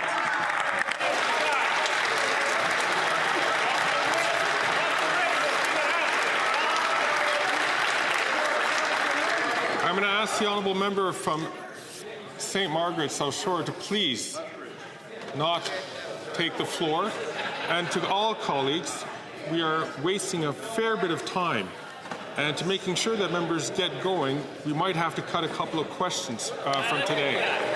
So let us make sure that we follow up very carefully and we listen to the instructions.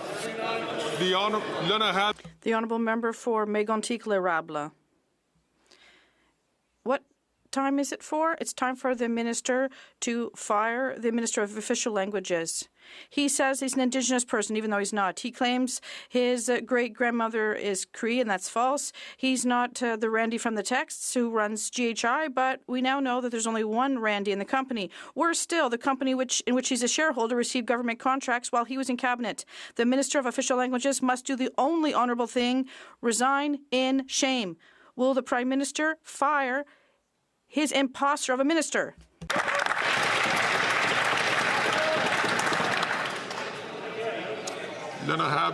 The Honourable Government House Leader.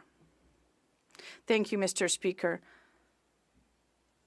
The Minister has answered this question. He has said what he said at committee, and this is absolutely false, what they're saying. The Conservatives need to stop these partisan and political games. They don't lead us anywhere. They need to respect this place and allow it to return to work and to make sure we can all do the work that Canadians have sent us here for. I would ask everyone once again to be very judicious in the choice of the words they use. The honourable member for Mégantic-l'Érable. Mr. Speaker, the Minister of Official Languages is not only an imposter, he's a chameleon. He will stop at nothing to advance his own interests. Suddenly, he's the journalist and political commentator at Radio-Canada and Les Affaires, even though he's never written a single article. Then there's all the other Randys. The Indigenous Randy, the Randy who isn't him, the business partner Randy, the text message Randy. Sorry. I keep interrupting the member, but now he's skating on the other side of the line. He's referring to the first name of a minister, and, well, regardless, He's made 5 references to this, and this is not okay. So I ask the honourable member to find another way of asking his question, and I ask him to start his question again, please. Mr. Speaker, there's a quite simple way to end the use of the name Randy in this House, to use the name of the other Randy. It's if the Prime Minister would fire the Minister of Official Languages. When will the Prime Minister end this big masquerade and fire all the Randys? He could even hit a home run by just firing the Minister of Official Languages. Will the Prime Minister fire this imposter of a Minister of Official Languages?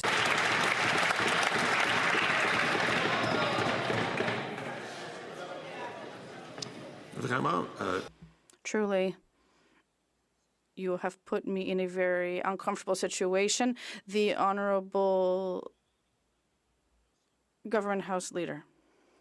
Mr. Speaker, this is unbelievable what the Conservative members are doing today. They are showing they have no respect for this place, for democracy in Canada, or as what you're saying as Speaker of this House.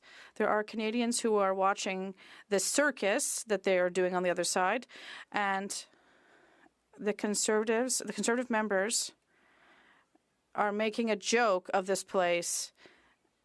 It is the seat of our democracy, and this is really shameful. Thank you. Bonne réponse.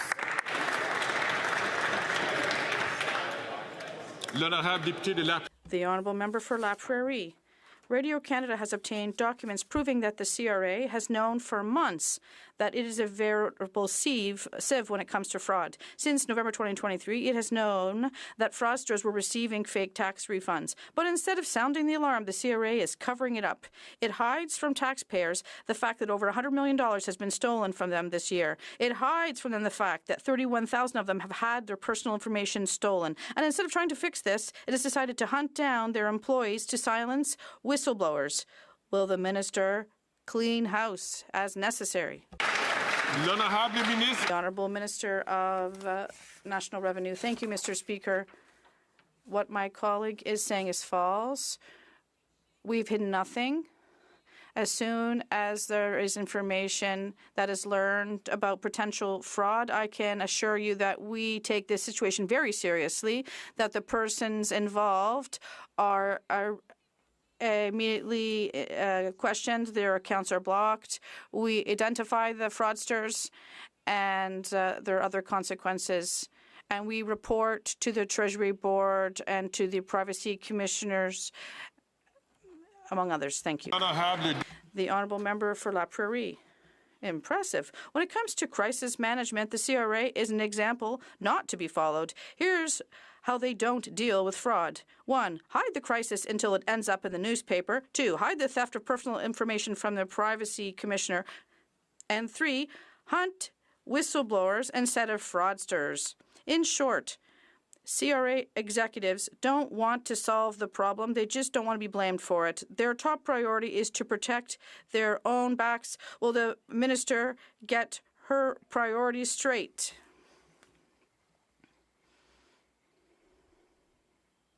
The Honourable Minister of National Revenue. Thank you, Mr. Speaker. I'm ready to do what we have to, and I'm already doing it because what my colleague is saying is false. It's completely untrue. We've hidden nothing. As soon as we see there's a potential fraud, we block accounts, we seek out the fraudsters, we make reports. Yes, we report according to the processes. We do it quarterly. We do it to the Treasury Board, to the AG, and to public accounts. The Honourable Member for Rosemont-La Petite Patrie. Mr. Speaker, the cost of living is up, rents are up, groceries are up, and the Liberals have turned their backs on everyone. The Conservatives are going to be cutting everywhere, and it's going to make people's lives even more expensive. Quebecers need better than this. They deserve a break. The NDP is proposing to remove the GST on groceries, on heating bills, internet, cell phones, and for once, we're going to make big, rich CEOs pay. Will the Liberals to have the courage to do this? The Honourable Minister. Mr. Speaker, we agree for once with the NDP. It's true the Conservatives don't have a plan. They just want to cut. They want to cut health care, cut daycare. They want to cut to other assistance. We know what the Conservative plan is, but if there's one thing that people who are watching us at home know, on this side of the House, Mr. Speaker, we believe in investing in Canadians. We believe of investing in families and in health. Because countries that are sure of themselves invest in their citizens. Thank you. Member from Elmwood, Transcona.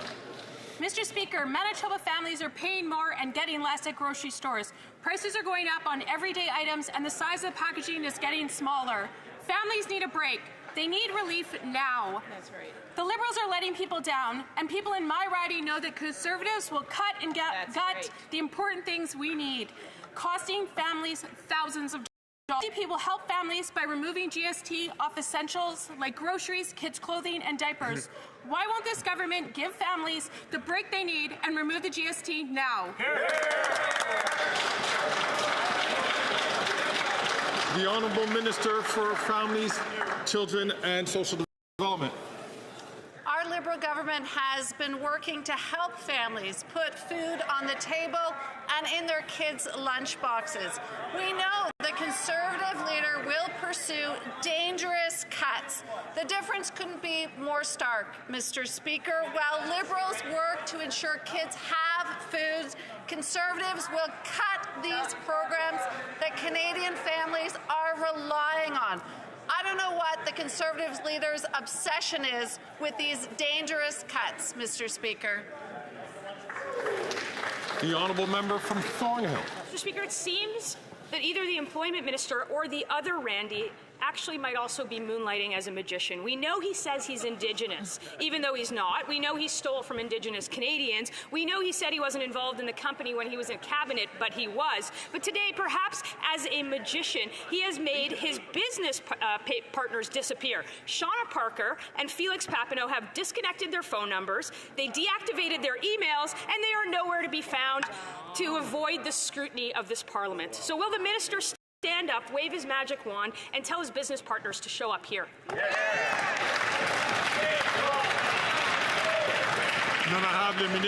The Honourable Minister of Public Services and Procurement.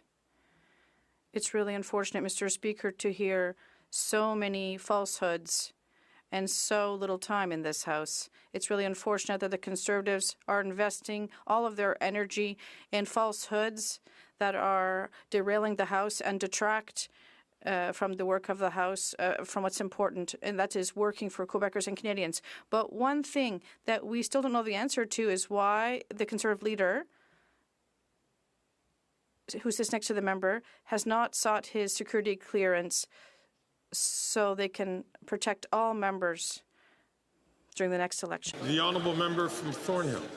If the minister doesn't know where to find these individuals, perhaps he can ask the other Randy, who's still very much in contact with those partners. But even the Liberals are taking note of this humiliating and fraudulent affair. Liberals like Jody Wilson-Raybould, who called it, quote, so shameful and extremely destructive. The Prime Minister fires the first Indigenous Attorney General, but keeps the first fake Indigenous Employment Minister. That's some version of reconciliation.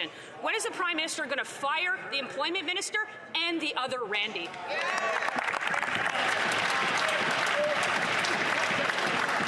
The Honourable Government House Leader. Mr. Speaker, the minister has addressed those issues. He has stated that what the member opposite said is false. But, Mr. Speaker, what we want to know is why is the leader of the opposition silencing his members of Parliament? Why won't he allow his members of Parliament to speak on behalf of their constituents and advocate for their communities? Mr. Speaker, all we hear from the leader of the opposition is silencing his own members of Parliament, Mr. Speaker. Why won't he just let them speak? Thank you, Mr. Speaker. The Honourable Member for St. Albert, Edmonton. Mr. Speaker, the Minister of Employment is embroiled in allegations of fraud. He almost certainly violated the Conflict of Interest Act. He got caught pretending to be Indigenous in an effort to steal government contracts from legitimately owned Indigenous businesses. And we now learn that the minister has a business connection to a cocaine trafficker. In the face of all of that, why is he still in cabinet?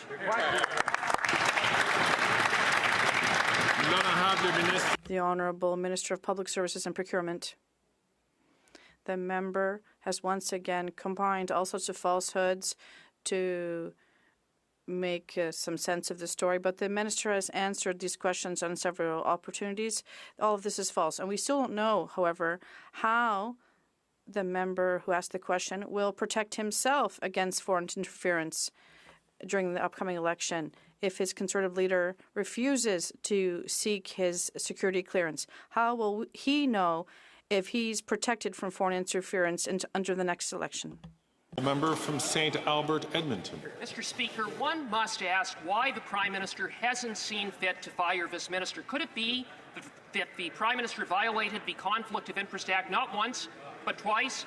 Could it be that the Prime Minister is a cultural appropriator, having worn blackface more times than he can remember? Isn't it the case that if the Prime Minister were to fire the minister, he'd have to fire himself?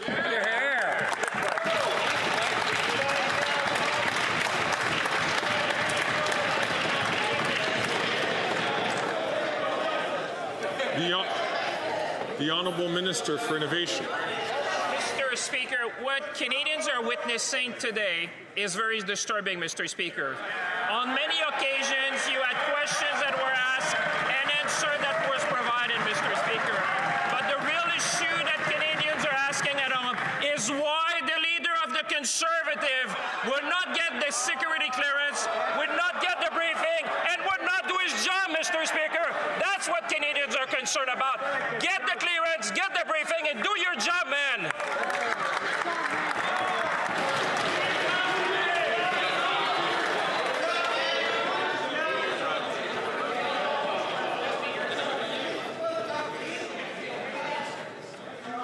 I invite all members to ensure that they ask their questions to the Speaker.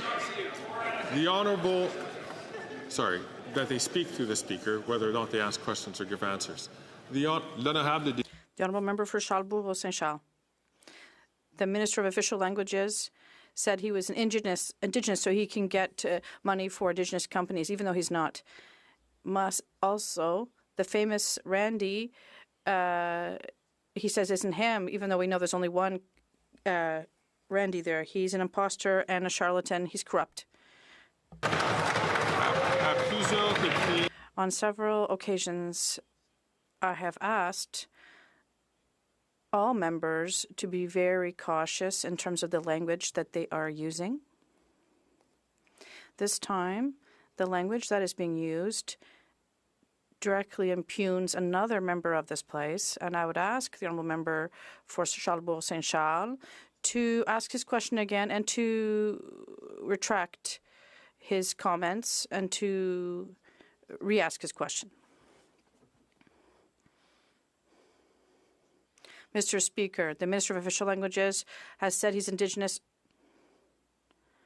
I would ask you to remove your comments first, retract them, and then start your question again. The Honourable Member for Saint-Charles. I'd like to retract that he's a fraudster and corrupt, and I will say instead that he has committed fraud and corruption. Is that okay? No. That won't work. I would ask members, the members of other who asked the question yesterday, and their retraction was acceptable. So I'd ask the member once again, please, to retract his comments and then ask his question again. Otherwise, we'll move on to the next question. We can't say the minister is a fraudster and corrupt. Instead, there are allegations of fraud and corruption with respect to this minister, and I would ask the Prime Minister to remove him from cabinet. The Honourable Minister of Public Services and Procurement. Our colleague from Charlebourg-Saint-Charles is obviously just having a hard time expressing himself today, but one thing we do agree on is that the whole story of his Conservative leader who saying that the agreement we have with the government of Quebec is to build 8,000 housing units, but he said there are none, but there are dozens in his own riding. So these units are being built. So when will he ask his Conservative leader to go himself and see that there are truly projects in his riding? The Honourable Member for Charlebourg-Saint-Charles. The minister is trying to divert from the question, but the Minister of Official Languages in 2015 said that he was a journalist and even worked for Radio Canada and Les Affaires. We know it's not true, Mr. Speaker. He also led people to believe he was Indigenous to get funds for Indigenous companies. He no longer deserves to be in cabinet. Will the Prime Minister show him the door? The Honourable Minister of Public Services and Procurement. The Minister has already answered these questions, but what we still haven't heard, Mr. Speaker, is the opinion of the Conservative member for Charlebourg in terms of his riding and the projects that are being built. There are dozens of affordable housing units that have been built with the agreement with the Quebec government that we signed. But his Conservative leader is saying that these units don't exist.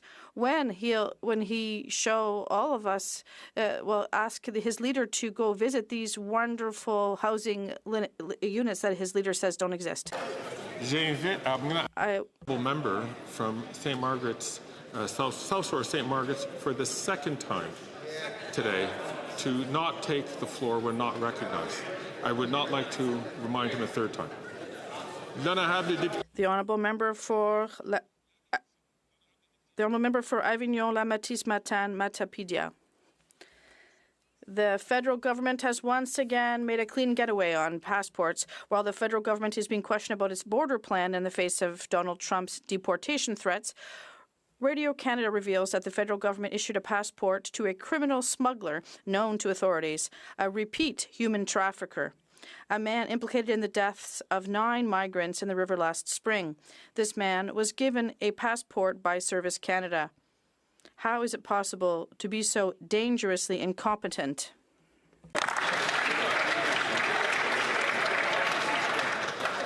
The Honourable Minister of Immigration, Citizenship and Refugees. Mr. Speaker, if what she's alleging is true, I will do verifications with Service Canada and other safety agencies, and I'd be happy to report back to the House then when the time comes. Thank you. The Honourable Member for Beauport-Limoilou. Do you understand why we're worried about the federal government's lack of preparation for Trump's deportations? While the feds are telling us that everything's okay at the borders, we're learning that they're giving a passport to a notorious criminal smuggler.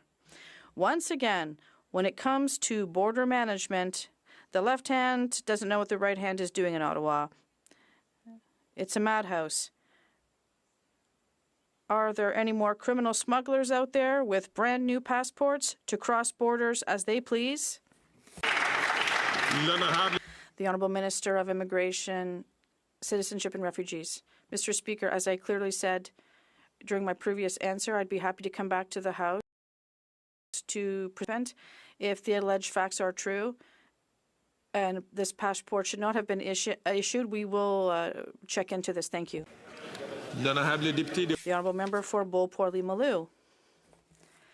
The criminal smuggler in question was arrested in 2008 for possession of 2 passports in other names.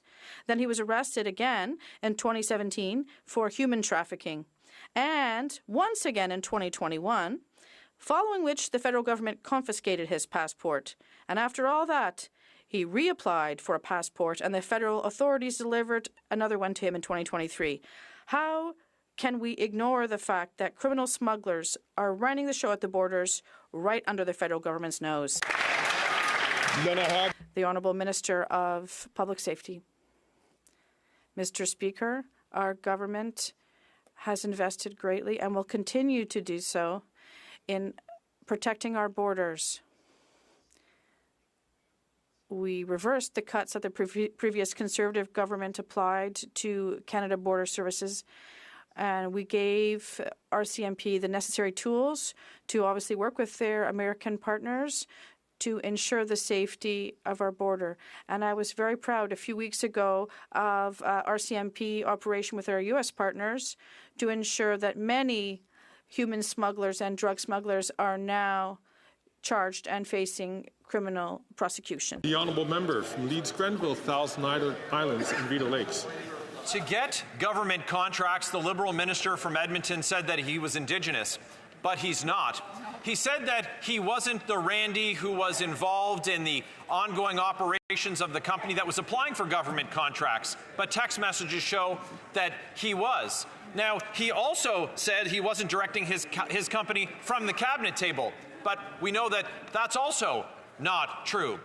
Not true, not true, and not true. So we don't know which minister they're going to stand up, but what we want to know from that minister is, do they think that that behavior is appropriate, and do they think that he should remain in cabinet? The Honourable Leader of the Government in the House of Commons.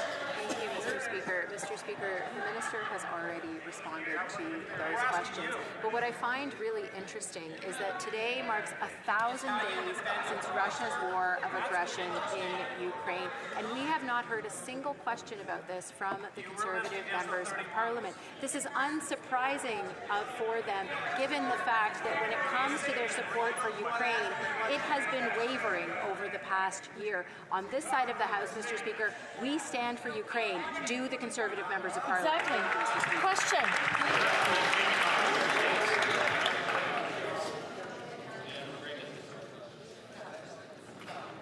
The honourable member from Leeds Grenville, Thousand Islands and Vita Lakes. Well, I'm glad that the minister showed up for work, but she must have been late enough to not hear our statement where we expressed, of course, our support for Ukraine. But let's focus on the facts. The facts are that their cabinet colleague is involved with cocaine traffickers.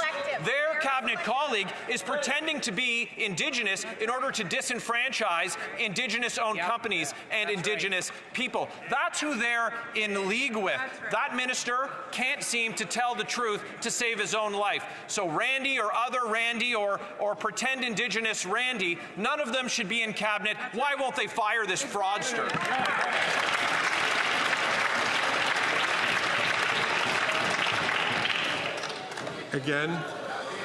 Again, for the second day in a row, I'm going to ask the honourable member from Leeds Grenville to, on the very last part of his question, using language which just can't pass in this place.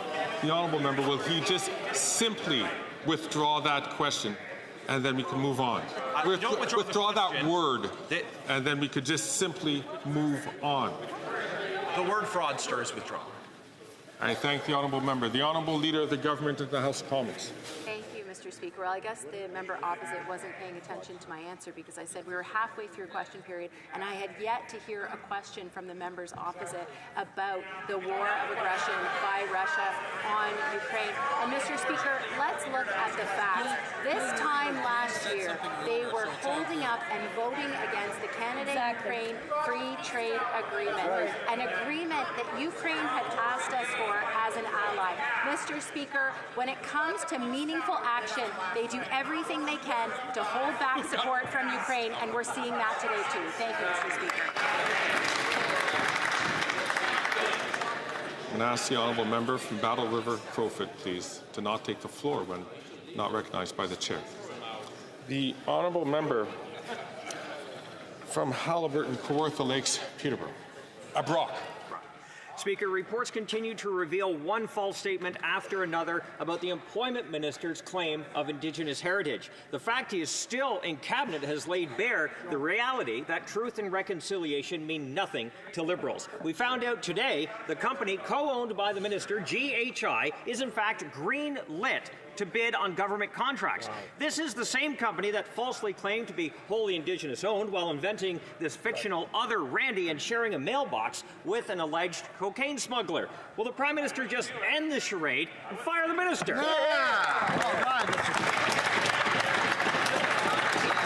The Honourable Minister for Indigenous Services. Thank Thank you, Mr. Speaker. It only seems apparent that the Conservatives want to talk about reconciliation when it's allegation, but rather they don't want to talk about reconciliation when we're talking about investing in First Nations housing or helping Indigenous people ensure their opportunities to have economic success or procure from the government of Canada. They don't want to talk about that, Mr. Speaker, because you know why? Their record is shameful, Mr. Speaker. In fact, they have continually cut services for Indigenous people. When they were in power, we will do the opposite.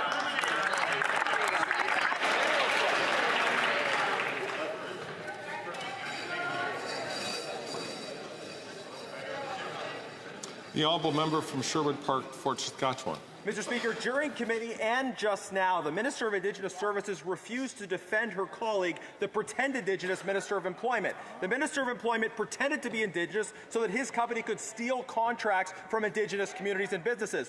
While the Prime Minister continues to be the defender of the pretender, even his cabinet colleagues are losing faith. Now, this question is for the Minister of Indigenous Services.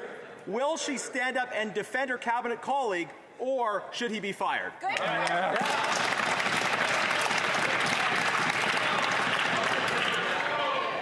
The Honourable Minister for Indigenous Services. You know, Mr. Speaker, just moments ago I was speaking with the National Chief about the shenanigans that are happening at 9-9 Committee as the Conservatives attempt to undermine the study of the water legislation that so many First Nations have poured their heart and soul into, Mr. Speaker, preventing it from actually getting to this place and hopefully eventually to Senate. They talk about standing up for First Nations people, but when they have the chance to be allies, they completely drop the ball.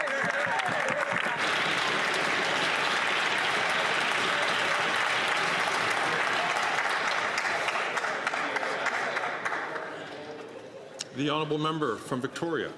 Mr. Speaker, the cost of living is up and Canadians can't keep up. Meanwhile, oil and gas CEOs pollute our planet. They gouge Canadians, all while raking in billions in profits. The Liberals have let Canadians down. This past week in Victoria, Common Horizon hosted a Make Them Pay town hall, calling on this government to make rich CEOs pay what they owe. So will the Liberals listen to Canadians and finally put an excess profits tax on big oil and gas?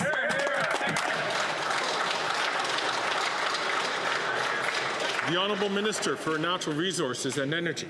Thank you, Mr. Speaker. I would say that this government has been listening to the voices of Canadians who are concerned about climate change, are also concerned about building an economy that will thrive in a low-carbon future. We have put into place a plan that is cutting carbon emissions that were accelerating under the Harper government. It is just a shame that the NDP has abandoned its commitment on climate change, walking away from the price on pollution, over 100 million tons of excess emissions because of a decision they made to collaborate with the leader of the Conservative Party of Canada. On this side of the House, we believe climate change is real, and we are going to...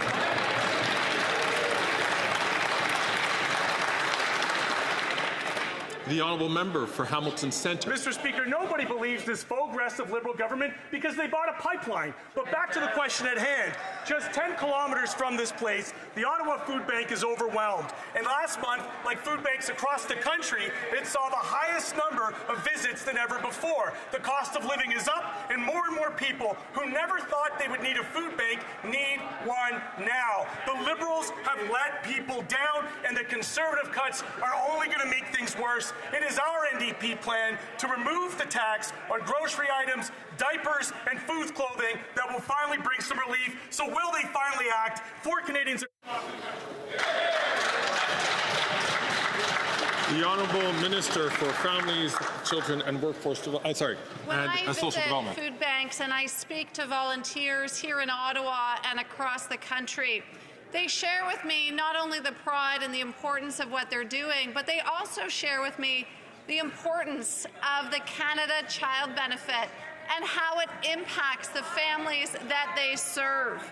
Not only the Canada Child Benefit, Mr. Speaker, but also moving forward with the National School Food Programming, ensuring that kids at school have access to food when they need it.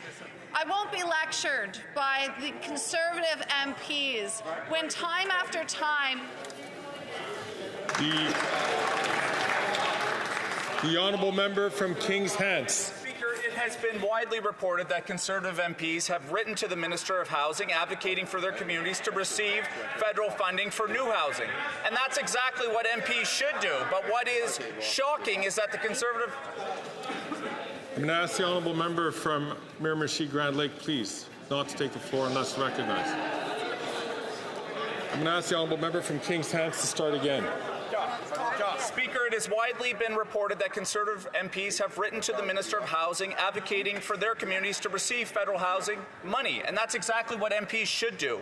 But what is shocking is that the Conservative leader has banned them from advocating for their communities and imposed a gag order from them even talking about these initiatives just because he wants to cut housing funding. Can the Minister of Housing encourage Conservative MPs to find their voice or provide them a witness protection program so they can keep communicating?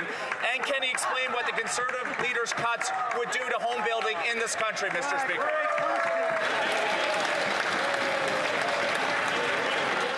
The Honourable Minister for Housing, Infrastructure and Communities. Let me start by thanking my honourable colleague for advocating on behalf of his communities, because that is indeed the role that members of Parliament play. In fact, his advocacy has helped secure millions of dollars for communities like Wolfville, East Hants, West Hants, Kings County. Now, Mr. Speaker, I was shocked to learn that the Conservative leader planned to cut these investments when they were going towards building more homes in my province of Nova Scotia. By the way, it's working with a 23% increase in home starts this year. But I was more stunned to see the Conservative members of Parliament abiding by their leader's instruction, refusing to advocate for their communities. If they need witness protection, I'd be happy to speak to the Minister of Public Safety on their behalf.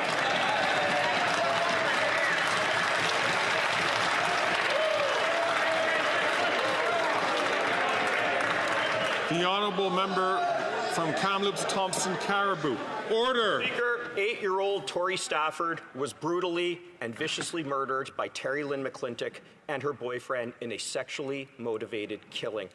Currently, McClintock lives in a townhouse-style jail in Ontario in medium security. That jail also houses a mother-child program. When I visited there, I was appalled to see that there were children in that jail at that security level in the townhouse-style complex. How could this Liberal government allow child killers in the same jail as children?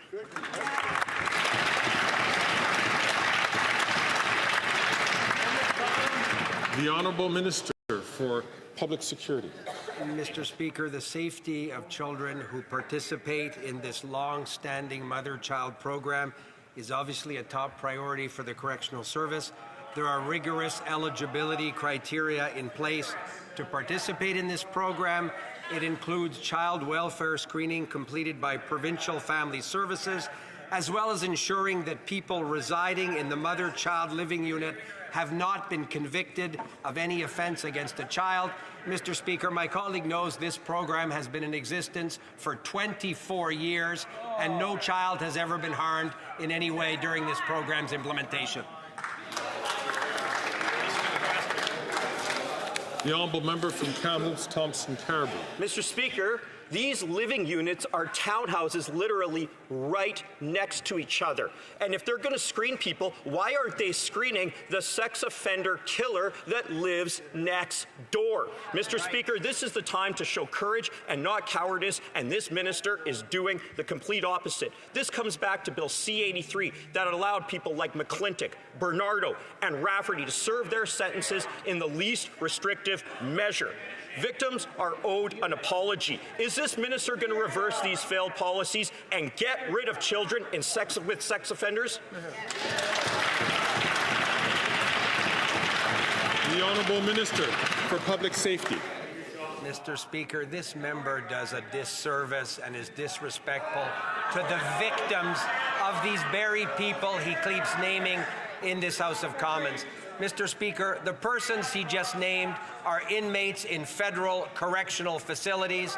He pretends that the most important criteria for their incarceration is not the public safety of Canadians. He knows that that's false, and he does a disservice to continually name these people in the House of Commons. We're thinking of the victims of these horrible people and don't think that he should continually drag their names out in this effort.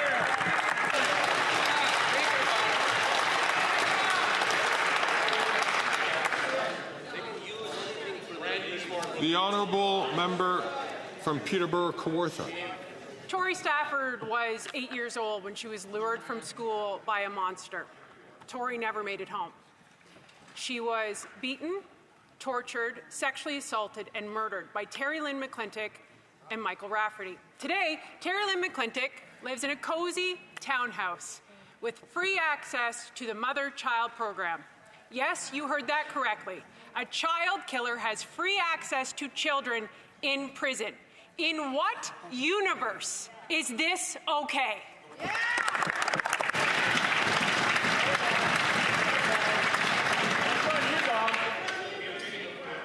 The Honourable Minister for Public Safety.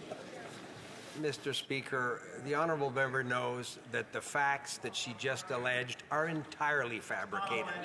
She says, Mr. Speaker, in what universe would that I'm going to invite the honourable minister to withdraw that comment because saying that someone has told a deliberate falsehood in this place is not considered parliamentary. So I'll ask the honourable member to order. I'll invite the honourable minister to withdraw those comments and to start from the top. Mr. Speaker, I'm happy to withdraw those words. Mr. Speaker, I think it's important for honourable members in this House that allege a series of circumstances to be sure that they're accurate. And when the honourable member says, in what scenario would that particular conduct that she alleges be appropriate, the answer, Mr. Speaker, is in no scenario in Canada. So she can wonder why she keeps talking about issues that she knows are entirely inaccurate, Mr. Speaker.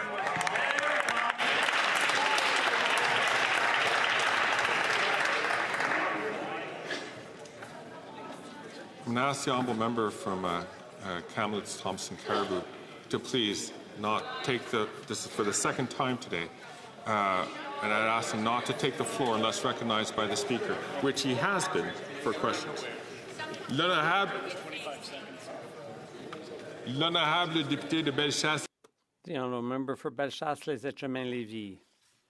Mr. Speaker, the Liberal government is rewarding criminals and turning its back on victims. Bail and house arrest for dangerous criminals is beyond comprehension. The latest discouraging indication of a broken system, the case of a woman who sexually abused and killed an 8-year-old girl who can now have access to children in prison, courtesy of this government, which has passed laws that make life easy for dangerous people. Why does the Liberal government let child killers have contact with kids in prison, Mr. Speaker? The Honourable Minister of Public Safety.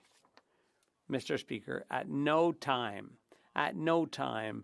will the government allow that type of scenario to occur. My colleague knows full well that the program she referred to has been around since 2001, Mr. Speaker. So all the years under the former Harper government was in existence. The top priority, of course, is the safety of the children, and I have full confidence that the Correctional Service will apply that criterion seriously. The Honourable Member for Lac-Saint-Jean.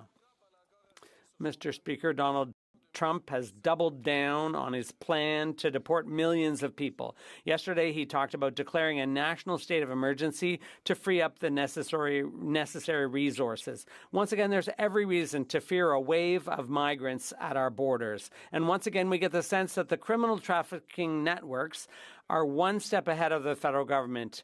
The government says, they keep saying they're ready for it, that they have a plan. But until we get a peek at it, how are we supposed to take their word for it? The Honourable Minister of Public Safety. Mr. Speaker, we clearly share the concerns of all Canadians to make sure the border is safe. This is a commitment we've made from the outset. We've invested significantly in making sure that the CBSA and the RCMP have the funding they need to ensure that the border is indeed safe. Mr. Speaker, good news. The RCMP Commissioner has reaffirmed that they have everything they need to do their job, and we have full confidence in their work. The Honourable Member for Lac-Saint-Jean. That's interesting, Mr. Speaker. As we ponder whether the federal government has enough resources to deal with a wave of migrants and whether the human trafficking networks are one step ahead of them, yesterday the government announced a reduction in hours of operation at 35 border crossings, including 10 in Quebec.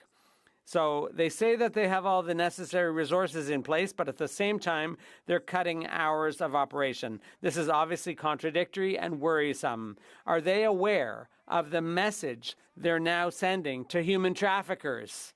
The Honourable Minister of Public Safety. Mr. Speaker, this is precisely why we harmonized our hours of operation with our U.S. counterparts.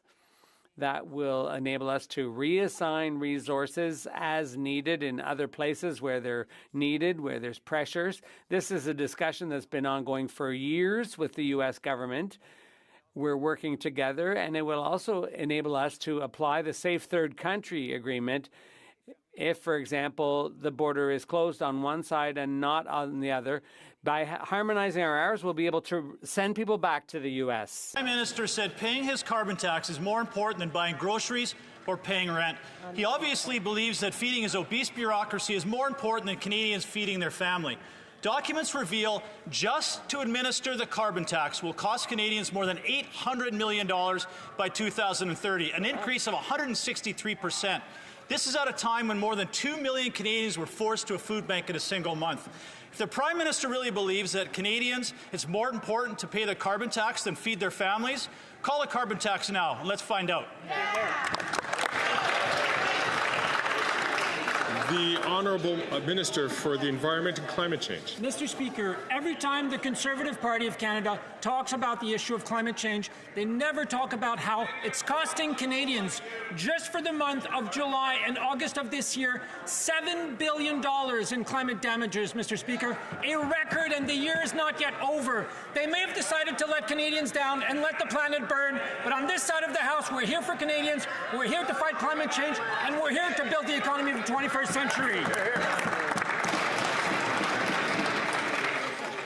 The Honourable Member for Foothills. The documents reveal just as much pain that the carbon tax inflicts on Canadians. They will be paying more than $800 million just to administer the carbon tax. Not only have the costs skyrocketed, but the number of bureaucrats just to manage this scam has doubled. Let's put that in perspective. Farmers will pay $1 billion in carbon taxes by 2030. So the Prime Minister is putting the family farm at risk just to feed his bloated bureaucracy. If he really feels that Canadian families want to pay the carbon tax over feeding their own kids, call a carbon tax election and let's find out.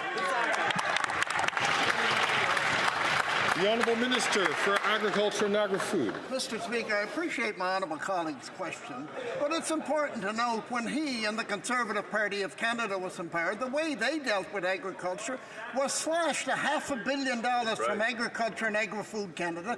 They slashed $200 million from the Business Risk Management Program. If that's the track you want to be on, it's a track of destruction, and we are not on that path as a government, Mr. Speaker. The Honourable Member from South Shore St. Margaret's. The Radical Environment Minister continues to hold financial interest in Cycle Capital, which benefited the most from the billion-dollar Liberal Green Slush Fund. And today, once again, the Liberals are refusing to produce the uncensored documents for the House and the RCMP on the slush fund. The Liberal cover-up, the obstruction of justice, has been going on for 6 months. Wow. When will the Prime Minister come clean? Send the uncensored documents to the RCMP, and including everything that this corrupt Environment Minister is involved in. This is not going to be a surprise to members. I'm going to ask the Honourable Member from South Shore St. Margaret's to remove that word, which he knows, into talking about the Honourable Minister. And I'm going to ask the Honourable Member to simply withdraw those words. I'll withdraw those words that stuffed his pockets with. I thank the... I'm going to ask the honourable member just to simply withdraw the words, and we will move on. He stuffed his pockets with the money. I'm sorry, he's not corrupt. He stuffed his pockets.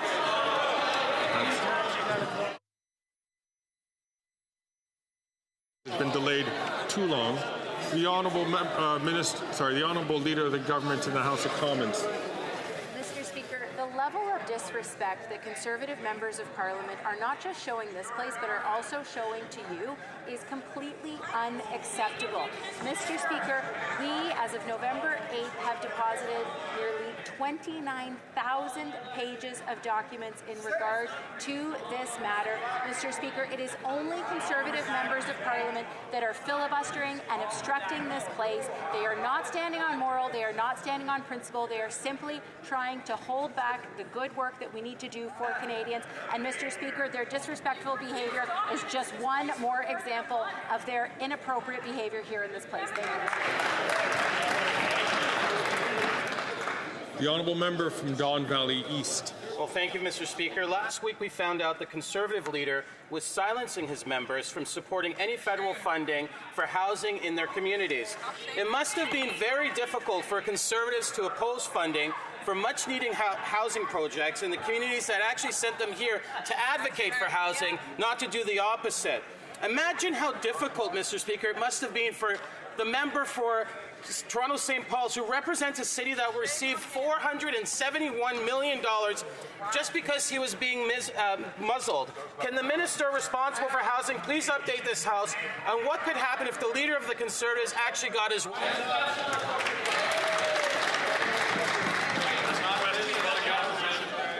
The honourable minister for Housing, Infrastructure and Communities. Mr. Speaker, I want to thank my honourable colleague not only for his question, but for his tremendous advocacy for the city that he calls home. Now, he's asked a question about the member for Toronto St. Paul's, who I will acknowledge is a new member. But I've watched him in question period, and when you review the tapes, you're going to see he seems to believe the role of a member of Parliament is to mimic the slogans and talking points that he hears his leader put on the floor of the House of Commons. Well, we believe the role of a member of Parliament is to advocate for their communities, and he will sit idly by supporting his leader's position to cut hundreds of millions of dollars from his city. His constituents deserve an MP who will stand up to his leader and stand up for his city. The honourable member from Dufferin-Caledon. After 9 years, these NDP Liberals aren't worth the cost of housing. In December of 2023, these incompetent Liberals gave the City of Toronto $471 million in the so-called Housing Accelerator. The result? In October of 2024, housing starts versus October of 2023 are down 33%. The only thing this Housing Accelerator is accelerating is bureaucracy. When will these NDP Liberals get it through their thick heads? We actually need to build houses for Canadians, not bureaucracy.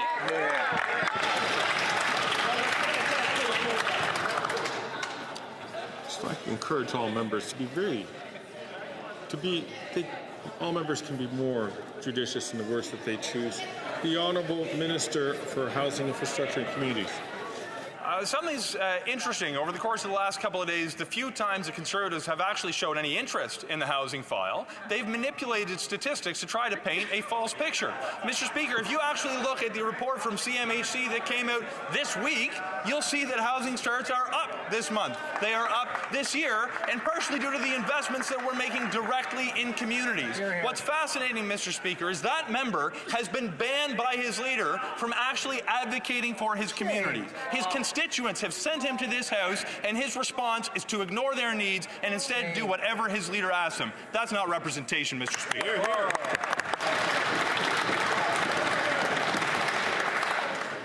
The honourable member from Dufferin-Caledon.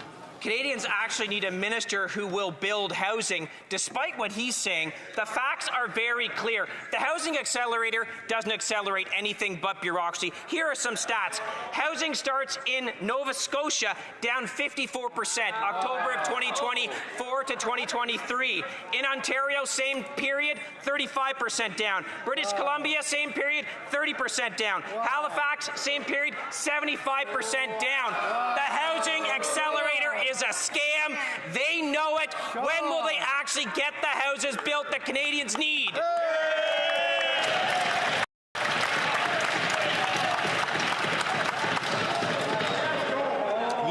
Minister for Housing, Infrastructure and Communities. In the spirit of many of the conversations that have taken place today, Mr. Speaker, I will not impugn the motivations of any particular member, but I'm reminded of a famous quote attributed to former British Prime Minister Benjamin Disraeli, who supposedly had said there are three kinds of lies: lies, damn lies, and statistics. The statistics that he is using right now dramatically misrepresent the situation. This year, compared to last year, my home province of Nova Scotia is up 23%. This year, compared to last year, the city of Halifax is on pace to build more homes than it ever has in our history. Mr. Speaker, the plan is working. They are advocating for cuts. We will make investments.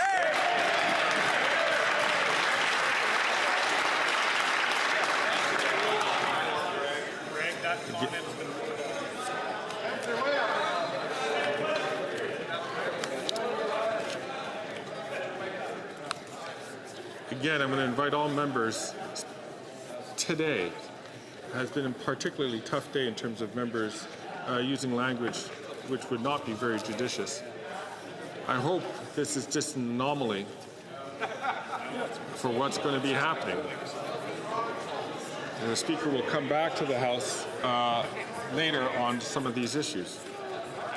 The Honourable Member from Lanark, Frontenac, Kingston. Thank you, Mr. Speaker. Last weekend it was reported that David Lavery from Perth, Ontario had been detained by the Taliban in Afghanistan. Mr. Lavery is the hero known as Canadian Dave, who rescued hundreds during the fall of Kabul. After all other Canadian officials had already been evacuated, Canadian Dave and his team stayed on in Kabul to ensure the safe passage of Canadians and others on the final flights out of the country. Now he is in Taliban custody, and we worry for his well-being. What steps is the government taking to bring Dave Lavery home? The Honourable Minister for Foreign Affairs. Mr. Speaker, I would like to thank my colleague for his very important question. Of course, we're very aware of his case, and I can't give more information due to confidential issues, but what I would like to suggest to him is to work with him to make sure that Mr. Lavery comes back home. We will take every single measures to bring him home. Thank you. The Honourable Member from West Vancouver, Sunshine Coast Sea to Sky Country. Mr. Speaker, today marks 1,000 days since Russia began its unprovoked, illegal, full-scale aggression against Ukraine. Since then, we've seen the heroism and resilience of the Ukrainian people on full display as they face Russia's repeated, brutal, and criminal attacks. Canada has committed over $4.5 billion to support Ukraine, and we stand steadfast with Ukraine until its victory. As we mark 1,000 days of this war, can the Minister of National Defence please tell this House what we can do to help Ukraine win? The Honourable Minister for National Defence. Thank you very much, Mr. Speaker. This is an excellent and a very important question. For 1,000 days, the Ukrainian people have paid a terrible price for brutal Russian aggression. And throughout that time, Canada has been steadfast in our support for Ukraine and the Ukrainian people in the face of Russia's unjustified and illegal invasion. And just yesterday, Mr. Speaker, the supplementary estimates were tabled in this House. And these supplementary estimates contain $763 million in military aid to Ukraine. That's money for munitions, for training, and the tools that the Ukrainians desperately require in order to win. Mr. Speaker, this year, unlike last year, I hope that every member of this House can find the courage to support this desperately required funding.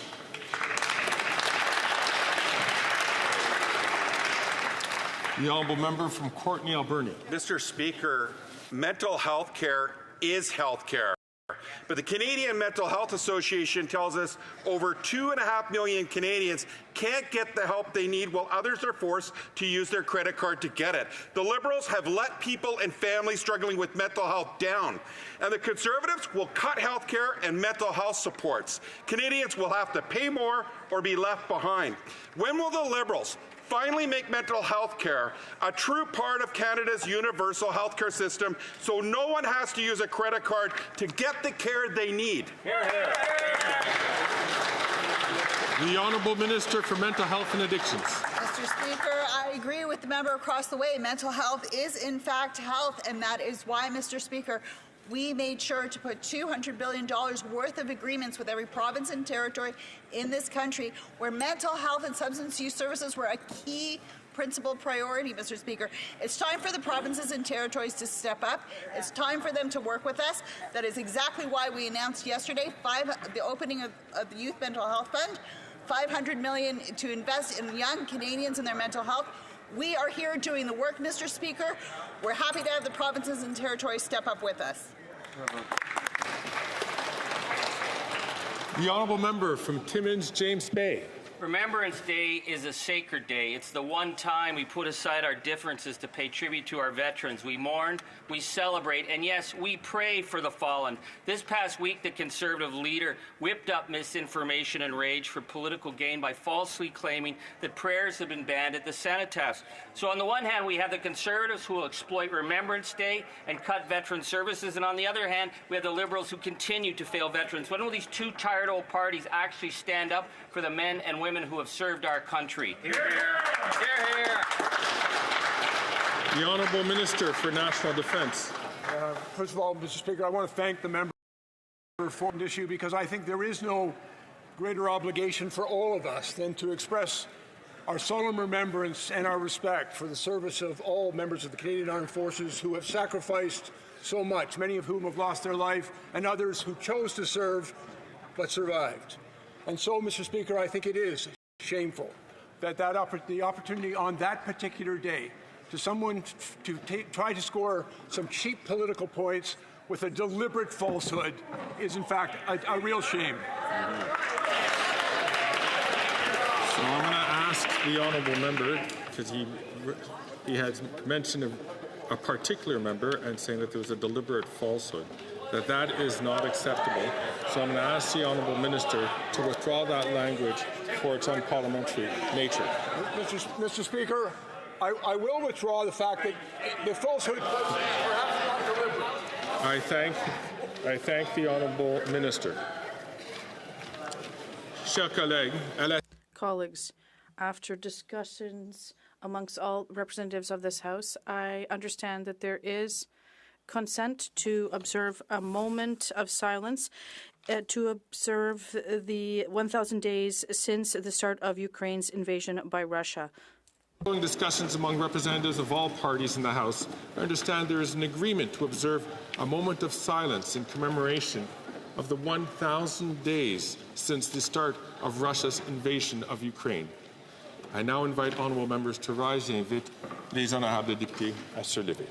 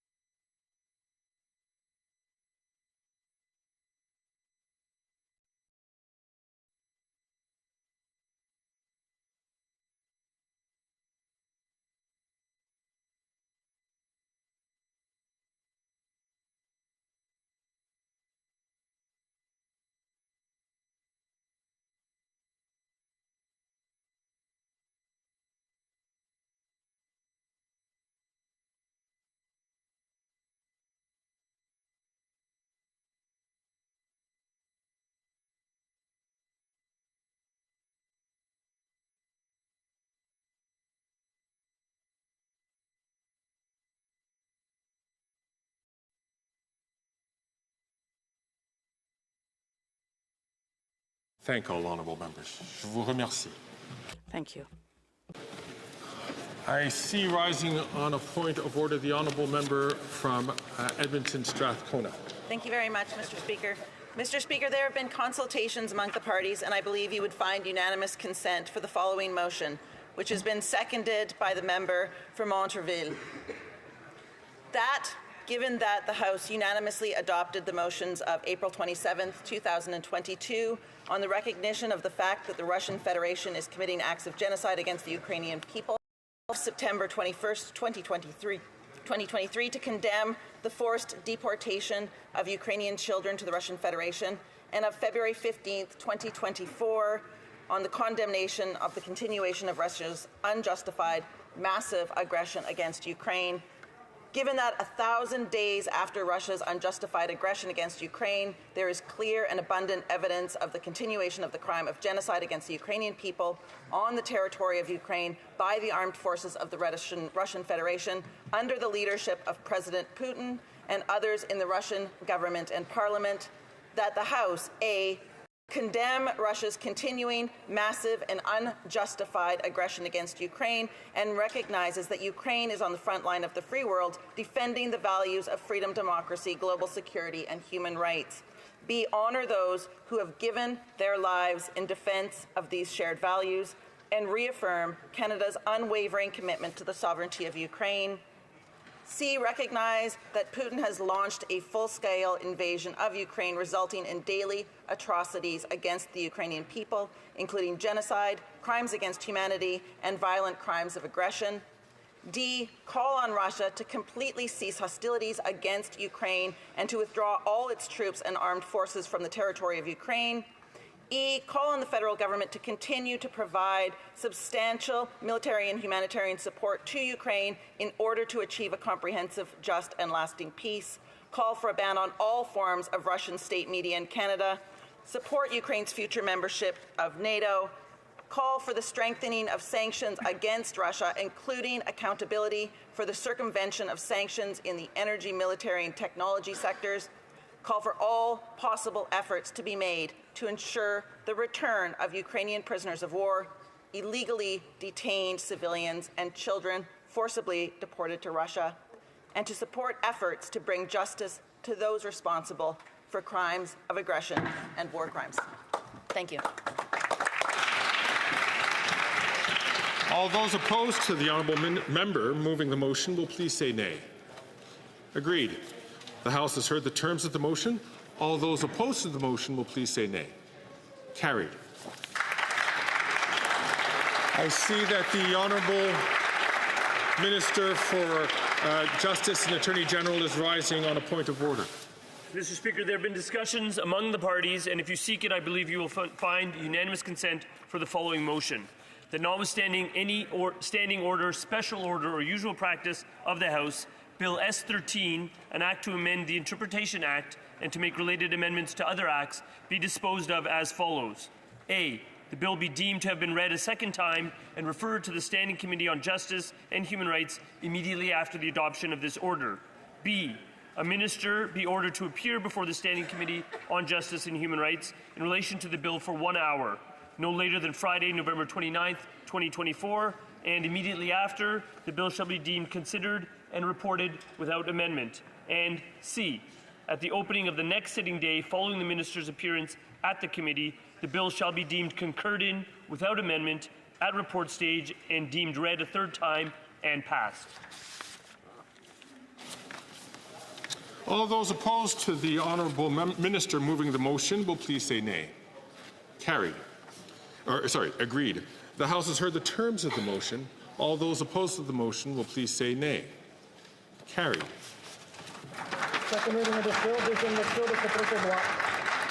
Accordingly, pursuant to the order made earlier today, the bill stands referred to the Standing Committee on Justice and Human Rights. Colleagues, I was coming to the point. The Honourable Member from Calgary Nose Hill is rising on a point of order. The Honourable Member. Speaker, earlier you issued an admonishment stemming from a quote in the National Post from a Cree lawyer who noted that the Minister of Employment committed identity fraud when he falsely claimed Indigenous heritage. The Minister's company falsely claimed Indigenous ownership and subsequently received government contracts. What word would you suggest Indigenous persons use to describe the Minister? That's I'm not certain if that's a point of order. The point of order which I was going to be coming to the Honourable Member of Calgary Nose Hill was that she had used the term, which is not appropriate in this place, to call another honourable member fraudulent. As it happened during question period, another honourable member did the same thing and withdrew the comment.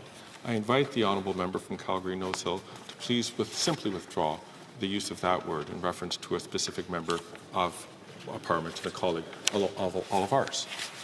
As recorded in the Hansard on February 9th, 2023, the member from Mirabel referred to the Prime Minister as a fraud. No admonishment was issued. Why are you admonishing me today? This is not a debate. I'm asking the honourable member if she would please please withdraw the simple comment on the use of that word in reference to another honourable member. Mr. Speaker, I was quoting an Indigenous person as it pertained to identity fraud by the Minister.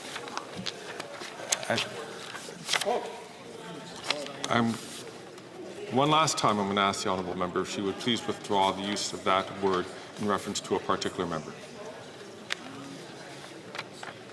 I do not see the honourable member rising. Ms. Rempel-Garner, I have to name you for disregarding the authority of the chair.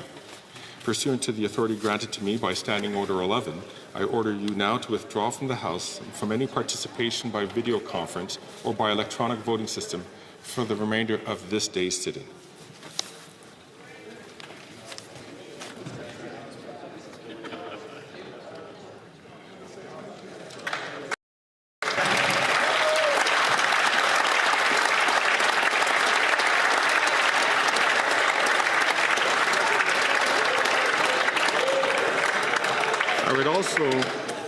The chair also said they would come back to it.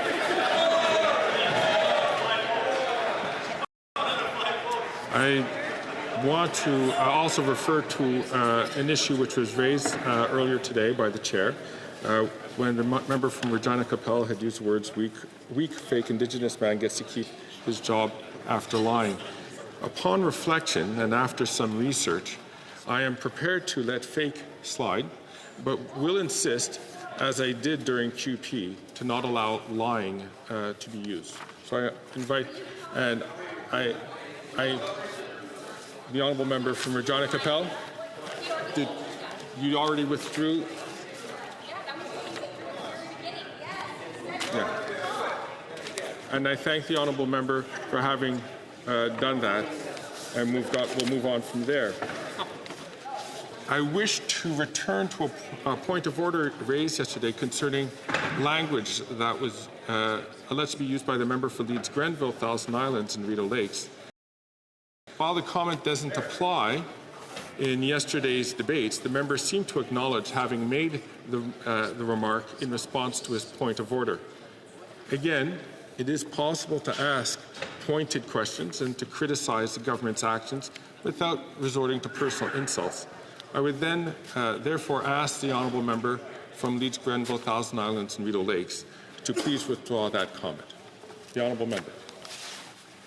Speaker, the Minister for Employment has said there's more than one Randy, and I maintain that that I was referring to the other Randy as Cocaine Randy. Except that we're not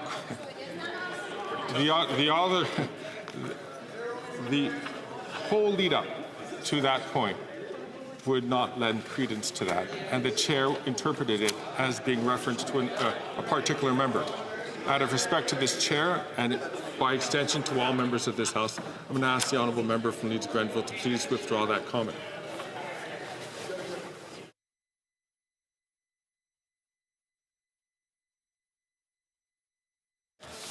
I'll ask the honourable member once again for a third time if you would please do the honourable thing and withdraw that comment in reference to an honourable member.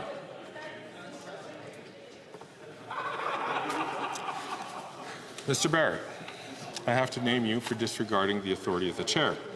Pursuant to the authority granted to me under Standing Order 11, I order you to withdraw from the House and from any participation by video conference or by electronic voting systems for the remainder of this day's sitting.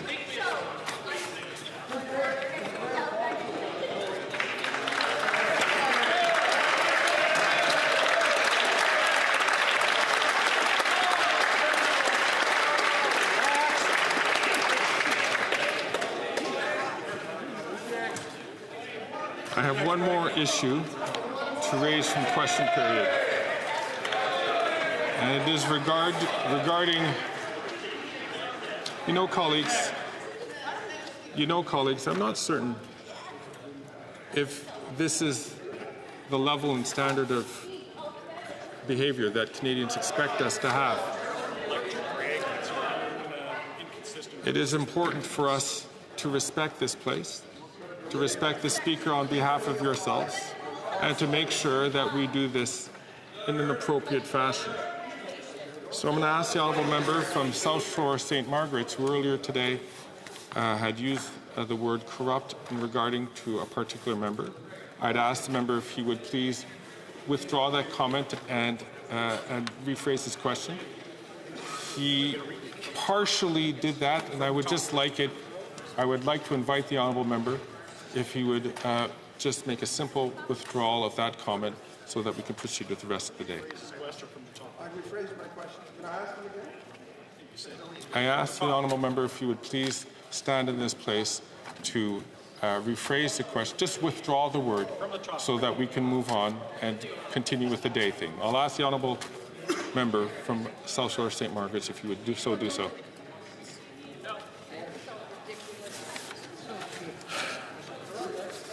Mr. Perkins, I have to name you for disregarding the authority of the chair.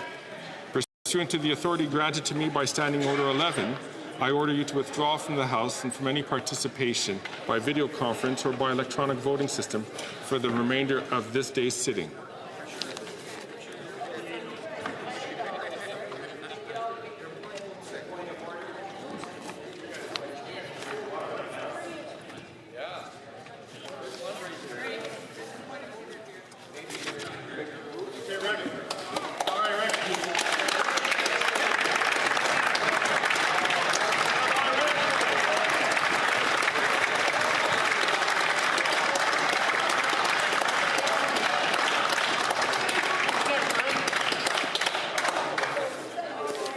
I see that the Honourable Government House Leader is rising on a point of order.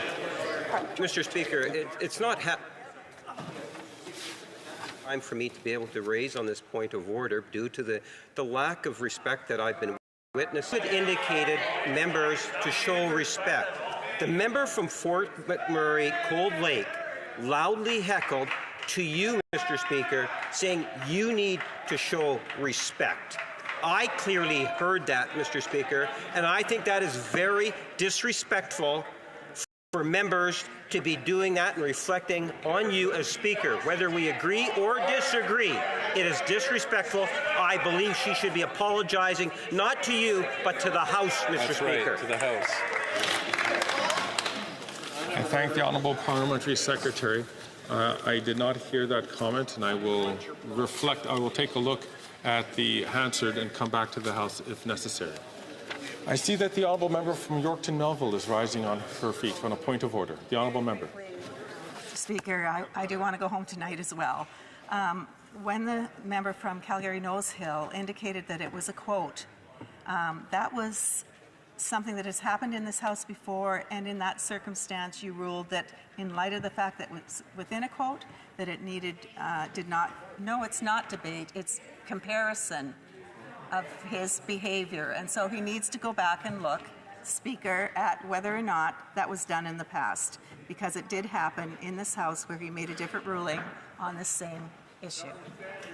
Well done.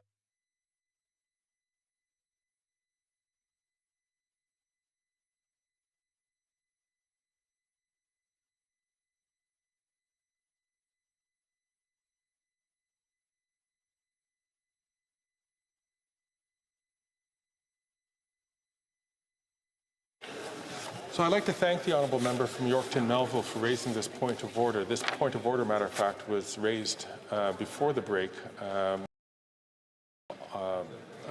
speakers, and there was a ruling that came out from that, of course, members can't do indirectly what they should not do indirectly what they cannot do directly.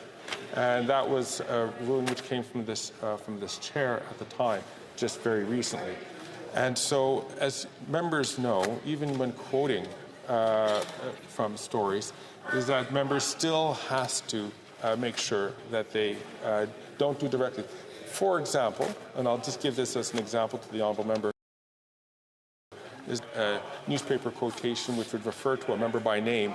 Even though it's in a quotation, members have to use the name of their riding and not the name of the person. So The point that I'm trying to make, even quoting that, you have to be careful that the language that you use still falls within parliamentary standards. So I thank the honourable member for raising that point, and it gives me an opportunity to explain why we were trying to move on this way.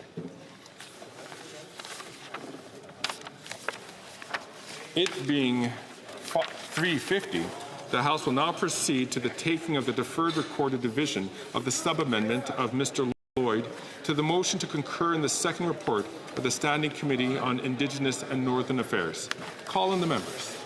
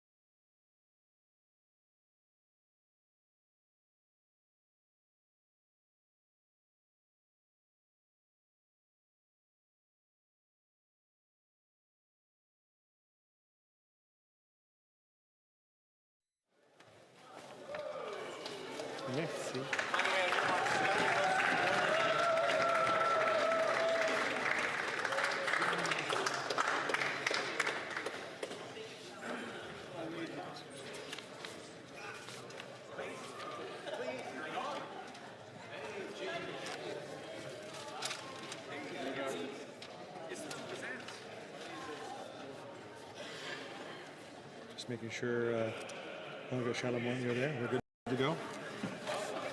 The question is as follows. Mr. Schmale, appuyé par Madame Gladue. Mr. Schmale, seconded by Ms. Gladue, moves that the second report of the Standing Committee on Indigenous and Northern Affairs, presented on Monday, April 25th, 2022, be concurred in. And seconded by Mr. Couric, move the following amendment, that the motion be amended by deleting all of the words after the word that and substituting the following. The second, may I dispense? Thank you very much. The 10-minute period for members voting electronically. No, we got one more. All right. There it is. Sub-amendment, Mr. Lloyd, seconded by Mr. Couric, move the following sub-amendment, that the amendment be amended by adding in paragraph C the following. May I dispense? Thank you. The 10-minute period for members voting electronically has started, and the House will now proceed for the vote for members participating in person. All those in favor of the sub-amendment will please rise. Mr. Schmale. Mr. Schmale. Mr. Bazan. Mr. Bazan. Mr. Brock. Mr. Brock. Mrs. Stubbs. Mrs. Stubbs. Mr. Paulus. Mr. Paulus. Ms. Lewis Haldeman Norfolk. Ms. Lewis Haldeman Norfolk. Mrs. Gray. Mrs. Gray. Mr. Kelly. Mr. Kelly. Mr. Baldinelli. Mr. Baldinelli. Mr. Cooper. Mr. Cooper. Mr. Kimmich. Mr. Kimmich. Mr. Jennis. Mr. Jennis. Mr. Small. Mr. Small. Mr. Berthold. Mr. Berthold. Mr. Abultaif. Mr. Abultaif. Mr. Seaback. Mr. Seaback. Ms. Ferrari. Ms. Ferrari. Mrs. Goodridge. Mrs. Goodridge. Mr. Morantz. Mr. Morantz. Mrs. Roberts. Mrs. Roberts. Mr. Kana. Mr. Canna. Mr. Patzer. Mr. Patzer. Mrs. Gallant. Mrs. Gallant. Mr. Muse. Mr. Muse. Mr. Van Popta. Mr. Van Popta. Mr. Waugh. Mr. Waugh. Mr. Généreux. Mr. Généreux. Mr. Lobb. Mr. Lobb. Mr. Mazer. Mr. Mazer. Mr. Gourde. Monsieur Gourde. Mr. Zimmer. Mr. Zimmer. Mr. Dreeshen. Mr. Dreeshen. Mr. Cram. Mr. Cram. Mr. Tolmie. Mr. Tolmie. Mrs. Wagenthal. Mrs. Wagenthal. Mr. Dalton. Mr. Dalton. Mr. Weber. Mr. Weber. Mr. McGuire. Mr. McGuire. Mr. Shields. Mr. Shields. Mr. Falk Provencher. Mr. Falk Provencher. Mr. Motts. Mr. Motts. Mr. Arnold. Mr. Arnold. Mr. Morrison. Mr. Morrison. Mr. Soroka. Mr. Soroka. Mr. Vidal. Mr. Vidal. Mr. Vierson. Mr. Vierson. Mr. Fast. Mr. Fast. Mr. Giovanni. Mr. Giovanni. Mr. Stewart, Toronto, St. Paul's. Mr. Stewart, Toronto, St. Paul's. Madame de Bellefeuille. Madame de Bellefeuille. Madame Michaud. Madame Michaud. Monsieur Thériault. Monsieur Thériault. Monsieur Lemire. De retour à Monsieur Barcelou-Duval. Monsieur Barcelou-Duval. Monsieur Lemire. Monsieur Lemire. Madame Saint-Clair-Desgagnés. Madame Saint-Clair-Desgagnés. Monsieur Trudel. Monsieur Trudel. Madame Desbiens. Madame Desbiens. Mr. Julian. Mr. Julian. Ms. Matheson. Ms. Matheson. Mr. Johns. Mr. Johns. Miss McPherson. Ms. McPherson. Ms. Dance. Ms. Dance. Mr. Backrack. Mr. Backrack. Madame Hughes. Madame Hughes. Mr. Cannings. Mr. Cannings. Madame Bérubé. De retour à Madame Bérubé. Mr. Morris. Mr. Morris. All those opposed to the sub-amendment will please rise. Ms. Murray. Ms. Murray. Ms. Scrow. Ms. Scrow. Ms. Sahota. Ms. Sahota. Ms. Jasic. Ms. Jazic. Mr. Dollywall. Mr. Dollywall. Mrs. Romanato. Mrs. Romanato. Ms. Jones. Ms. Jones. Mr. Oliphant. Mr. Oliphant. Mr. Lamoureux. Mr. Lamoureux. Mr. Baptiste. Mr. Baptiste. Mr. Kuzmarchek. Mr. Kuzmarchek. Mr. May Cambridge. Mr. May Cambridge. Mr. Hardy. Mr. Hardy. Mr. Yacono. Monsieur Yacono. Mr. Johari. Mr. Johari. Mr. Badaway. Mr. Badaway. Mr. Dogood. Mr. Dogood. Mrs. Atwin. Mrs. Atwin. Mr. Housefather. Mr. Housefather. Mr. Kellaway. Mr. Kellaway. Madame Koutrakis. Madame Koutrakis. Madame Brière. Madame Brière. Mr. Fisher. Mr. Fisher. Mr. Long. Mr. Long. Mr. Longfield. Mr. Longfield. Mr. McDonald Avalon. Mr. McDonald Avalon. Mr. McLeod. Mr. McLeod. Mr. Morrissey. Mr. Morrissey. Mr. Robillard. Mr. Robillard. Miss Hefner. Miss Hefner. Mr. Chang. Mr. Chang. Mr. Rogers. Mr. Rogers. Ms. Yip. Ms. Yip. Mr. Lewis Kitchener-Conestoga. Mr. Lewis Kitchener-Conestoga. Ms. Bradford. Ms. Bradford. Mr. Coteau. Mr. Coteau. Madame Diab. Madame Diab. Madame Lapointe. Madame Lapointe. Ms. Taylor-Roy. Ms. Taylor-Roy. Ms. Thompson. Ms. Thompson. The House will now wait for the electronic voting period to end before resuming its proceedings.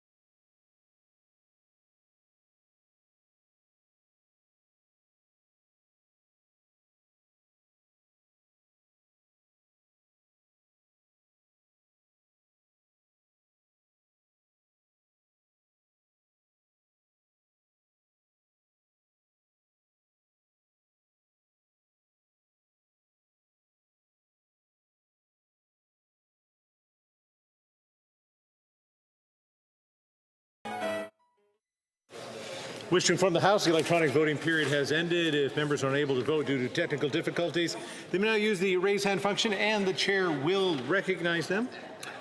Mr. McKinnon, Coquitlam, Port Coquitlam. Thank you, Mr. Speaker. I vote nay. Mr. McKinnon, Coquitlam, Port Coquitlam, nay count. Mr. Zuberi. I vote nay, Mr. Speaker. Mr. Zuberi, nay count. Monsieur Godin. Merci, Monsieur le Président. Je vais voter en faveur. Monsieur Godin, yea pour. Monsieur Arsenault.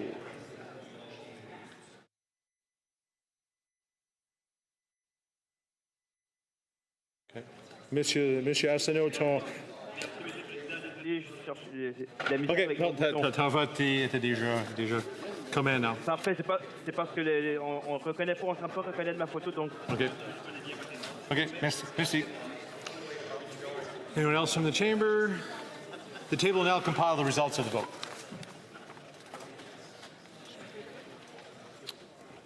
Yeas pour 172, 172. Nays count 146, 146. I declare the sub-amendment carried.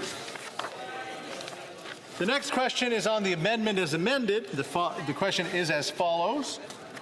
Mr. Schmale, seconded by Ms. Gladue, moves the second report of the Standing Committee on Indigenous and Northern Affairs presented on Monday, April 25, 2022, be concurred in.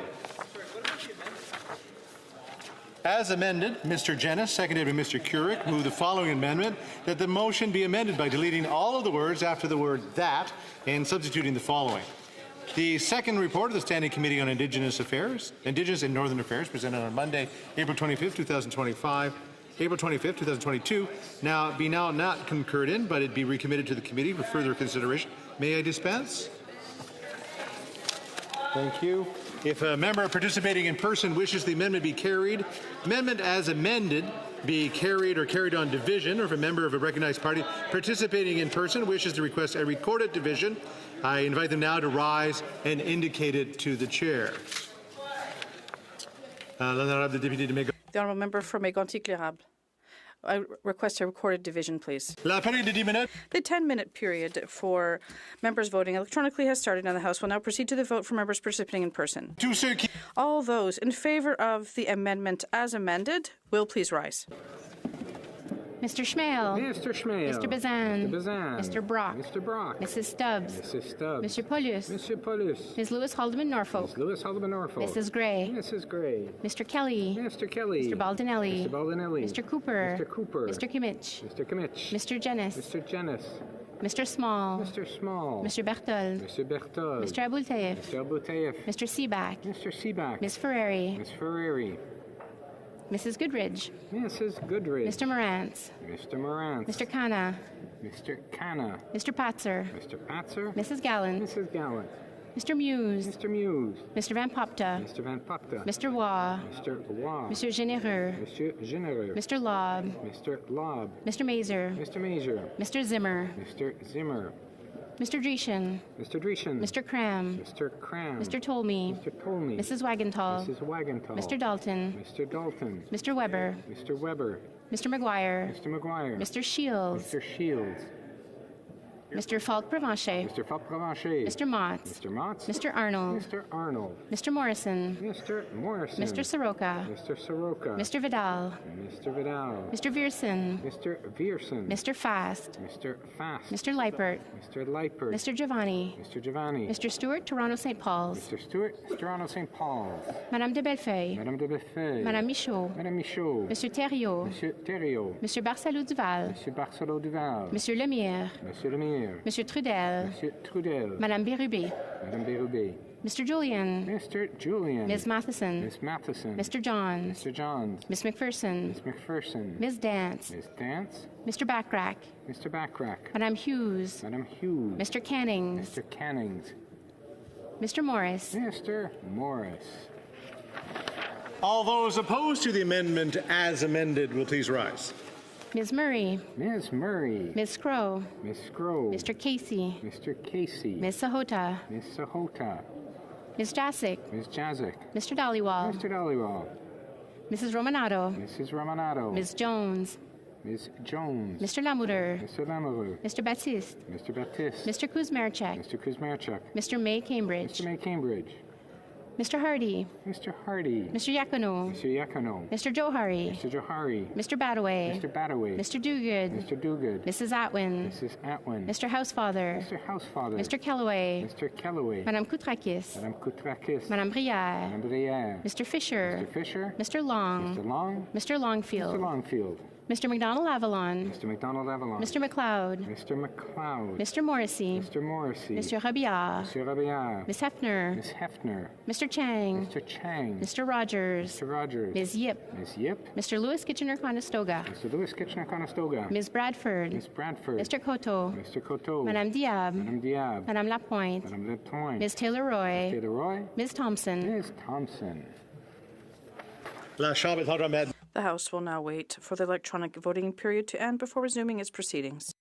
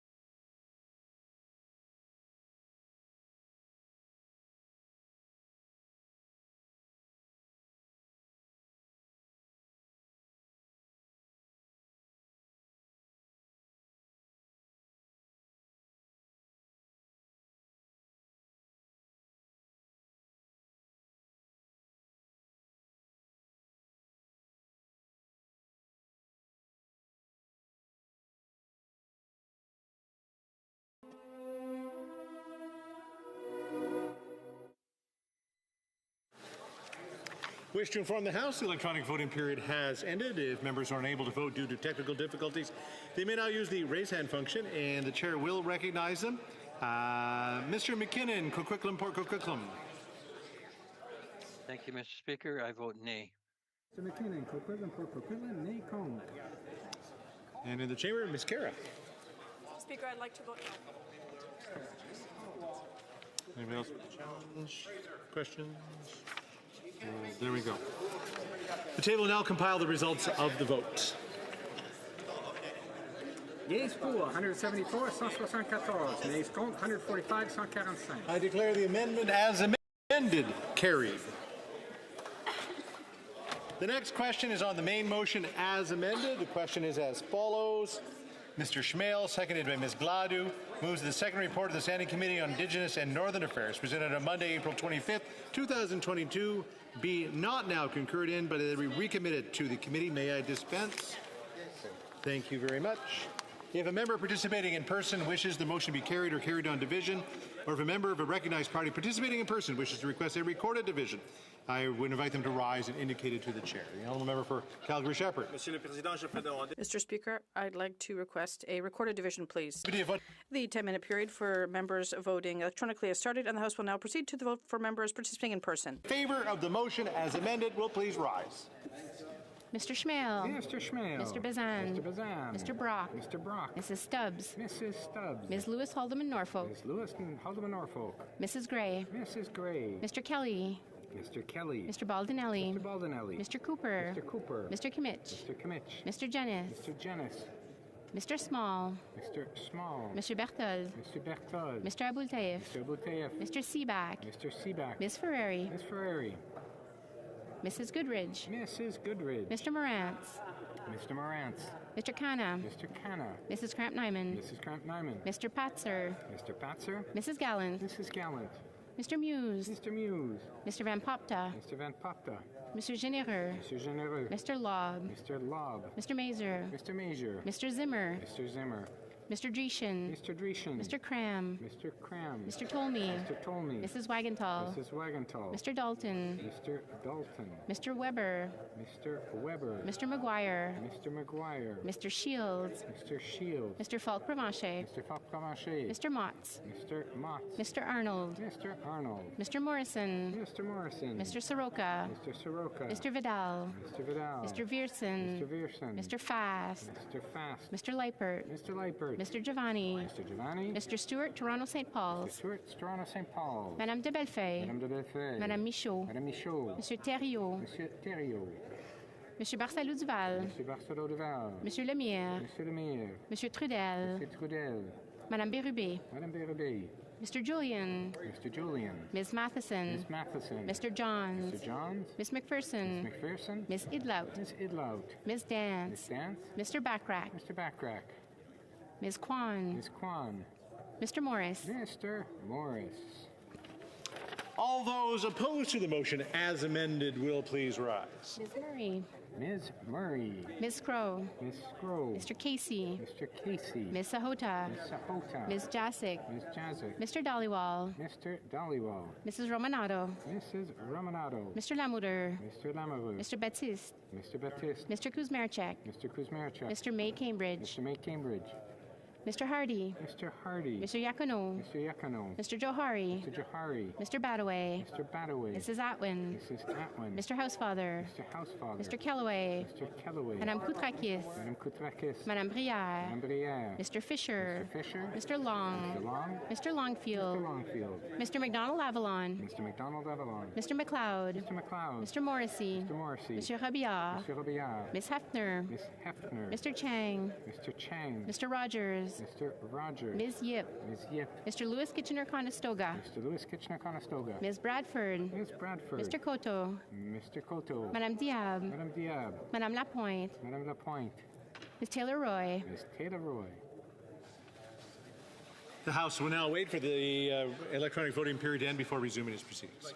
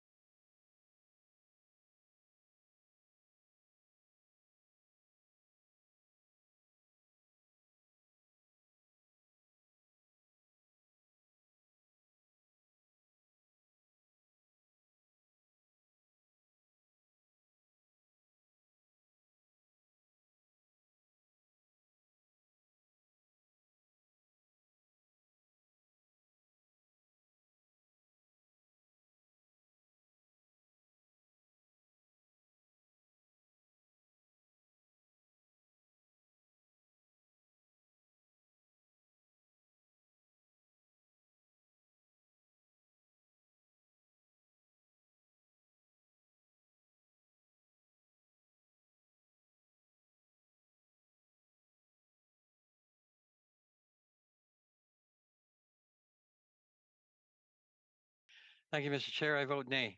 Mr. McKinnon, Coquitlam for Coquitlam, nay count. Nobody came running in. The table will now compile the results of the vote. Yeas pour 173, 173. Nays contre 144, 144. I declare the motion as amended, carried. Order. It's my duty pursuant to Standing Order 38 to inform the House that the questions to be raised tonight at the time of adjournment are as follows. The Honourable Member for Lanark, Frontenac, Kingston, Correctional Service of Canada. For Kitchener Centre, oil and gas industry. Hold on a second. Oh, which one's that? That's the... Okay, well...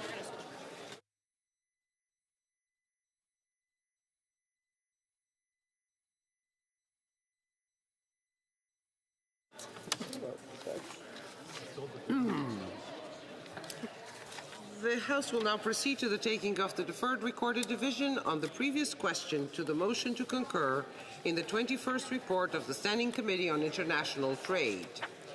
La mise aux voix porte... The question is on the previous question.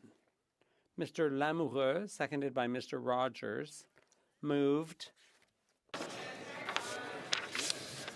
The 10-minute period for members voting electronically has started, and the House will now proceed to the vote for members participating in person. All those in favor of the motion will please rise. Ms. Murray. Ms. Murray. Ms. Crow. Ms. Crow. Mr. Casey. Mr. Casey. Ms. Sahota. Ms. Sahota. Ms. Jasic. Ms. Jazic. Mr. Dollywall. Mr. Dollywall. Mrs. Romanato. Mrs. Romanato. Mr. Lamoureux. Mr. Lamoureux. Mr. Baptiste. Mr. Baptiste. Mr. Kuzmarchuk. Mr. Kuzmarchuk. Mr. May Cambridge. Mr. May Cambridge. Mr. Hardy. Mr. Hardy. Mr. Yakano. Mr. Yakano. Mr. Johari. Mr. Johari. Mr. Badaway. Mr. Badaway. Mrs. Atwin. Mrs. Atwin. Mr. Housefather. Mr. Housefather. Mr. Kellaway. Mr. Kellaway. Madame Koutrakis. Madame Koutrakis. Madame Brière. Madame Brière. Mr. Fisher. Mr. Fisher. Mr. Long. Mr. Long. Mr. Longfield. Mr. Longfield. Mr. McDonald Avalon. Mr. McDonald Avalon. Mr. McLeod. Mr. McLeod. Mr. Morrissey. Mr. Morrissey. Monsieur Rabillard. Monsieur Rabillard. Ms. Hefner. Ms. Hefner. Mr. Chang. Mr. Chang. Mr. Rogers. Mr. Rogers. Ms. Yip. Ms. Yip. Mr. Lewis Kitchener-Conestoga. Mr. Lewis Kitchener-Conestoga. Ms. Bradford. Ms. Bradford. Mr. Coteau. Mr. Coteau. Madame Diab. Madame Diab. Madame Lapointe. Madame Lapointe. Ms. Taylor-Roy. Ms. Taylor-Roy. Ms. Thompson. Ms. Thompson. Mr. Schmale. Mr. Schmale. Mr. Bazan. Mr. Bazan. Mr. Brock. Mr. Brock. Mrs. Stubbs. Mrs. Stubbs. Ms. Lewis Haldeman Norfolk. Ms. Lewis Haldeman Norfolk. Mrs. Gray. Mrs. Gray. Mr. Kelly. Mr. Kelly. Mr. Baldinelli. Mr. Baldinelli. Mr. Cooper. Mr. Cooper. Mr. Kimmich. Mr. Kimmich. Mr. Berthold. Mr. Berthold. Mr. Abultaif. Mr. Abultaif. Mr. Seaback. Mr. Seaback. Ms. Ferrari. Ms. Ferrari. Mrs. Goodridge. Mrs. Goodridge. Mr. Morant. Mr. Morant. Mr. Canna. Mr. Canna. Mrs. Cramp-Nyman. Mrs. Cramp-Nyman. Mr. Patzer. Mr. Patzer. Mrs. Gallant. Mrs. Gallant. Mr. Muse. Mr. Muse. Mr. Van Popta. Mr. Van Popta. Mr. Généreux. Monsieur Généreux. Mr. Lobb. Mr. Lobb. Mr. Mazer. Mr. Mazer. Mr. Zimmer. Mr. Zimmer. Mr. Dreeshen. Mr. Dreeshen. Mr. Cram. Mr. Cram. Mr. Tolmie. Mr. Tolmie. Mrs. Wagenthal. Mrs. Wagenthal. Mr. Dalton. Mr. Dalton. Mr. Weber. Mr. Weber. Mr. McGuire. Mr. McGuire. Mr. Shields. Mr. Shields. Mr. Falk-Provencher. Mr. Falk-Provencher. Mr. Mott. Mr. Mott. Mr. Arnold. Mr. Arnold. Mr. Soroka. Mr. Soroka. Mr. Vierson. Mr. Vierson. Mr. Leipert. Mr. Leipert. Mr. Giovanni. Mr. Giovanni. Mr. Stewart, Toronto St. Paul's. Mr. Stewart, Toronto St. Paul's. Madame de Bellefeuille. Madame de Bellefeuille. Madame Michaud. Madame Michaud. Monsieur Thériault. Monsieur Thériault. Monsieur Barcelou-Duval. Monsieur Barcelou-Duval. Monsieur Savard-Tremblay. Monsieur Savard-Tremblay. Monsieur Trudel. Monsieur Trudel. Madame Bérubé. Madame Bérubé. Mr. Julian. Mr. Julian. Ms. Matheson. Ms. Matheson. Mr. Johns. Mr. Johns. Ms. McPherson. Ms. McPherson. Ms. Idlout. Ms. Idlout. Ms. Dance. Ms. Dance. Mr. Backrack. Mr. Backrack. Ms. Blaney. Ms. Blaney. Ms. Kwan. Ms. Kwan. Mr. Morris. Mr. Morris. Que tous ceux qui s'opposent à la motion. All those opposed to the motion will please rise. La Chambre attendra maintenant la fin de la période. The House will now wait for the electronic voting period to end before resuming its proceedings.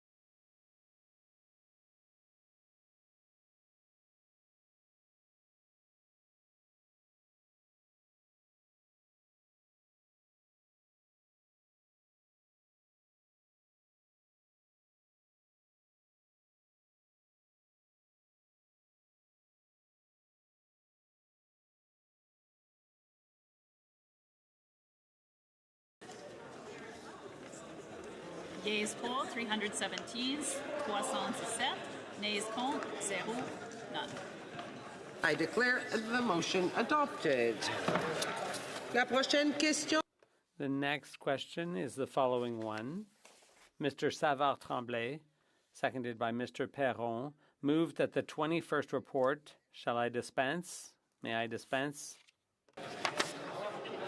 Si un député participant en If a member participating in person wishes that the motion be carried or carried on division, or, yes, Madam Speaker, the block requests a recorded division. période de 10 minutes. The 10-minute period for members voting electronically has begun, and the House will now proceed to taking the vote for members in person. All those in favor will please rise. Mr. Brock. Mrs. Stubbs. Mrs. Stubbs. Ms. Lewis Haldeman Norfolk. Ms. Lewis Haldeman Norfolk. Mrs. Gray. Mrs. Gray. Mr. Kelly. Mr. Kelly. Mr. Baldinelli. Mr. Baldinelli. Mr. Cooper. Mr. Cooper. Mr. Kimmich. Mr. Kimmich. Mr. Berthold. Mr. Berthold. Mr. Abultaif. Mr. Abultaif. Mr. Seaback. Mr. Seaback. Ms. Ferrari. Ms. Ferrari. Mrs. Goodridge. Mrs. Goodridge. Mr. Morantz. Mr. Morant. Mr. Canna. Mr. Canna. Mrs. Cramp-Nyman. Mrs. Cramp-Nyman. Mr. Patzer. Mr. Patzer. Mrs. Gallant. Mrs. Gallant. Mr. Muse. Mr. Muse. Mr. Van Popta. Mr. Van Popta. Mr. Généreux. Monsieur Généreux. Mr. Lobb. Mr. Lobb. Mr. Major. Mr. Major. Mr. Zimmer. Mr. Zimmer. Mr. Dreeshen. Mr. Dreeshen. Mr. Cram. Mr. Cram. Mr. Tolmie. Mr. Tolmie. Mrs. Wagenthal. Mrs. Wagenthal. Mr. Dalton. Mr. Dalton. Mr. Weber. Mr. Weber. Mr. McGuire. Mr. McGuire. Mr. Shields. Mr. Shields. Mr. Falk-Provencher. Mr. Falk-Provencher. Mr. Motts. Mr. Motts. Mr. Arnold. Mr. Arnold. Mr. Soroka. Mr. Soroka. Mr. Vierson. Mr. Vierson. Mr. Leipert. Mr. Leipert. Mr. Giovanni. Mr. Giovanni. Mr. Stewart, Toronto St. Paul's. Mr. Stewart, Toronto St. Paul's. Madame de Bellefeuille. Madame de Bellefeuille. Madame Michaud. Madame Michaud. Monsieur Thériault. Monsieur Thériault. Monsieur Barsalou-Duval. Monsieur Barcelou-Duval. Monsieur Savard-Tremblay. Monsieur Savard-Tremblay. Monsieur Trudel. Monsieur Trudel. Madame Bérubé. Madame Bérubé. Mr. Julian. Mr. Julian. Ms. Matheson. Ms. Matheson. Mr. Johns. Mr. Johns. Miss McPherson. Ms. McPherson. Miss Idlout. Ms. Idlout. Ms. Dance. Ms. Dance. Mr. Backrack. Mr. Backrack. Ms. Blaney. Ms. Blaney. Ms. Kwan. Ms. Kwan. Mr. Morris. Mr. Morris. All those opposed to the motion will please rise. Ms. Murray. Ms. Murray. Ms. Scrow. Ms. Scrow. Mr. Casey. Mr. Casey. Ms. Sahota. Ms. Sahota. Ms. Jasic. Ms. Jazik. Mr. Dollywall. Mr. Dollywall. Mrs. Romanato. Mrs. Romanato. Mr. Lamoureux. Mr. Lamoureux. Mr. Baptiste. Mr. Batiste. Mr. Kuzmarchek. Mr. Kuzmarchek. Mr. May Cambridge. Mr. May Cambridge. Mr. Hardy. Mr. Hardy. Mr. Yacono. Mr. Yakano. Mr. Johari. Mr. Johari. Mr. Badaway. Mr. Badaway. Mrs. Atwin. Mrs. Atwin. Mr. Housefather. Mr. Housefather. Mr. Kellaway. Mr. Kellaway. Madame Koutrakis. Madame Koutrakis. Madame Brière. Madame Brière. Mr. Fisher. Mr. Fisher. Mr. Long. Mr. Long. Mr. Longfield. Mr. Longfield. Mr. McDonald Avalon. Mr. McDonald Avalon. Mr. McLeod. Mr. McLeod. Mr. Morrissey. Mr. Morrissey. Mr. Rabia. Monsieur Rabia. Miss Hefner. Ms. Hepner. Mr. Chang. Mr. Chang. Ms. Yip. Ms. Yip. Mr. Lewis Kitchener-Conestoga. Mr. Lewis Kitchener-Conestoga. Ms. Bradford. Ms. Bradford. Mr. Cotto. Mr. Cotto. Madame Diab. Madame Diab. Madame Lapointe. Madame Lapointe. Ms. Taylor-Roy. Ms. Taylor-Roy. Ms. Thompson. Ms. Thompson.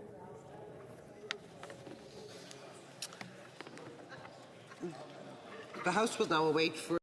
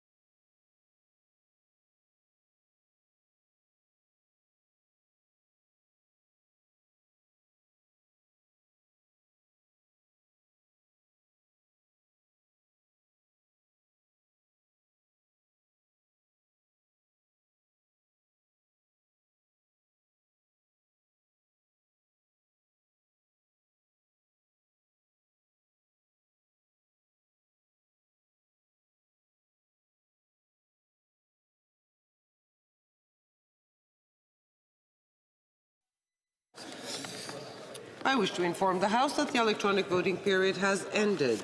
Si les députés n'ont pas pu... If members were unable to vote due to technical difficulties, they may now use the raise hand function and the chair will recognize them. And Coquitlam Port Coquitlam. I vote nay. Mr. McKinnon, Coquitlam, Port Coquitlam, nay contre. Le bureau va maintenant compiler les... The table will now compile the results of the vote. Yeas pour 171, 171. Nays contre 145, 145. I declare the motion adopted. Je désire informer la Chambre qu'en raison... I wish to inform the House that due to deferred recorded divisions, there will be a time extension of 62 minutes. I wish to inform the House that the volume of earpieces will now be reset.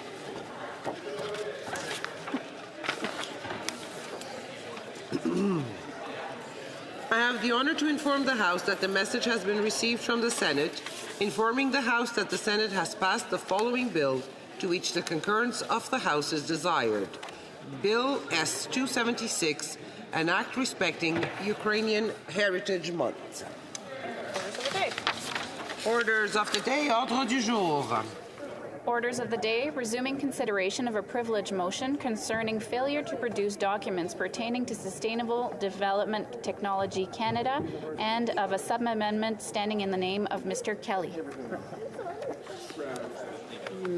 The Honourable Member for Calgary Rocky Ridge has 10 minutes of questions and comments. So questions and comments, the Honourable Member for St. John's Rothsay. Thank you, Madam Speaker, and I certainly want to thank and acknowledge my good friend across the House on his speech, although he must have drew the short straw to have to get up there and do that for 10 minutes. But I do have a question for him with respect to what the Commissioner of the RCMP said. And I'm going to quote, "The RCMP's ability to receive and use information obtained through this production order and under the compulsory powers afforded by the Auditor General Act in the course of a criminal investigation could give rise to concerns under the Canadian Charter of Rights and Freedoms. It is therefore highly unlikely that any information obtained by the RCMP under the motion where privacy interests exist could be used to support a criminal prosecution or further a criminal investigation. There is significant risk that the motion could be interpreted as a circumvention of normal investigative process in charter protections, Madam Speaker." Madam Speaker, I know my friend opposite knows that what's happening in the House right now is a debacle. It's a waste of all of our time. We come up here to do good things for our ridings. So I'd like my friend opposite to respond to that quote. Thank you. Honourable Member for Calgary Rocky Ridge. Well, thank you, Madam Speaker, and I thank my friend, and indeed he's my friend from St. John Rothsay's.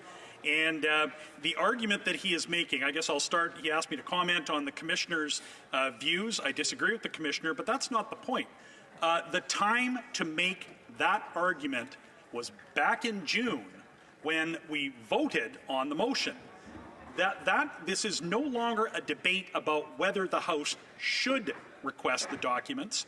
The House has requested the documents. So complying with the order of the House is what this government has failed to do. And I don't agree with him, though, that that this is a debacle, only to the extent that then yes, the House is paralyzed because the government won't table the documents, and there are several remedies available to the government. The first remedy, and the most important one, would be to call an election. If this place is not functional, we need to elect a new government that can earnestly deal with the important problems facing this country. And I think this member is well on the record agreeing that the Prime Minister ought to step down. He ought to step down and call an election. Good answer. Good answer. Questions et commentaires. Questions and comments. The Honourable Member for Calgary Shepherd. Thank you, Madam Speaker. I'd like to ask a colleague of mine who's from the opposite side of the city of Calgary You know, we're talking about close to $400 million that was corruptly spent by at least 9 directors that the Auditor General has identified as having participated in at least 186 corrupt decisions out of a sample size of about 400 that were looked at. But I'm wondering if my colleague could perhaps describe what could we have done with the close to $400 million that was corruptly spent? Could we have cut taxes? Could we have reduced the national debt? Could we have put it towards other uses that his constituents would like to see? For Calgary, Rocky Ridge. Well, the member is absolutely right. $400 million could have been that was misallocated by Liberal insiders that were deliberately appointed by the previous minister. That the misappropriation of that money could have gone to any of a number of things, including housing our troops, where we have a base housing problem, where our men and women in the armed forces don't have access to housing. That's just one thing that would instantly leap out at me, because we've debated that in the House. So there are any of a number of things. He's right. They could have lowered taxes by $400 million. They could have not incurred another $400 million in debt. Instead, under this government's watch, in front with the minister's own senior officials present, these Liberal insiders chose to give the money to themselves. Questions and comments? The honourable member for Kitchener Centre. Madam Speaker, as the member likely knows, Greens supported the original motion back in June. We support the documents being provided as the House has called for. We also want to see the House operate. This is a significant amount of money. It's $400 million, but so too is the operations of this place. The math I have is recent as of the beginning of this week. We've now had 160 Conservatives speak to this motion. If you assume it takes about $70,000 or so per hour that this House operates to operate the House of Commons, that adds up to 80 hours. It's $5.6 million spent speaking about the same motion, when many of us, myself included, would like to vote on the motion, to send it to committee, to have committee report to us on doing exactly as I understand the Conservatives want to do, which is to get back to that original motion in June. Can the member speak to any concerns he has with using this amount of taxpayer money to continue talking about the exact same motion when we could just vote on it?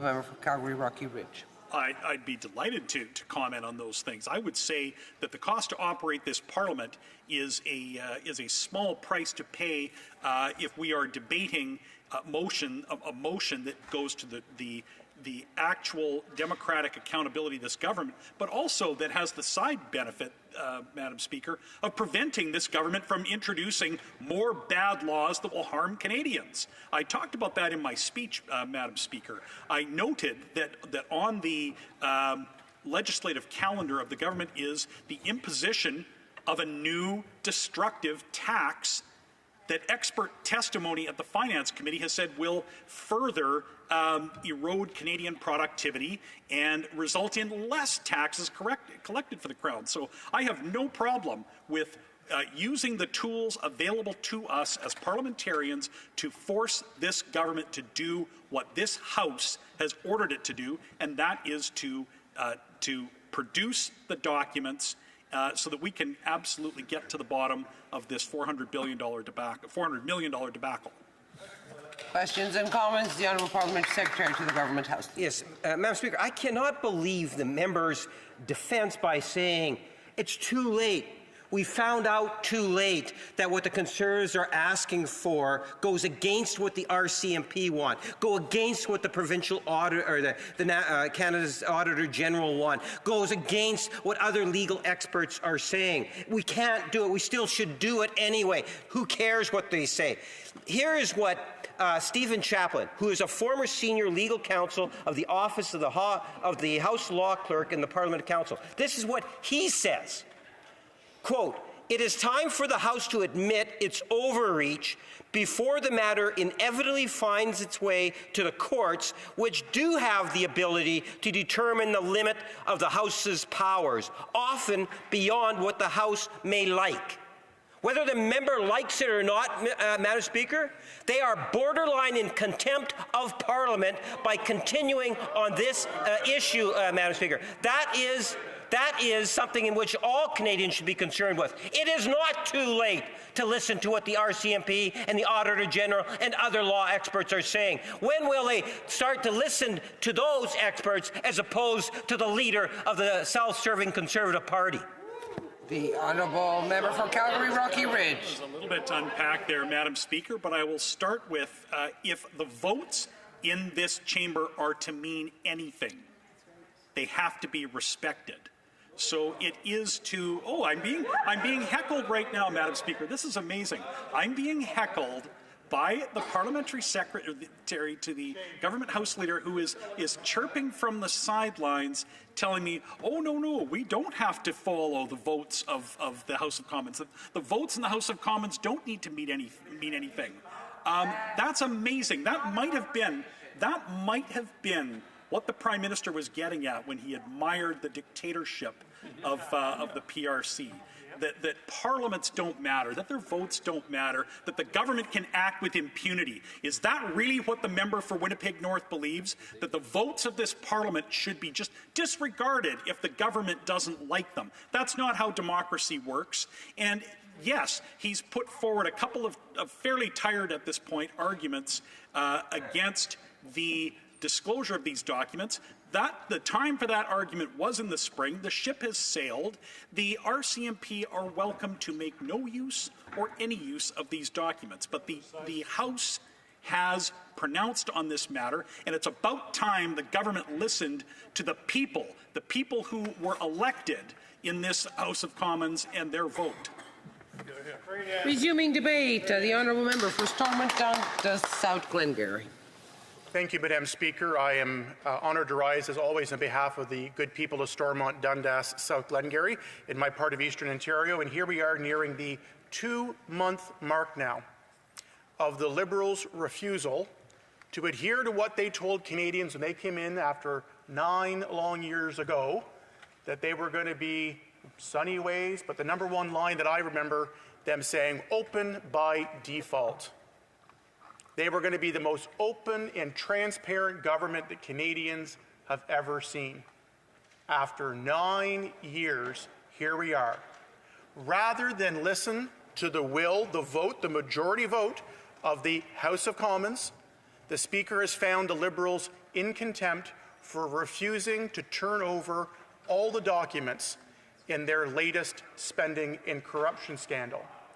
It makes you wonder, Madam Speaker, as I've said a few times here now, and as Canadians see go on and on and on, a stubbornness, a refusal, just to be open by default, to provide the RCMP with full, unredacted access to the documents so they can continue and complete a full criminal investigation into this specific case of insiders getting ahead. It makes you wonder what exactly are in those documents that they're refusing to provide, that they are redacting, that they don't want the RCMP to see. The facts are simple. If there's nothing to hide, as they claim, if they want to be fully cooperative, if they want Canadians to be assured that the RCMP cannot be stonewalled, that they don't want to act as gatekeepers to information and documents and evidence of their own corruption and spending scandal, they would be open by default as they promised and just provide the documents. It is incredible that a government is here in the House of Commons refusing to do so. And by the consequence of that, nearly 2 months now, 25, 26 House days of the parliamentary calendar, at least you lose track. That's how long it has been that they don't care about their government business and their government agenda. Private members' bills are not advancing. It just makes you wonder how desperate they are to drag this out and avoid accountability. Because what we do know, what Canadians do know from the Auditor General herself and her multiple reports into this issue, is that there is a massive, massive amount of corrupt, inappropriate behavior. Think about this when we go back a generation. When I first started getting interested in following federal politics, a little political junkie in my teen years back in the early 2000s, it was the sponsorship scandal. Think of where we're at. The definition of insanity. We've heard that expression before. Doing the same thing over and over again and expecting a different result. Well, this is what happens when you elect Liberals. It was 20 years ago, the sponsorship scandal came up. $40 million, not an insignificant amount of taxpayers' money back then. But what happened? There had to be a public inquiry. People went to jail for criminal intent of stealing taxpayers' money for Liberal insiders getting ahead. It was one of the main reasons the Liberal Party of Canada back in 2006 was defeated, and the Conservative government came in with the Accountability Act to clean up the unethical mess. The Accountability Act was a cornerstone of the Harper Conservative government that was necessary after 13 years of Liberals in office. And here we are, flash forward here now, $400 million, 10 times the size, confirmed by the Auditor General. Projects over $50 million. Ineligible projects were awarded by Liberal insiders to each other in the Green Slush Fund. 186 cases of conflict of interest. That's not an accident. That's not, oh, I didn't know the rules. That is blatant, blatant corruption. I've gone back and explained before. I served in municipal politics. I enjoyed my 12 years in my hometown of North Dundas, serving as a councillor, a mayor, and then a warden. The number one thing when it comes to governance of a municipality, on charities, if you're on a board of directors, on anything, you learn about conflicts of interest. We call them pecuniary interest as well. You can't advance your own personal agenda and financial benefit on the board that you serve. You have to declare a conflict. You have to step away. You can't put yourself in those situations to benefit yourself. 101 of ethical behavior, of board governance, and particularly in a fund, the SDTC fund, the program has existed for nearly a quarter century. And it wasn't until this Prime Minister and his then Minister of Industry started changing the players and appointing Liberal insiders that problems started. And here we are. Talk about frustrated. Canadians are frustrated.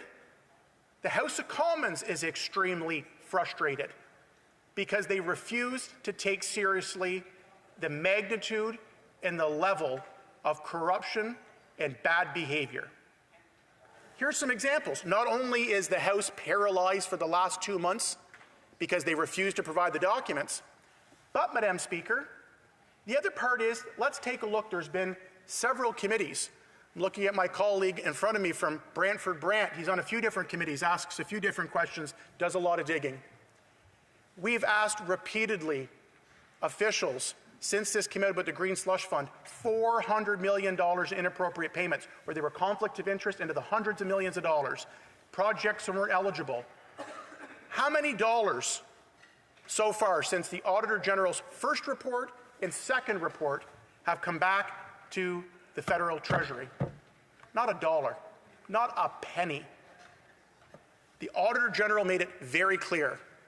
Projects were ineligible, conflicts of interest in 186 cases, and everybody in this House and in this country knows when you do 186 conflict of interest cases, it's not an accident. Oh, whoops, we didn't know. They knew exactly what they were doing. And here we are, years after brave whistleblowers came forward and broke the news. Couldn't take it anymore, this blatant corruption and inappropriate behavior coming from these Liberal-appointed insiders. Almost an incestuous thing of giving money to each other left, right, and centre. Whistleblowers came forward, and we've gone on there. Madam Speaker, what has to happen at the end of the day is we need the RCMP to get full access to these documents. If we go back, I mentioned the sponsorship scandal before, in a history and a record after 9 years. The sponsorship scandal was the story and the issue that brought down the last Liberal government, and it is going to be just a continued stacking that made the sponsorship scandal look like pocket change compared when you add things up. Think about it. The $60 million ArriveCan program, where experts said, many people said, it could have been done for about $250,000 or $80,000 on one weekend. $60 million later went to one company, couple people working in somebody's basement here in Ottawa, and they got funneled millions of dollars in sole source contracts, had nice little whiskey tasting and parties, and it's all about who you knew. And they did little to no work for any of it. How much of that's been returned? Nothing. We have the We Charity scandal and what happened there, where the Prime Minister's family was benefiting from there, and they tried to give the We Charity friends of the Prime Minister hundreds of millions of dollars during COVID in the name of helping young people get employed and be connected with jobs.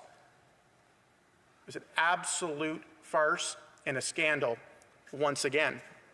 And when it comes to the production of documents, there's the waste, there's the corruption, there's the inappropriate use of taxpayers' money.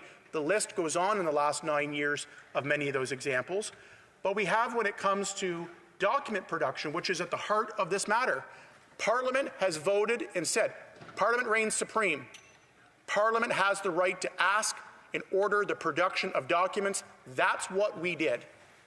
And again, what did we do it for, and why did we do it? Because we want the RCMP to have unfettered access to all of the documents. And here's the thing that's interesting, Madam Speaker. Why is that so important? Look back again at the behaviour of this Liberal government. It was the Prime Minister, when he fired the first Indigenous female Attorney General in this country on the SNC-Lavalin scandal. The RCMP said the case was closed, we're not proceeding, no charges. Why? Because the Prime Minister blocked getting access to cabinet documents. The heart of the matter, the heart of the scandal. The RCMP said they closed the case and they did not proceed with the possibility of, because they did not have all the information that they needed or wanted. And here's the thing. It goes on, the Winnipeg lab documents. In the midst of COVID, we had to call someone to the bar here, a very, very rare use of discipline in the House of Commons, because the Liberals refused to provide the documents about how they allowed such a national security breach at the Winnipeg labs in a time of crisis. I already mentioned the We Charity scandal. We got another question of privilege now with the Minister of Employment. I got to be so careful here now. He faked being Indigenous, but I don't know if we can say that or not. He pretended to be, and did all these words that we go on here now. We're playing word salad in the House of Commons today about what we can and can't say about some of the most preposterous, shameful behavior from the Minister of Employment and Official Languages, the member for Edmonton Centre, the first person to lecture anybody about their morals and integrities. Holy mackerel, the confidence of that man to stand before, lecture anybody when he himself, you should have seen the look of the Liberal members behind them. They are just utterly ashamed at the number of examples. Another example in 9 years of unethical behaviour, not following the wills of committee, of this Parliament, and obstructing the truth and access for information for Canadians to get to the bottom of all of these Liberal scandals. It goes on and on and on. And I see my colleague from St. Albert, Edmonton here. He and I have a good time on the House and Procedural Affairs Committee at Proc. Talk about blocking the production of documents. Here we are today at the Proc Committee trying to get to another question of privilege. And what happens? Oh, Liberals want to send it to committee. Send this issue just to committee and they can bury it under the rug.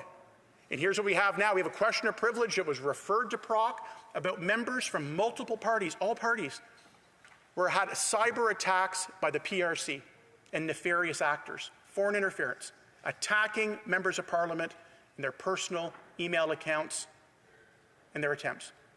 And we learned today, as we were talking about motions and how to move forward on the issue, we casually find out that after the Communications Security Establishment, the CSE, said, well, we're not going to come back to committee. We've given you everything we need. Oh, by the way, we've got a substantial amount of documents left, and we're not sure when we're going to get them to you. The document production order of the House was due in the middle of August.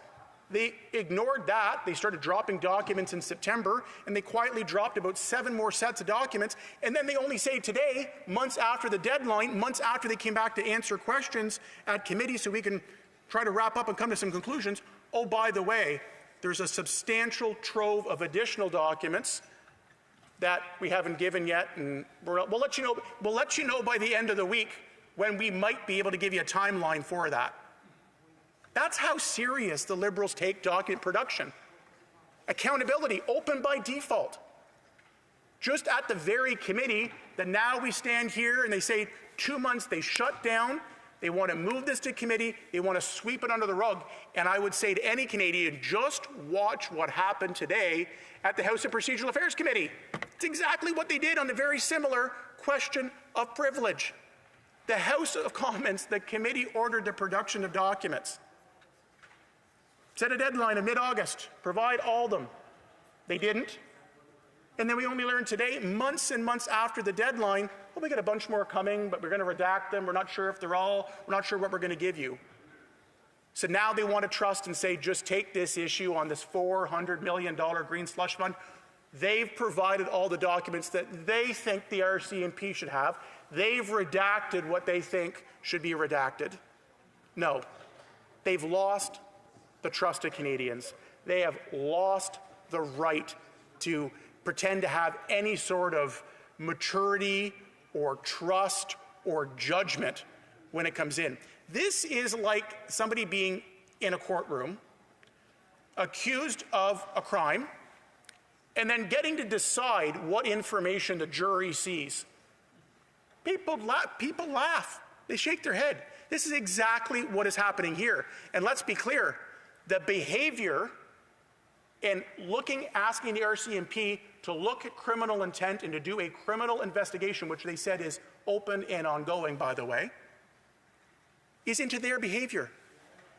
So, yep, it is absolutely right. We look at the history and the conduct of this Liberal government for the last 9 years.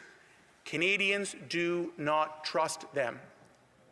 So the House of Commons has stepped in, which it has the absolute right to do, and said provide all the documents, unredacted, all of them to the RCMP. They could take a look at them and make the determination, and Canadians can know. Only then can they know. Once we know all the documents they've given there, full access, not what they want to give, not what's unredacted, only then can Canadians maybe start to feel like justice is being done in this country. Full investigations into criminal intent. Because why, Madam Speaker? Corruption, putting insiders ahead of each other, 186 cases of conflict of interest, $50 million in projects that were ineligible. For a country who had money growing on trees, that still would not be appropriate. But here we are now, massive, endless deficits in this country. Food bank use at a record high, 2 million visits to food banks every month. Housing costs have doubled. Our immigration system is in shambles. People are finding it harder than ever before to make ends meet. Have a little bit of money left over at the end of the day for Christmas presents. Homelessness, tent encampments by the thousands have exploded in this country. Canadians are worse off undoubtedly after 9 years. But, Madam Speaker, what I'll tell you is, for all that ache and all that pain and all that strain that millions of Canadians are under already, simply by their inflationary policies of doubling the national debt, 40-year high inflation, record high rent, mortgages, housing costs, down payments, you name it.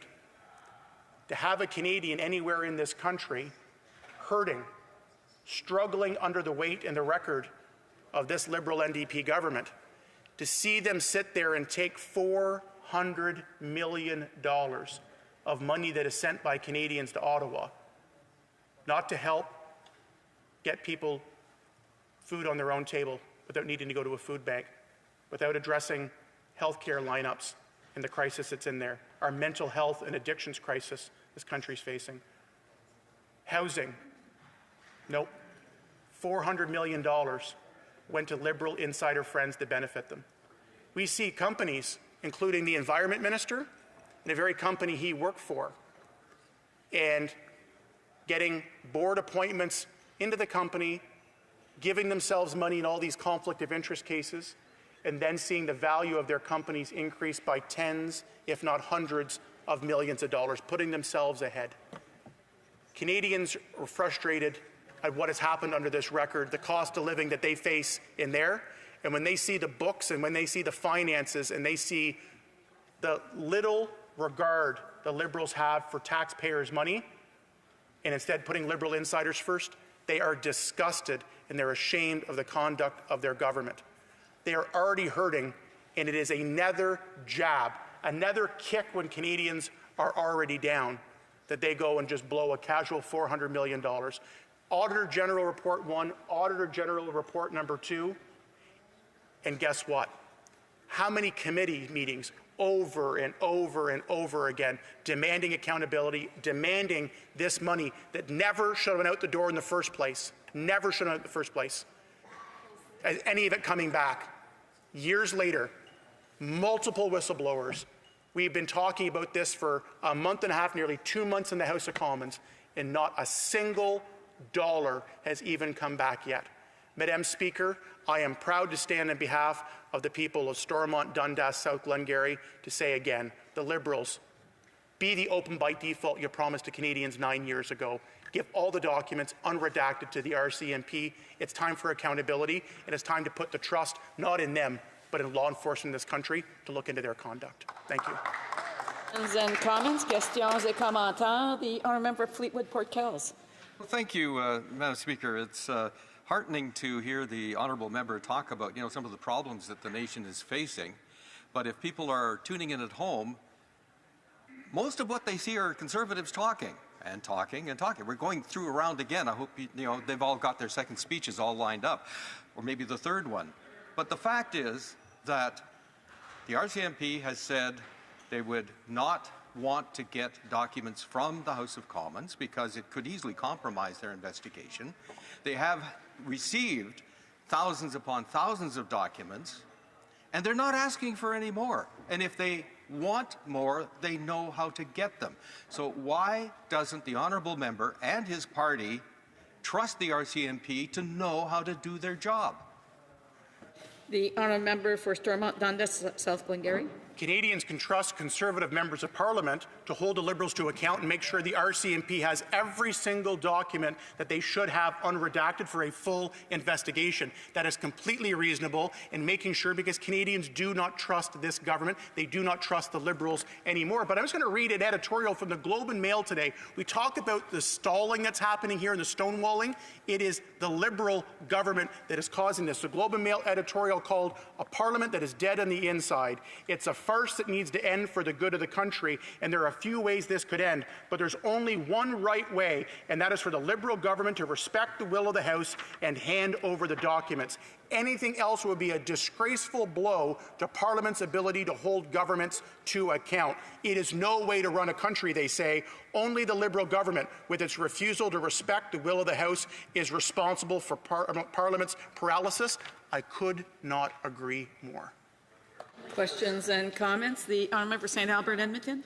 Thank you, Madam Speaker. Yesterday, the government House leader went on CBC and purported that the government had handed over all of the documents to the parliamentary law clerk, and that therefore this matter be simply referred to the Procedure and House Affairs Committee. Today, the member, my colleague on Proc, will recall that the law clerk, the parliamentary law clerk, appeared before a committee, and I asked him whether the minister's representations were accurate, and he confirmed that they were not. He confirmed that the government continues to withhold documents and have submitted other documents that have been redacted. So what does it say about this government, not only that they are obstructing the will of this House, but the government House Leader is actively and willfully misrepresenting the facts.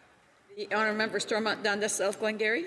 I could not agree with my colleague more. I was at the meeting today where the law clerk did confirm exactly that what the government House Leader told the CBC yesterday and told media was absolutely inaccurate and not. And here's the thing. Don't take my word for it. Don't take my colleague's word for it. Take the words of the Speaker himself.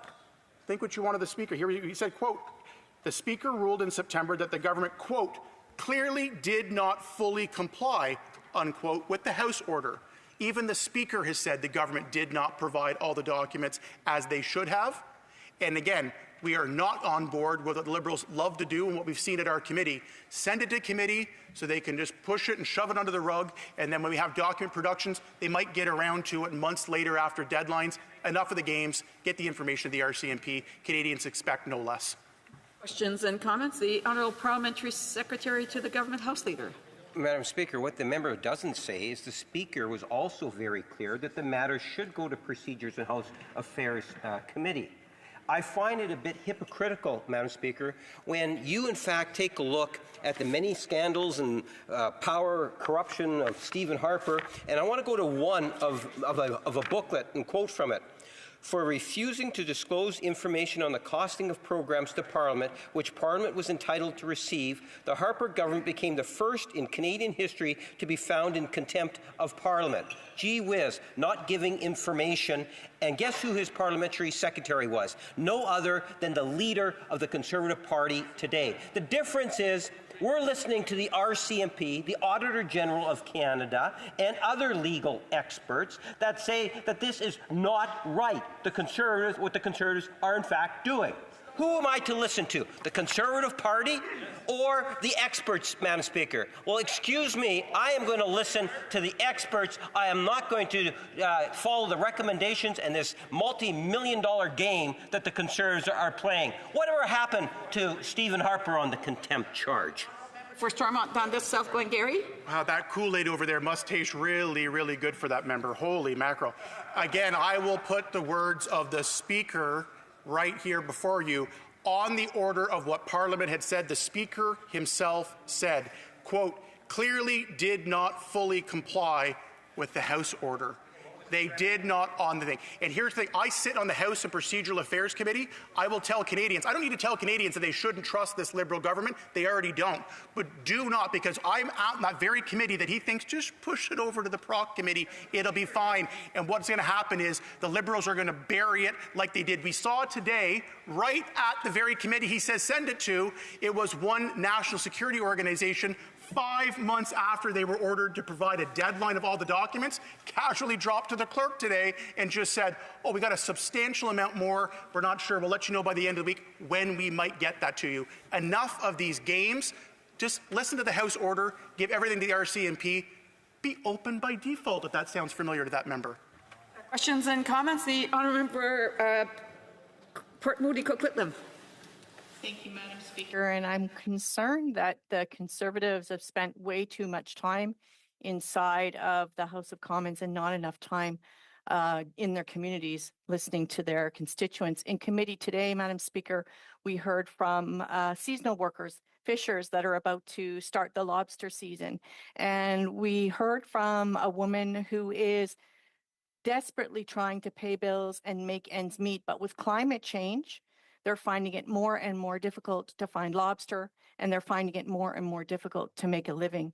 And I just think about, how do the Conservatives think that people are supposed to make a living when their government is being held hostage by their desire to listen to themselves speak instead of getting those documents to committee, as the Speaker has said needs to happen? Honourable Member Stormont Dundas, South Glengarry. I think the NDP needs to take a little more time door knocking and listening to Canadians, because trust me, I have spent a lot of time this year in many parts of the province of Ontario alone, and I don't know where the NDP gets the idea that they should be propping the Liberals up for the last number of years and delaying what Canadians want, and that's a carbon tax election. It is so rich for that NDP member to stand up and lecture Conservatives. There's a reason. We said it a bit before, and we're going to keep repeating it because this is what Canadians want. They want a carbon tax election. They want to get rid of this tired and corrupt Liberal government, and they want Canadians want an election so they can axe the tax, build the homes, fix the budget, and stop the crime. I can assure the member of the NDP they do not want the NDP to continue to prop up this tired and out of touch and unpopular Prime Minister. She should take no lessons and maybe talk to some more real people at the doors in her riding and across the country. And comments, the honourable member for Langley Aldergrove. Thank you, Madam Speaker. So one of the primary responsibilities of Parliament is to hold the government to account, and that's exactly what we did as the official opposition of his loyal opposition of his Royal Highness, working together with the other opposition parties when we passed an order of this House compelling the government to produce documents relating to their most recent scandal, the Green Slush Fund. And just a little while ago, we heard from the Parliamentary Secretary of the House, Government House Leader, that in his opinion, they don't have to comply with an order that they don't like or that they don't agree with. So I would like to ask my honourable colleague from member for Stormont, Dundas, South Glengarry, if he could comment on the future of parliamentary democracy in Canada if this government stays in power for much longer. The honourable member for Stormont, Dundas, South Glengarry has just left. I am honoured to serve in this House of Commons and have done so for the last 5 years. And the thing that we know and what Canadians know is that Parliament reigns supreme. When Parliament speaks, it has the right to order persons and papers. And in this case, it's the production of documents. We have the right.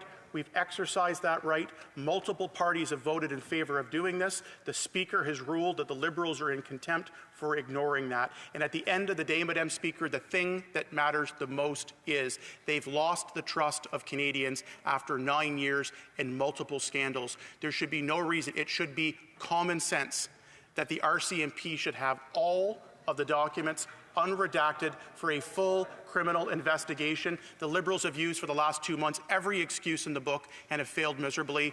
Be open by default, give the transparency, and for once, own up for their own corruption and waste.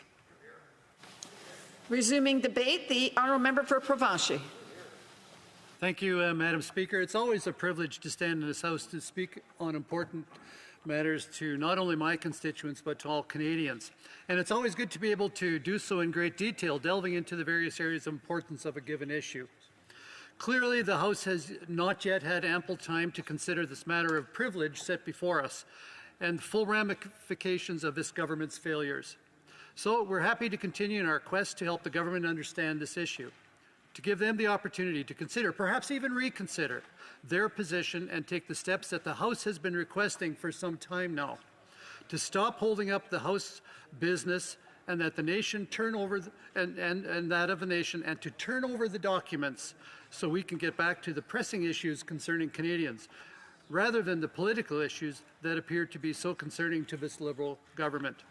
You know, this passion for secrecy and cover-ups that define this government is deeply troubling. When we look at the scandals of this government, this failed and corrupt Prime Minister, it's really quite astounding. The Alpha Con Island scandal, SNC Lavalin, the We Charity, billions in so-called COVID spending that found its way into the pockets of Liberal insiders, Arrive Can scam, McKinsey, the Green Slush Fund, foreign interference, and the degree to which China has been allowed to infiltrate this country and put our citizens at risk. The list goes on, and most of that's just the Prime Minister. Throw in a few of his ministers and the list gets exponentially longer.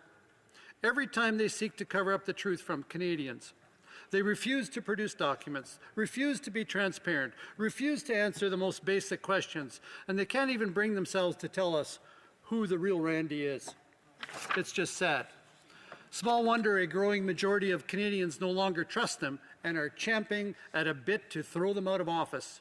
You know, I had to laugh the other week. The Minister of Innovation, the same minister, by the way, who was in charge of overseeing the Sustainable Development Technology Canada, or also known as the SDTC, this Green Slush Fund that we're going to keep talking about.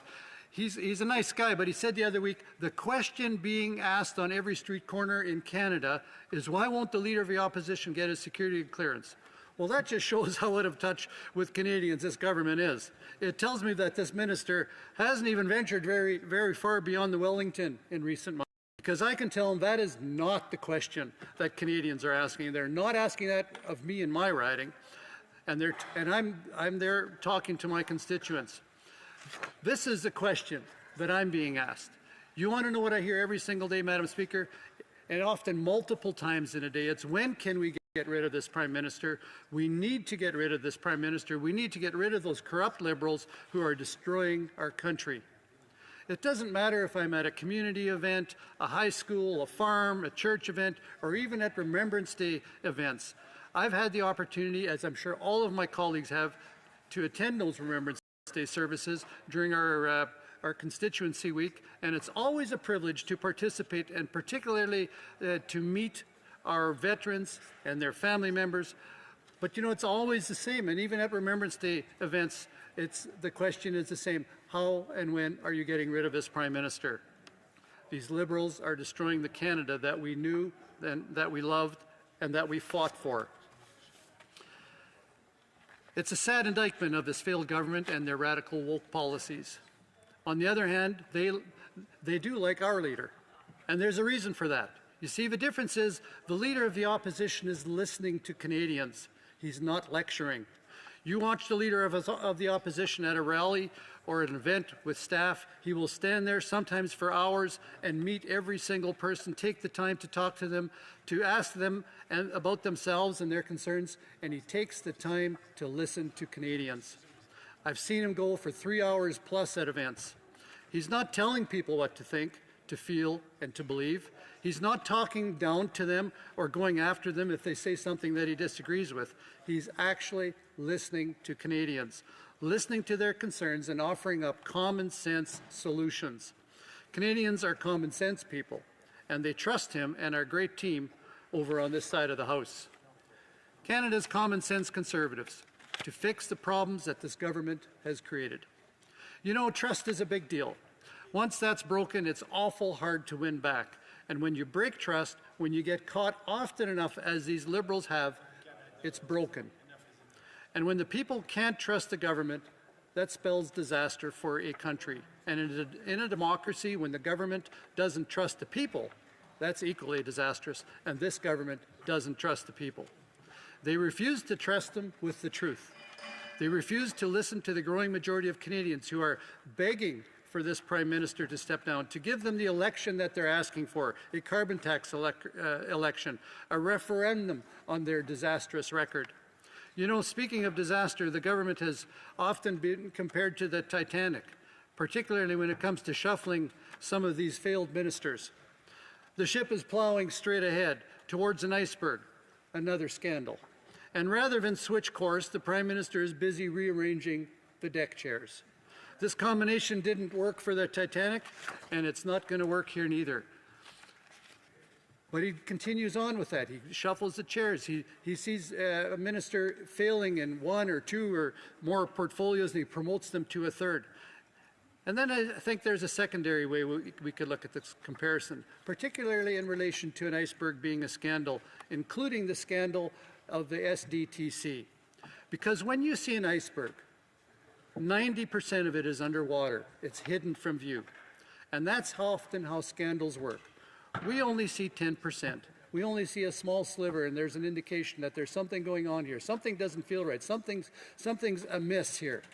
But it's only 10% of the real scandal, the 90% that's hidden from view.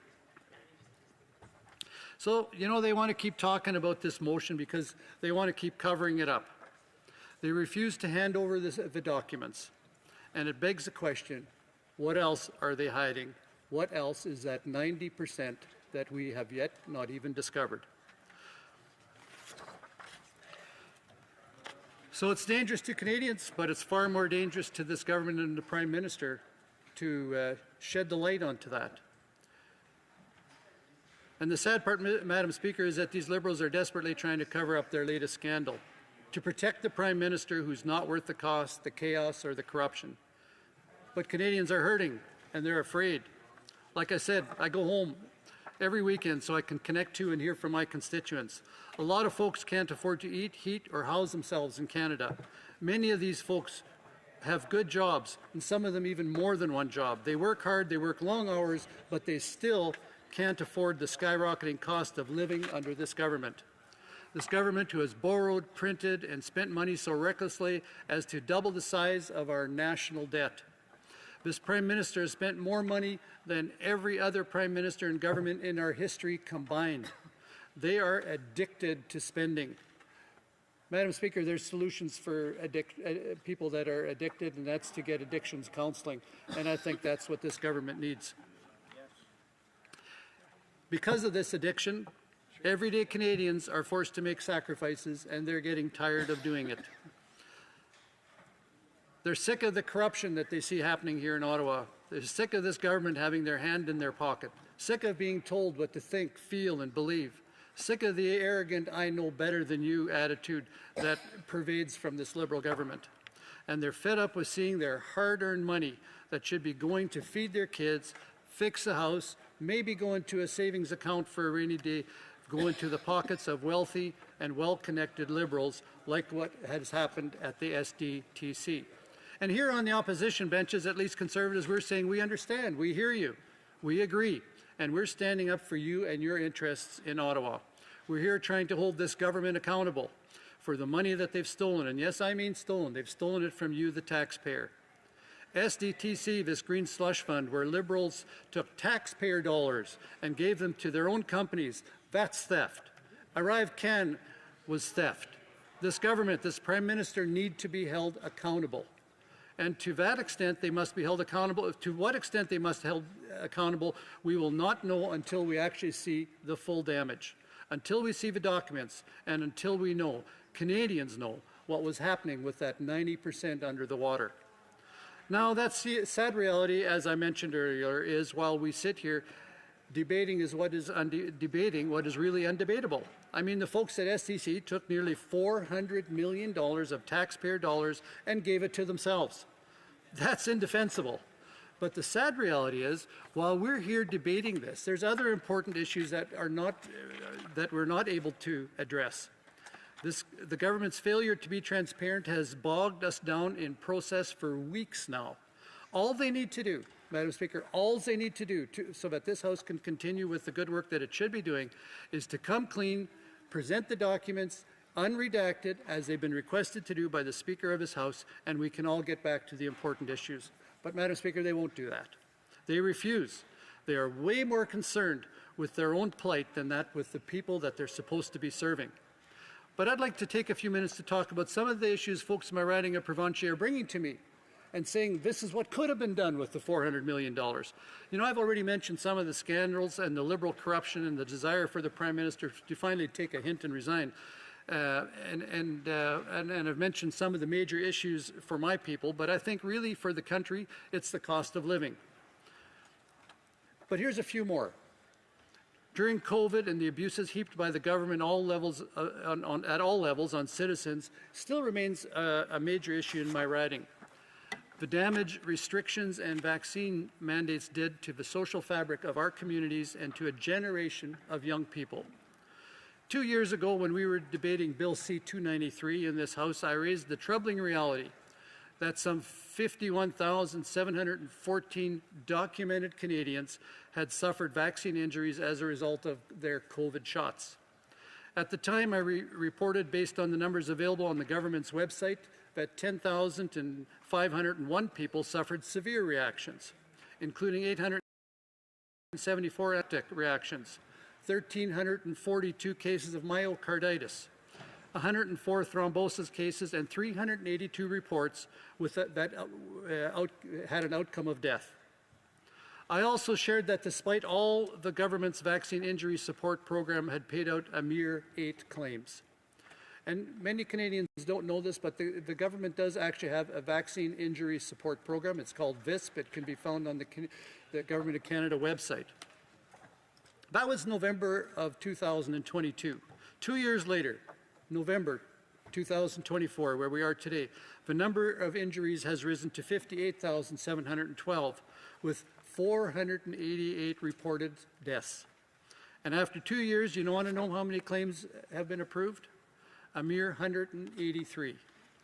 Thousands of injury, thousands of claims, a mere 183 claims have been approved, and there's still question as to whether or not they've actually issued compensation. And now the truly bizarre thing is back in April, the government added another 36 million to the existing 75 million they had allocated to the vaccine injury support program. So why aren't the folks getting their money? The folks over at SDTC seem to have no problem dispersing nearly 400 million in fairly quick order. These injured folks did what the government told them to do. This Prime Minister and all of these ministers looked down the lens of a camera and told Canadians to get these shots, that they were safe and effective. Every day we heard from the Prime Minister. Every day he came out and he told Canadians, get the shot, it's going to prevent you from getting sick. Well, that didn't work. Well, it's going to prevent you from transmitting COVID to somebody else. Well, that didn't work. Well, it's going to prevent you from going to the hospital. But, Madam Speaker, that didn't work. Well, it's going to prevent you from being in the ICU. Well, that didn't work. Well, it's going to prevent you from dying. Well, you know what, Madam Speaker? It didn't prevent that neither. And in fact, the greatest amount of deaths from COVID are those that are triple vaccinated. Point of order, the honourman for Kitchener Centre. Just rising, Madam Speaker, to understand the relevancy of the current speech to the motion, which I believe is meant to be about SDTC, and I wonder if you can give a comment on that. The honourable member, I appreciate the input. There is some latitude, but the honourable member did clearly indicate, did link it to the SDTC in some form, and I'm sure that as he continues his speech, there'll be more relevance as well. So the honourable member for Provencher. Madam Speaker, the member does ask a very interesting question. I wish he would have been listening to what I was saying, because he would have understood that there was relevance to what I was saying. The relevance was the misinformation and the disinformation provided by this Liberal government, the Prime Minister, to Canadians about the safety and effectiveness of the vaccines. There have been vaccine injury support program claims made by Canadians who have had negative experiences, and I hear from many of them in my constituency office and in my Hill office here. Those claims are not being approved in a judicious manner, and they're not being paid out like they should be. And that's the whole point. SDTC officials had no problem getting $400 million out the door, but the over $100 million that's been ear-tagged for vaccine injuries seems to be lagging significantly. And that's my point, Madam Speaker, that the money isn't getting out the door. It seemed to somehow get out of the door for Liberal insiders, but not for people that did what the government asked them to do and suffered negative consequences for it. Those people are not getting reimbursed, and they should be. In fact, what they are being offered instead of cash, they're being offered MAID. And that's so incredibly sad. And I have stories from the vaccine-injured people in my office of people, instead of being so frustrated with their injuries and failing to be recognized for the hardships that they're going through, have been offered MAID, and some have actually participated in that program. And that's incredibly sad, Madam Speaker. So the message I bring to this government from my constituents is just butt out. Provide the basic services government is supposed to provide, and then back off and let people live their lives. My constituents want the government to axe the tax, stop the reckless deficit spending, stop the alarmist anti-energy crusade, and embrace responsible resource development. Under this Prime Minister, Canada is going through the worst decline in our living standards in 40 years. Worst drop in income per person in the G7, and the worst economic growth in the OECD. But this Prime Minister and his radical woke environmental minister just keep making things worse by attacking Canadian energy and energy workers. Their latest scheme, this emissions cap, they claim it's an emissions cap. It's not really an emissions cap. This is not a cap on emissions. It's a cap on responsible Canadian oil production. It's a cap on jobs. It's a cap on paycheck. And it's a cap on prosperity for Canada. And so let's not label it a cap on emissions. Let's label it for what it is, and that's that this Liberal government wants to cap Canadians. The government's own analysis admits that the cap is going to cost Canada billions of dollars and thousands of jobs. You'd think that they would have learned their lesson from previous failures attacking the energy sector, but it seems as because they've missed every single climate target with their carbon tax, and all they've done is make people exponentially poorer. This Prime Minister and his radical environmental minister refused to accept the Canada's energy sector as the country's single largest private sector investor in clean technology. Canadian oil and gas are the best in the world. The sector has a clear record of reducing emissions and adhering to the highest standards of environmental protection. And not to mention, in 2022, the oil and gas industry provided $45 billion in revenue to Canadian governments, funding schools, hospitals, roads, and other crucial public infrastructure. But instead of celebrating this and working with Canada's energy workers to tackle environmental issues, they want to crush the energy sector, putting hundreds of thousands of jobs at risk at the worst time possible. This ideological crusade against Canadian energy must end. We could be working to fix the budget. We could be working on common sense energy policies to get Canada's economy booming again. But we're stuck here instead talking about another Liberal scandal. And here's a big one, immigration, a significant concern in my riding. My office does a lot of work on immigration files. We help hundreds, if not thousands, of people a year, Canadians and those seeking to become Canadians. But our immigration system is broken. It's out of control.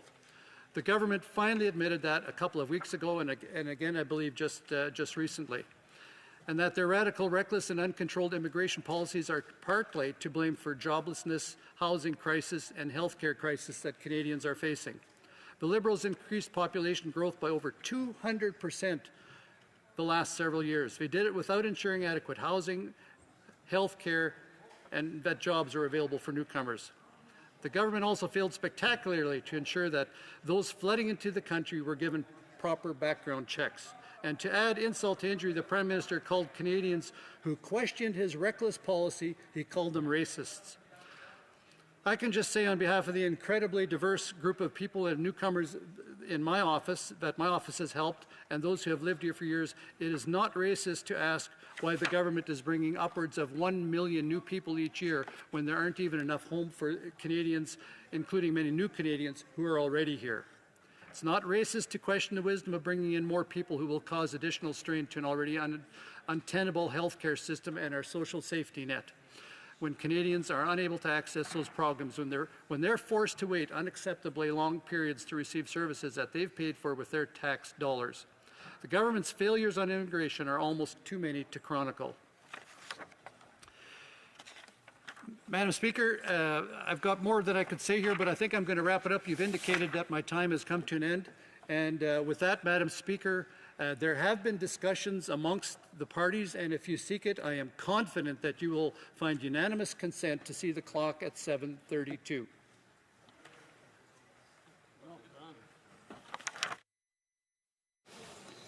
All those opposed to the honourable member moving the motion will please say nay.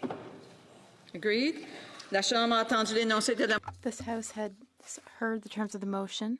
Will all those opposed please say nay? Carried.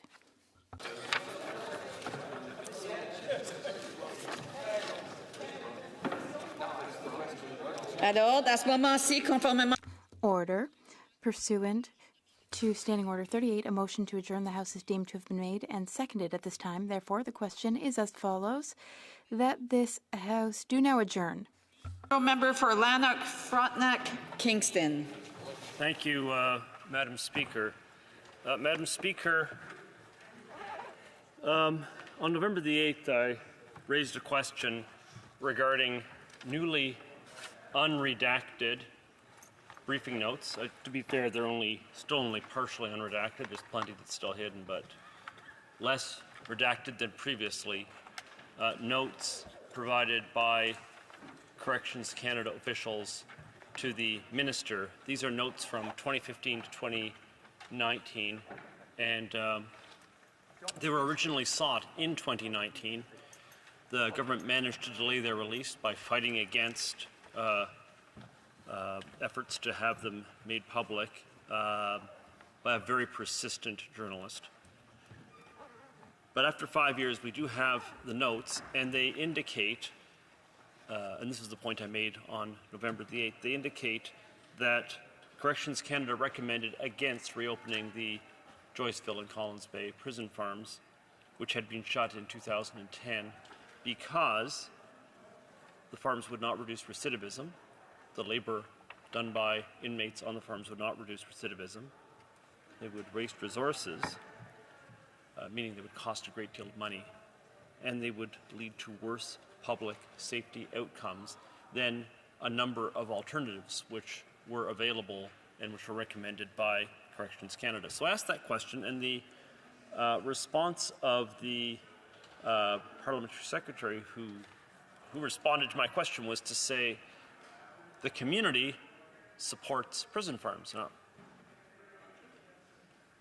in all fairness, I can't figure out who he's talking about when he says the community supports the continuation of the prison farms. There's a separate issue with regard to the potential opening of the abattoir that the Liberals shut down about a year and a half ago. That I think that does have community support. There's some practical issues making it difficult for that to go forward.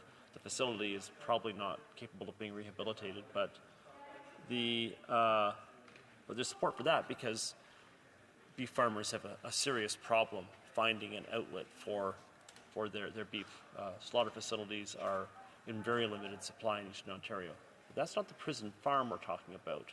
The prison farm is a mixed goat and cow dairy operation involving a multi-million-dollar, largely robotic cow milking system for which the government has not acquired milk quota yet, which will cost further millions. It will be manned and observed by people from McGill University. None of this has anything to do with community support, so I wanted to get that on the record. But I want to go back now, and seeing as the assertion here is that everything the government does, so they claim, it's evidence-based, science-based. We look at the experts, take their word on things. But the fact is that there's a very different story. And the documents reveal that CSC indicated in its briefing notes that, let me just read this.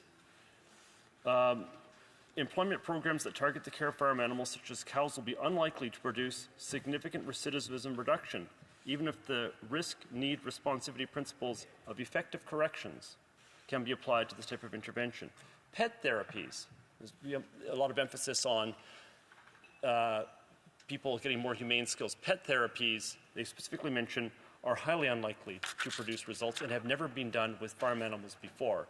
So, Madam Speaker, based on that, I ask why the government is not listening to the advice that it's been given over and over again by Corrections Canada not to reopen the prison farms.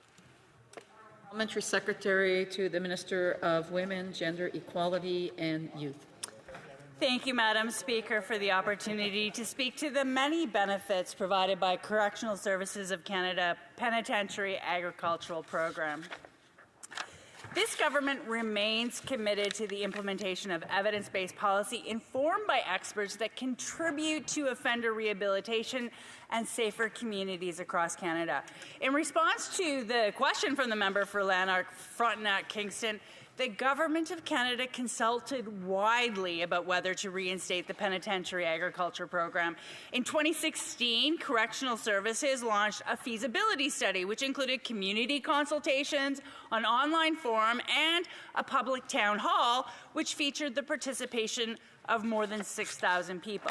And the majority of participants in both consultations said they wish to bring back the Penitentiary Agriculture Program, noting that the positive impact on employment opportunities for offenders. Since 2017, Correctional Services has engaged a number of internal and external stakeholders, including community organizations, to identify opportunities in the Penitentiary Farm Program to represent a variety of types of agriculture activities during the offender employment training. And this includes the expertise of the Prison Farm Advisory Panel. This is a panel that worked to bring together agricultural and farming leaders to provide informed recommendations on program ideas and how we can better protect our communities through offender rehabilitation. The government will continue to work to protect the safety and security of our employees while also promoting the safety and security of our communities through evidence-backed rehabilitative programming. Speaker, I am proud to highlight that through the programming provided at these farms, Correctional Services is recognized as an international leader in the development and delivery of correctional interventions. Since the reopening in 2018, the Penitentiary Agriculture Program at Joyceville and Collins Bay institutions have provided on-the-job and vocational training that relates to the agricultural industry, allowing federal inmates to gain employment skills that are also transferable to other industries. Inmates at these farms perform activities like building and renovating necessary infrastructure, as well as working to repair and rebuild farmland, in addition to crop production. And these activities mirror those that take place in agricultural lands across the country, which employ tens of thousands of people at any given time. One of the ways that Correctional Services works to provide safer communities from coast to coast to coast is through the provision of these employment programs, which build essential skills that will assist offenders in finding employment in the community after their release. Speaker, there have been several research documents dating back almost a decade that have noted a connection between employment and positive reintegration results. For example, inmates that participate in the Court-Can employment program while incarcerated are more likely to get a job in the community. Offenders under community supervision who find employment in the community have reduced recidivism rates. Inmates that participate in Court-Can employment program while incarcerated are more likely to be granted parole. And furthermore, Madam Speaker, all revenues generated through the penitentiary agriculture programs are reinvested to the Offender Employment and Employability Program, allowing for further programming to aid in offender reintegration. So, Speaker, I would like to thank the members of the advisory panel who have helped to contribute to the success of these farms. Thank you.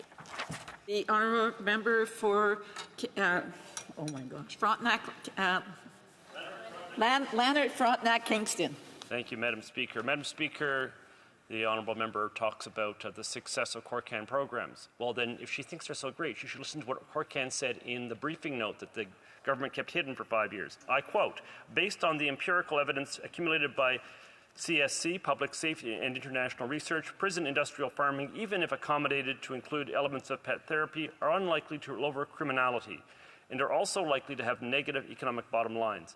The resources allocated to these types of programs would be better directed towards correctional programs, educational programs, and social programs that have proven positive returns on public safety and government investments." That's the advice. It is an advice to focus on re-education and employment that produces results, and the prison farm program and this giant cattle barn they built is not the way to do that. The Honourable Parliamentary Secretary. Speaker, Correctional Service of Canada will continue to implement evidence-based policies and programming to keep Canadian communities safe, all while providing Canadians good value for money. Programs such as the Penitentiary Agriculture Program help offenders become productive, law-abiding citizens and skilled workers when they return to the community. Speaker, research dating back to 2014 has noted a direct connection between employment and positive reintegration results upon release. In addition to building safer communities by working to provide offenders with skill sets to find employment, community programming such as the Penitentiary Agriculture Program works to save Canadians money. Offenders are better able to financially support themselves when they can find employment upon release to the community, and they're required to pay taxes. So Correctional Services will continue to work with our various partners to strengthen our farming operations, which promote offender rehabilitation and safer communities for all Canadians to enjoy. Thank you, Speaker. The honourable for Kitchener Centre.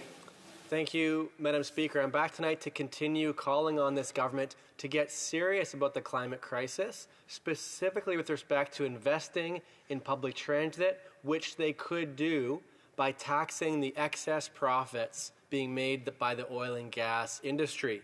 This is particularly timely because this very specific call could be included in this government's fall economic statement whenever that comes out over the coming weeks. And it's one of the reasons why this is one of 6 calls I've been making to the Minister of Finance over the last number of weeks. The stakes, in my view, really couldn't be higher when it comes to the climate crisis that we are in. First of all, recognizing we are the only G7 country whose emissions have gone up since 1990. It's at a time when we've already reached about 1.3 degrees Celsius of warming compared to pre-industrial times.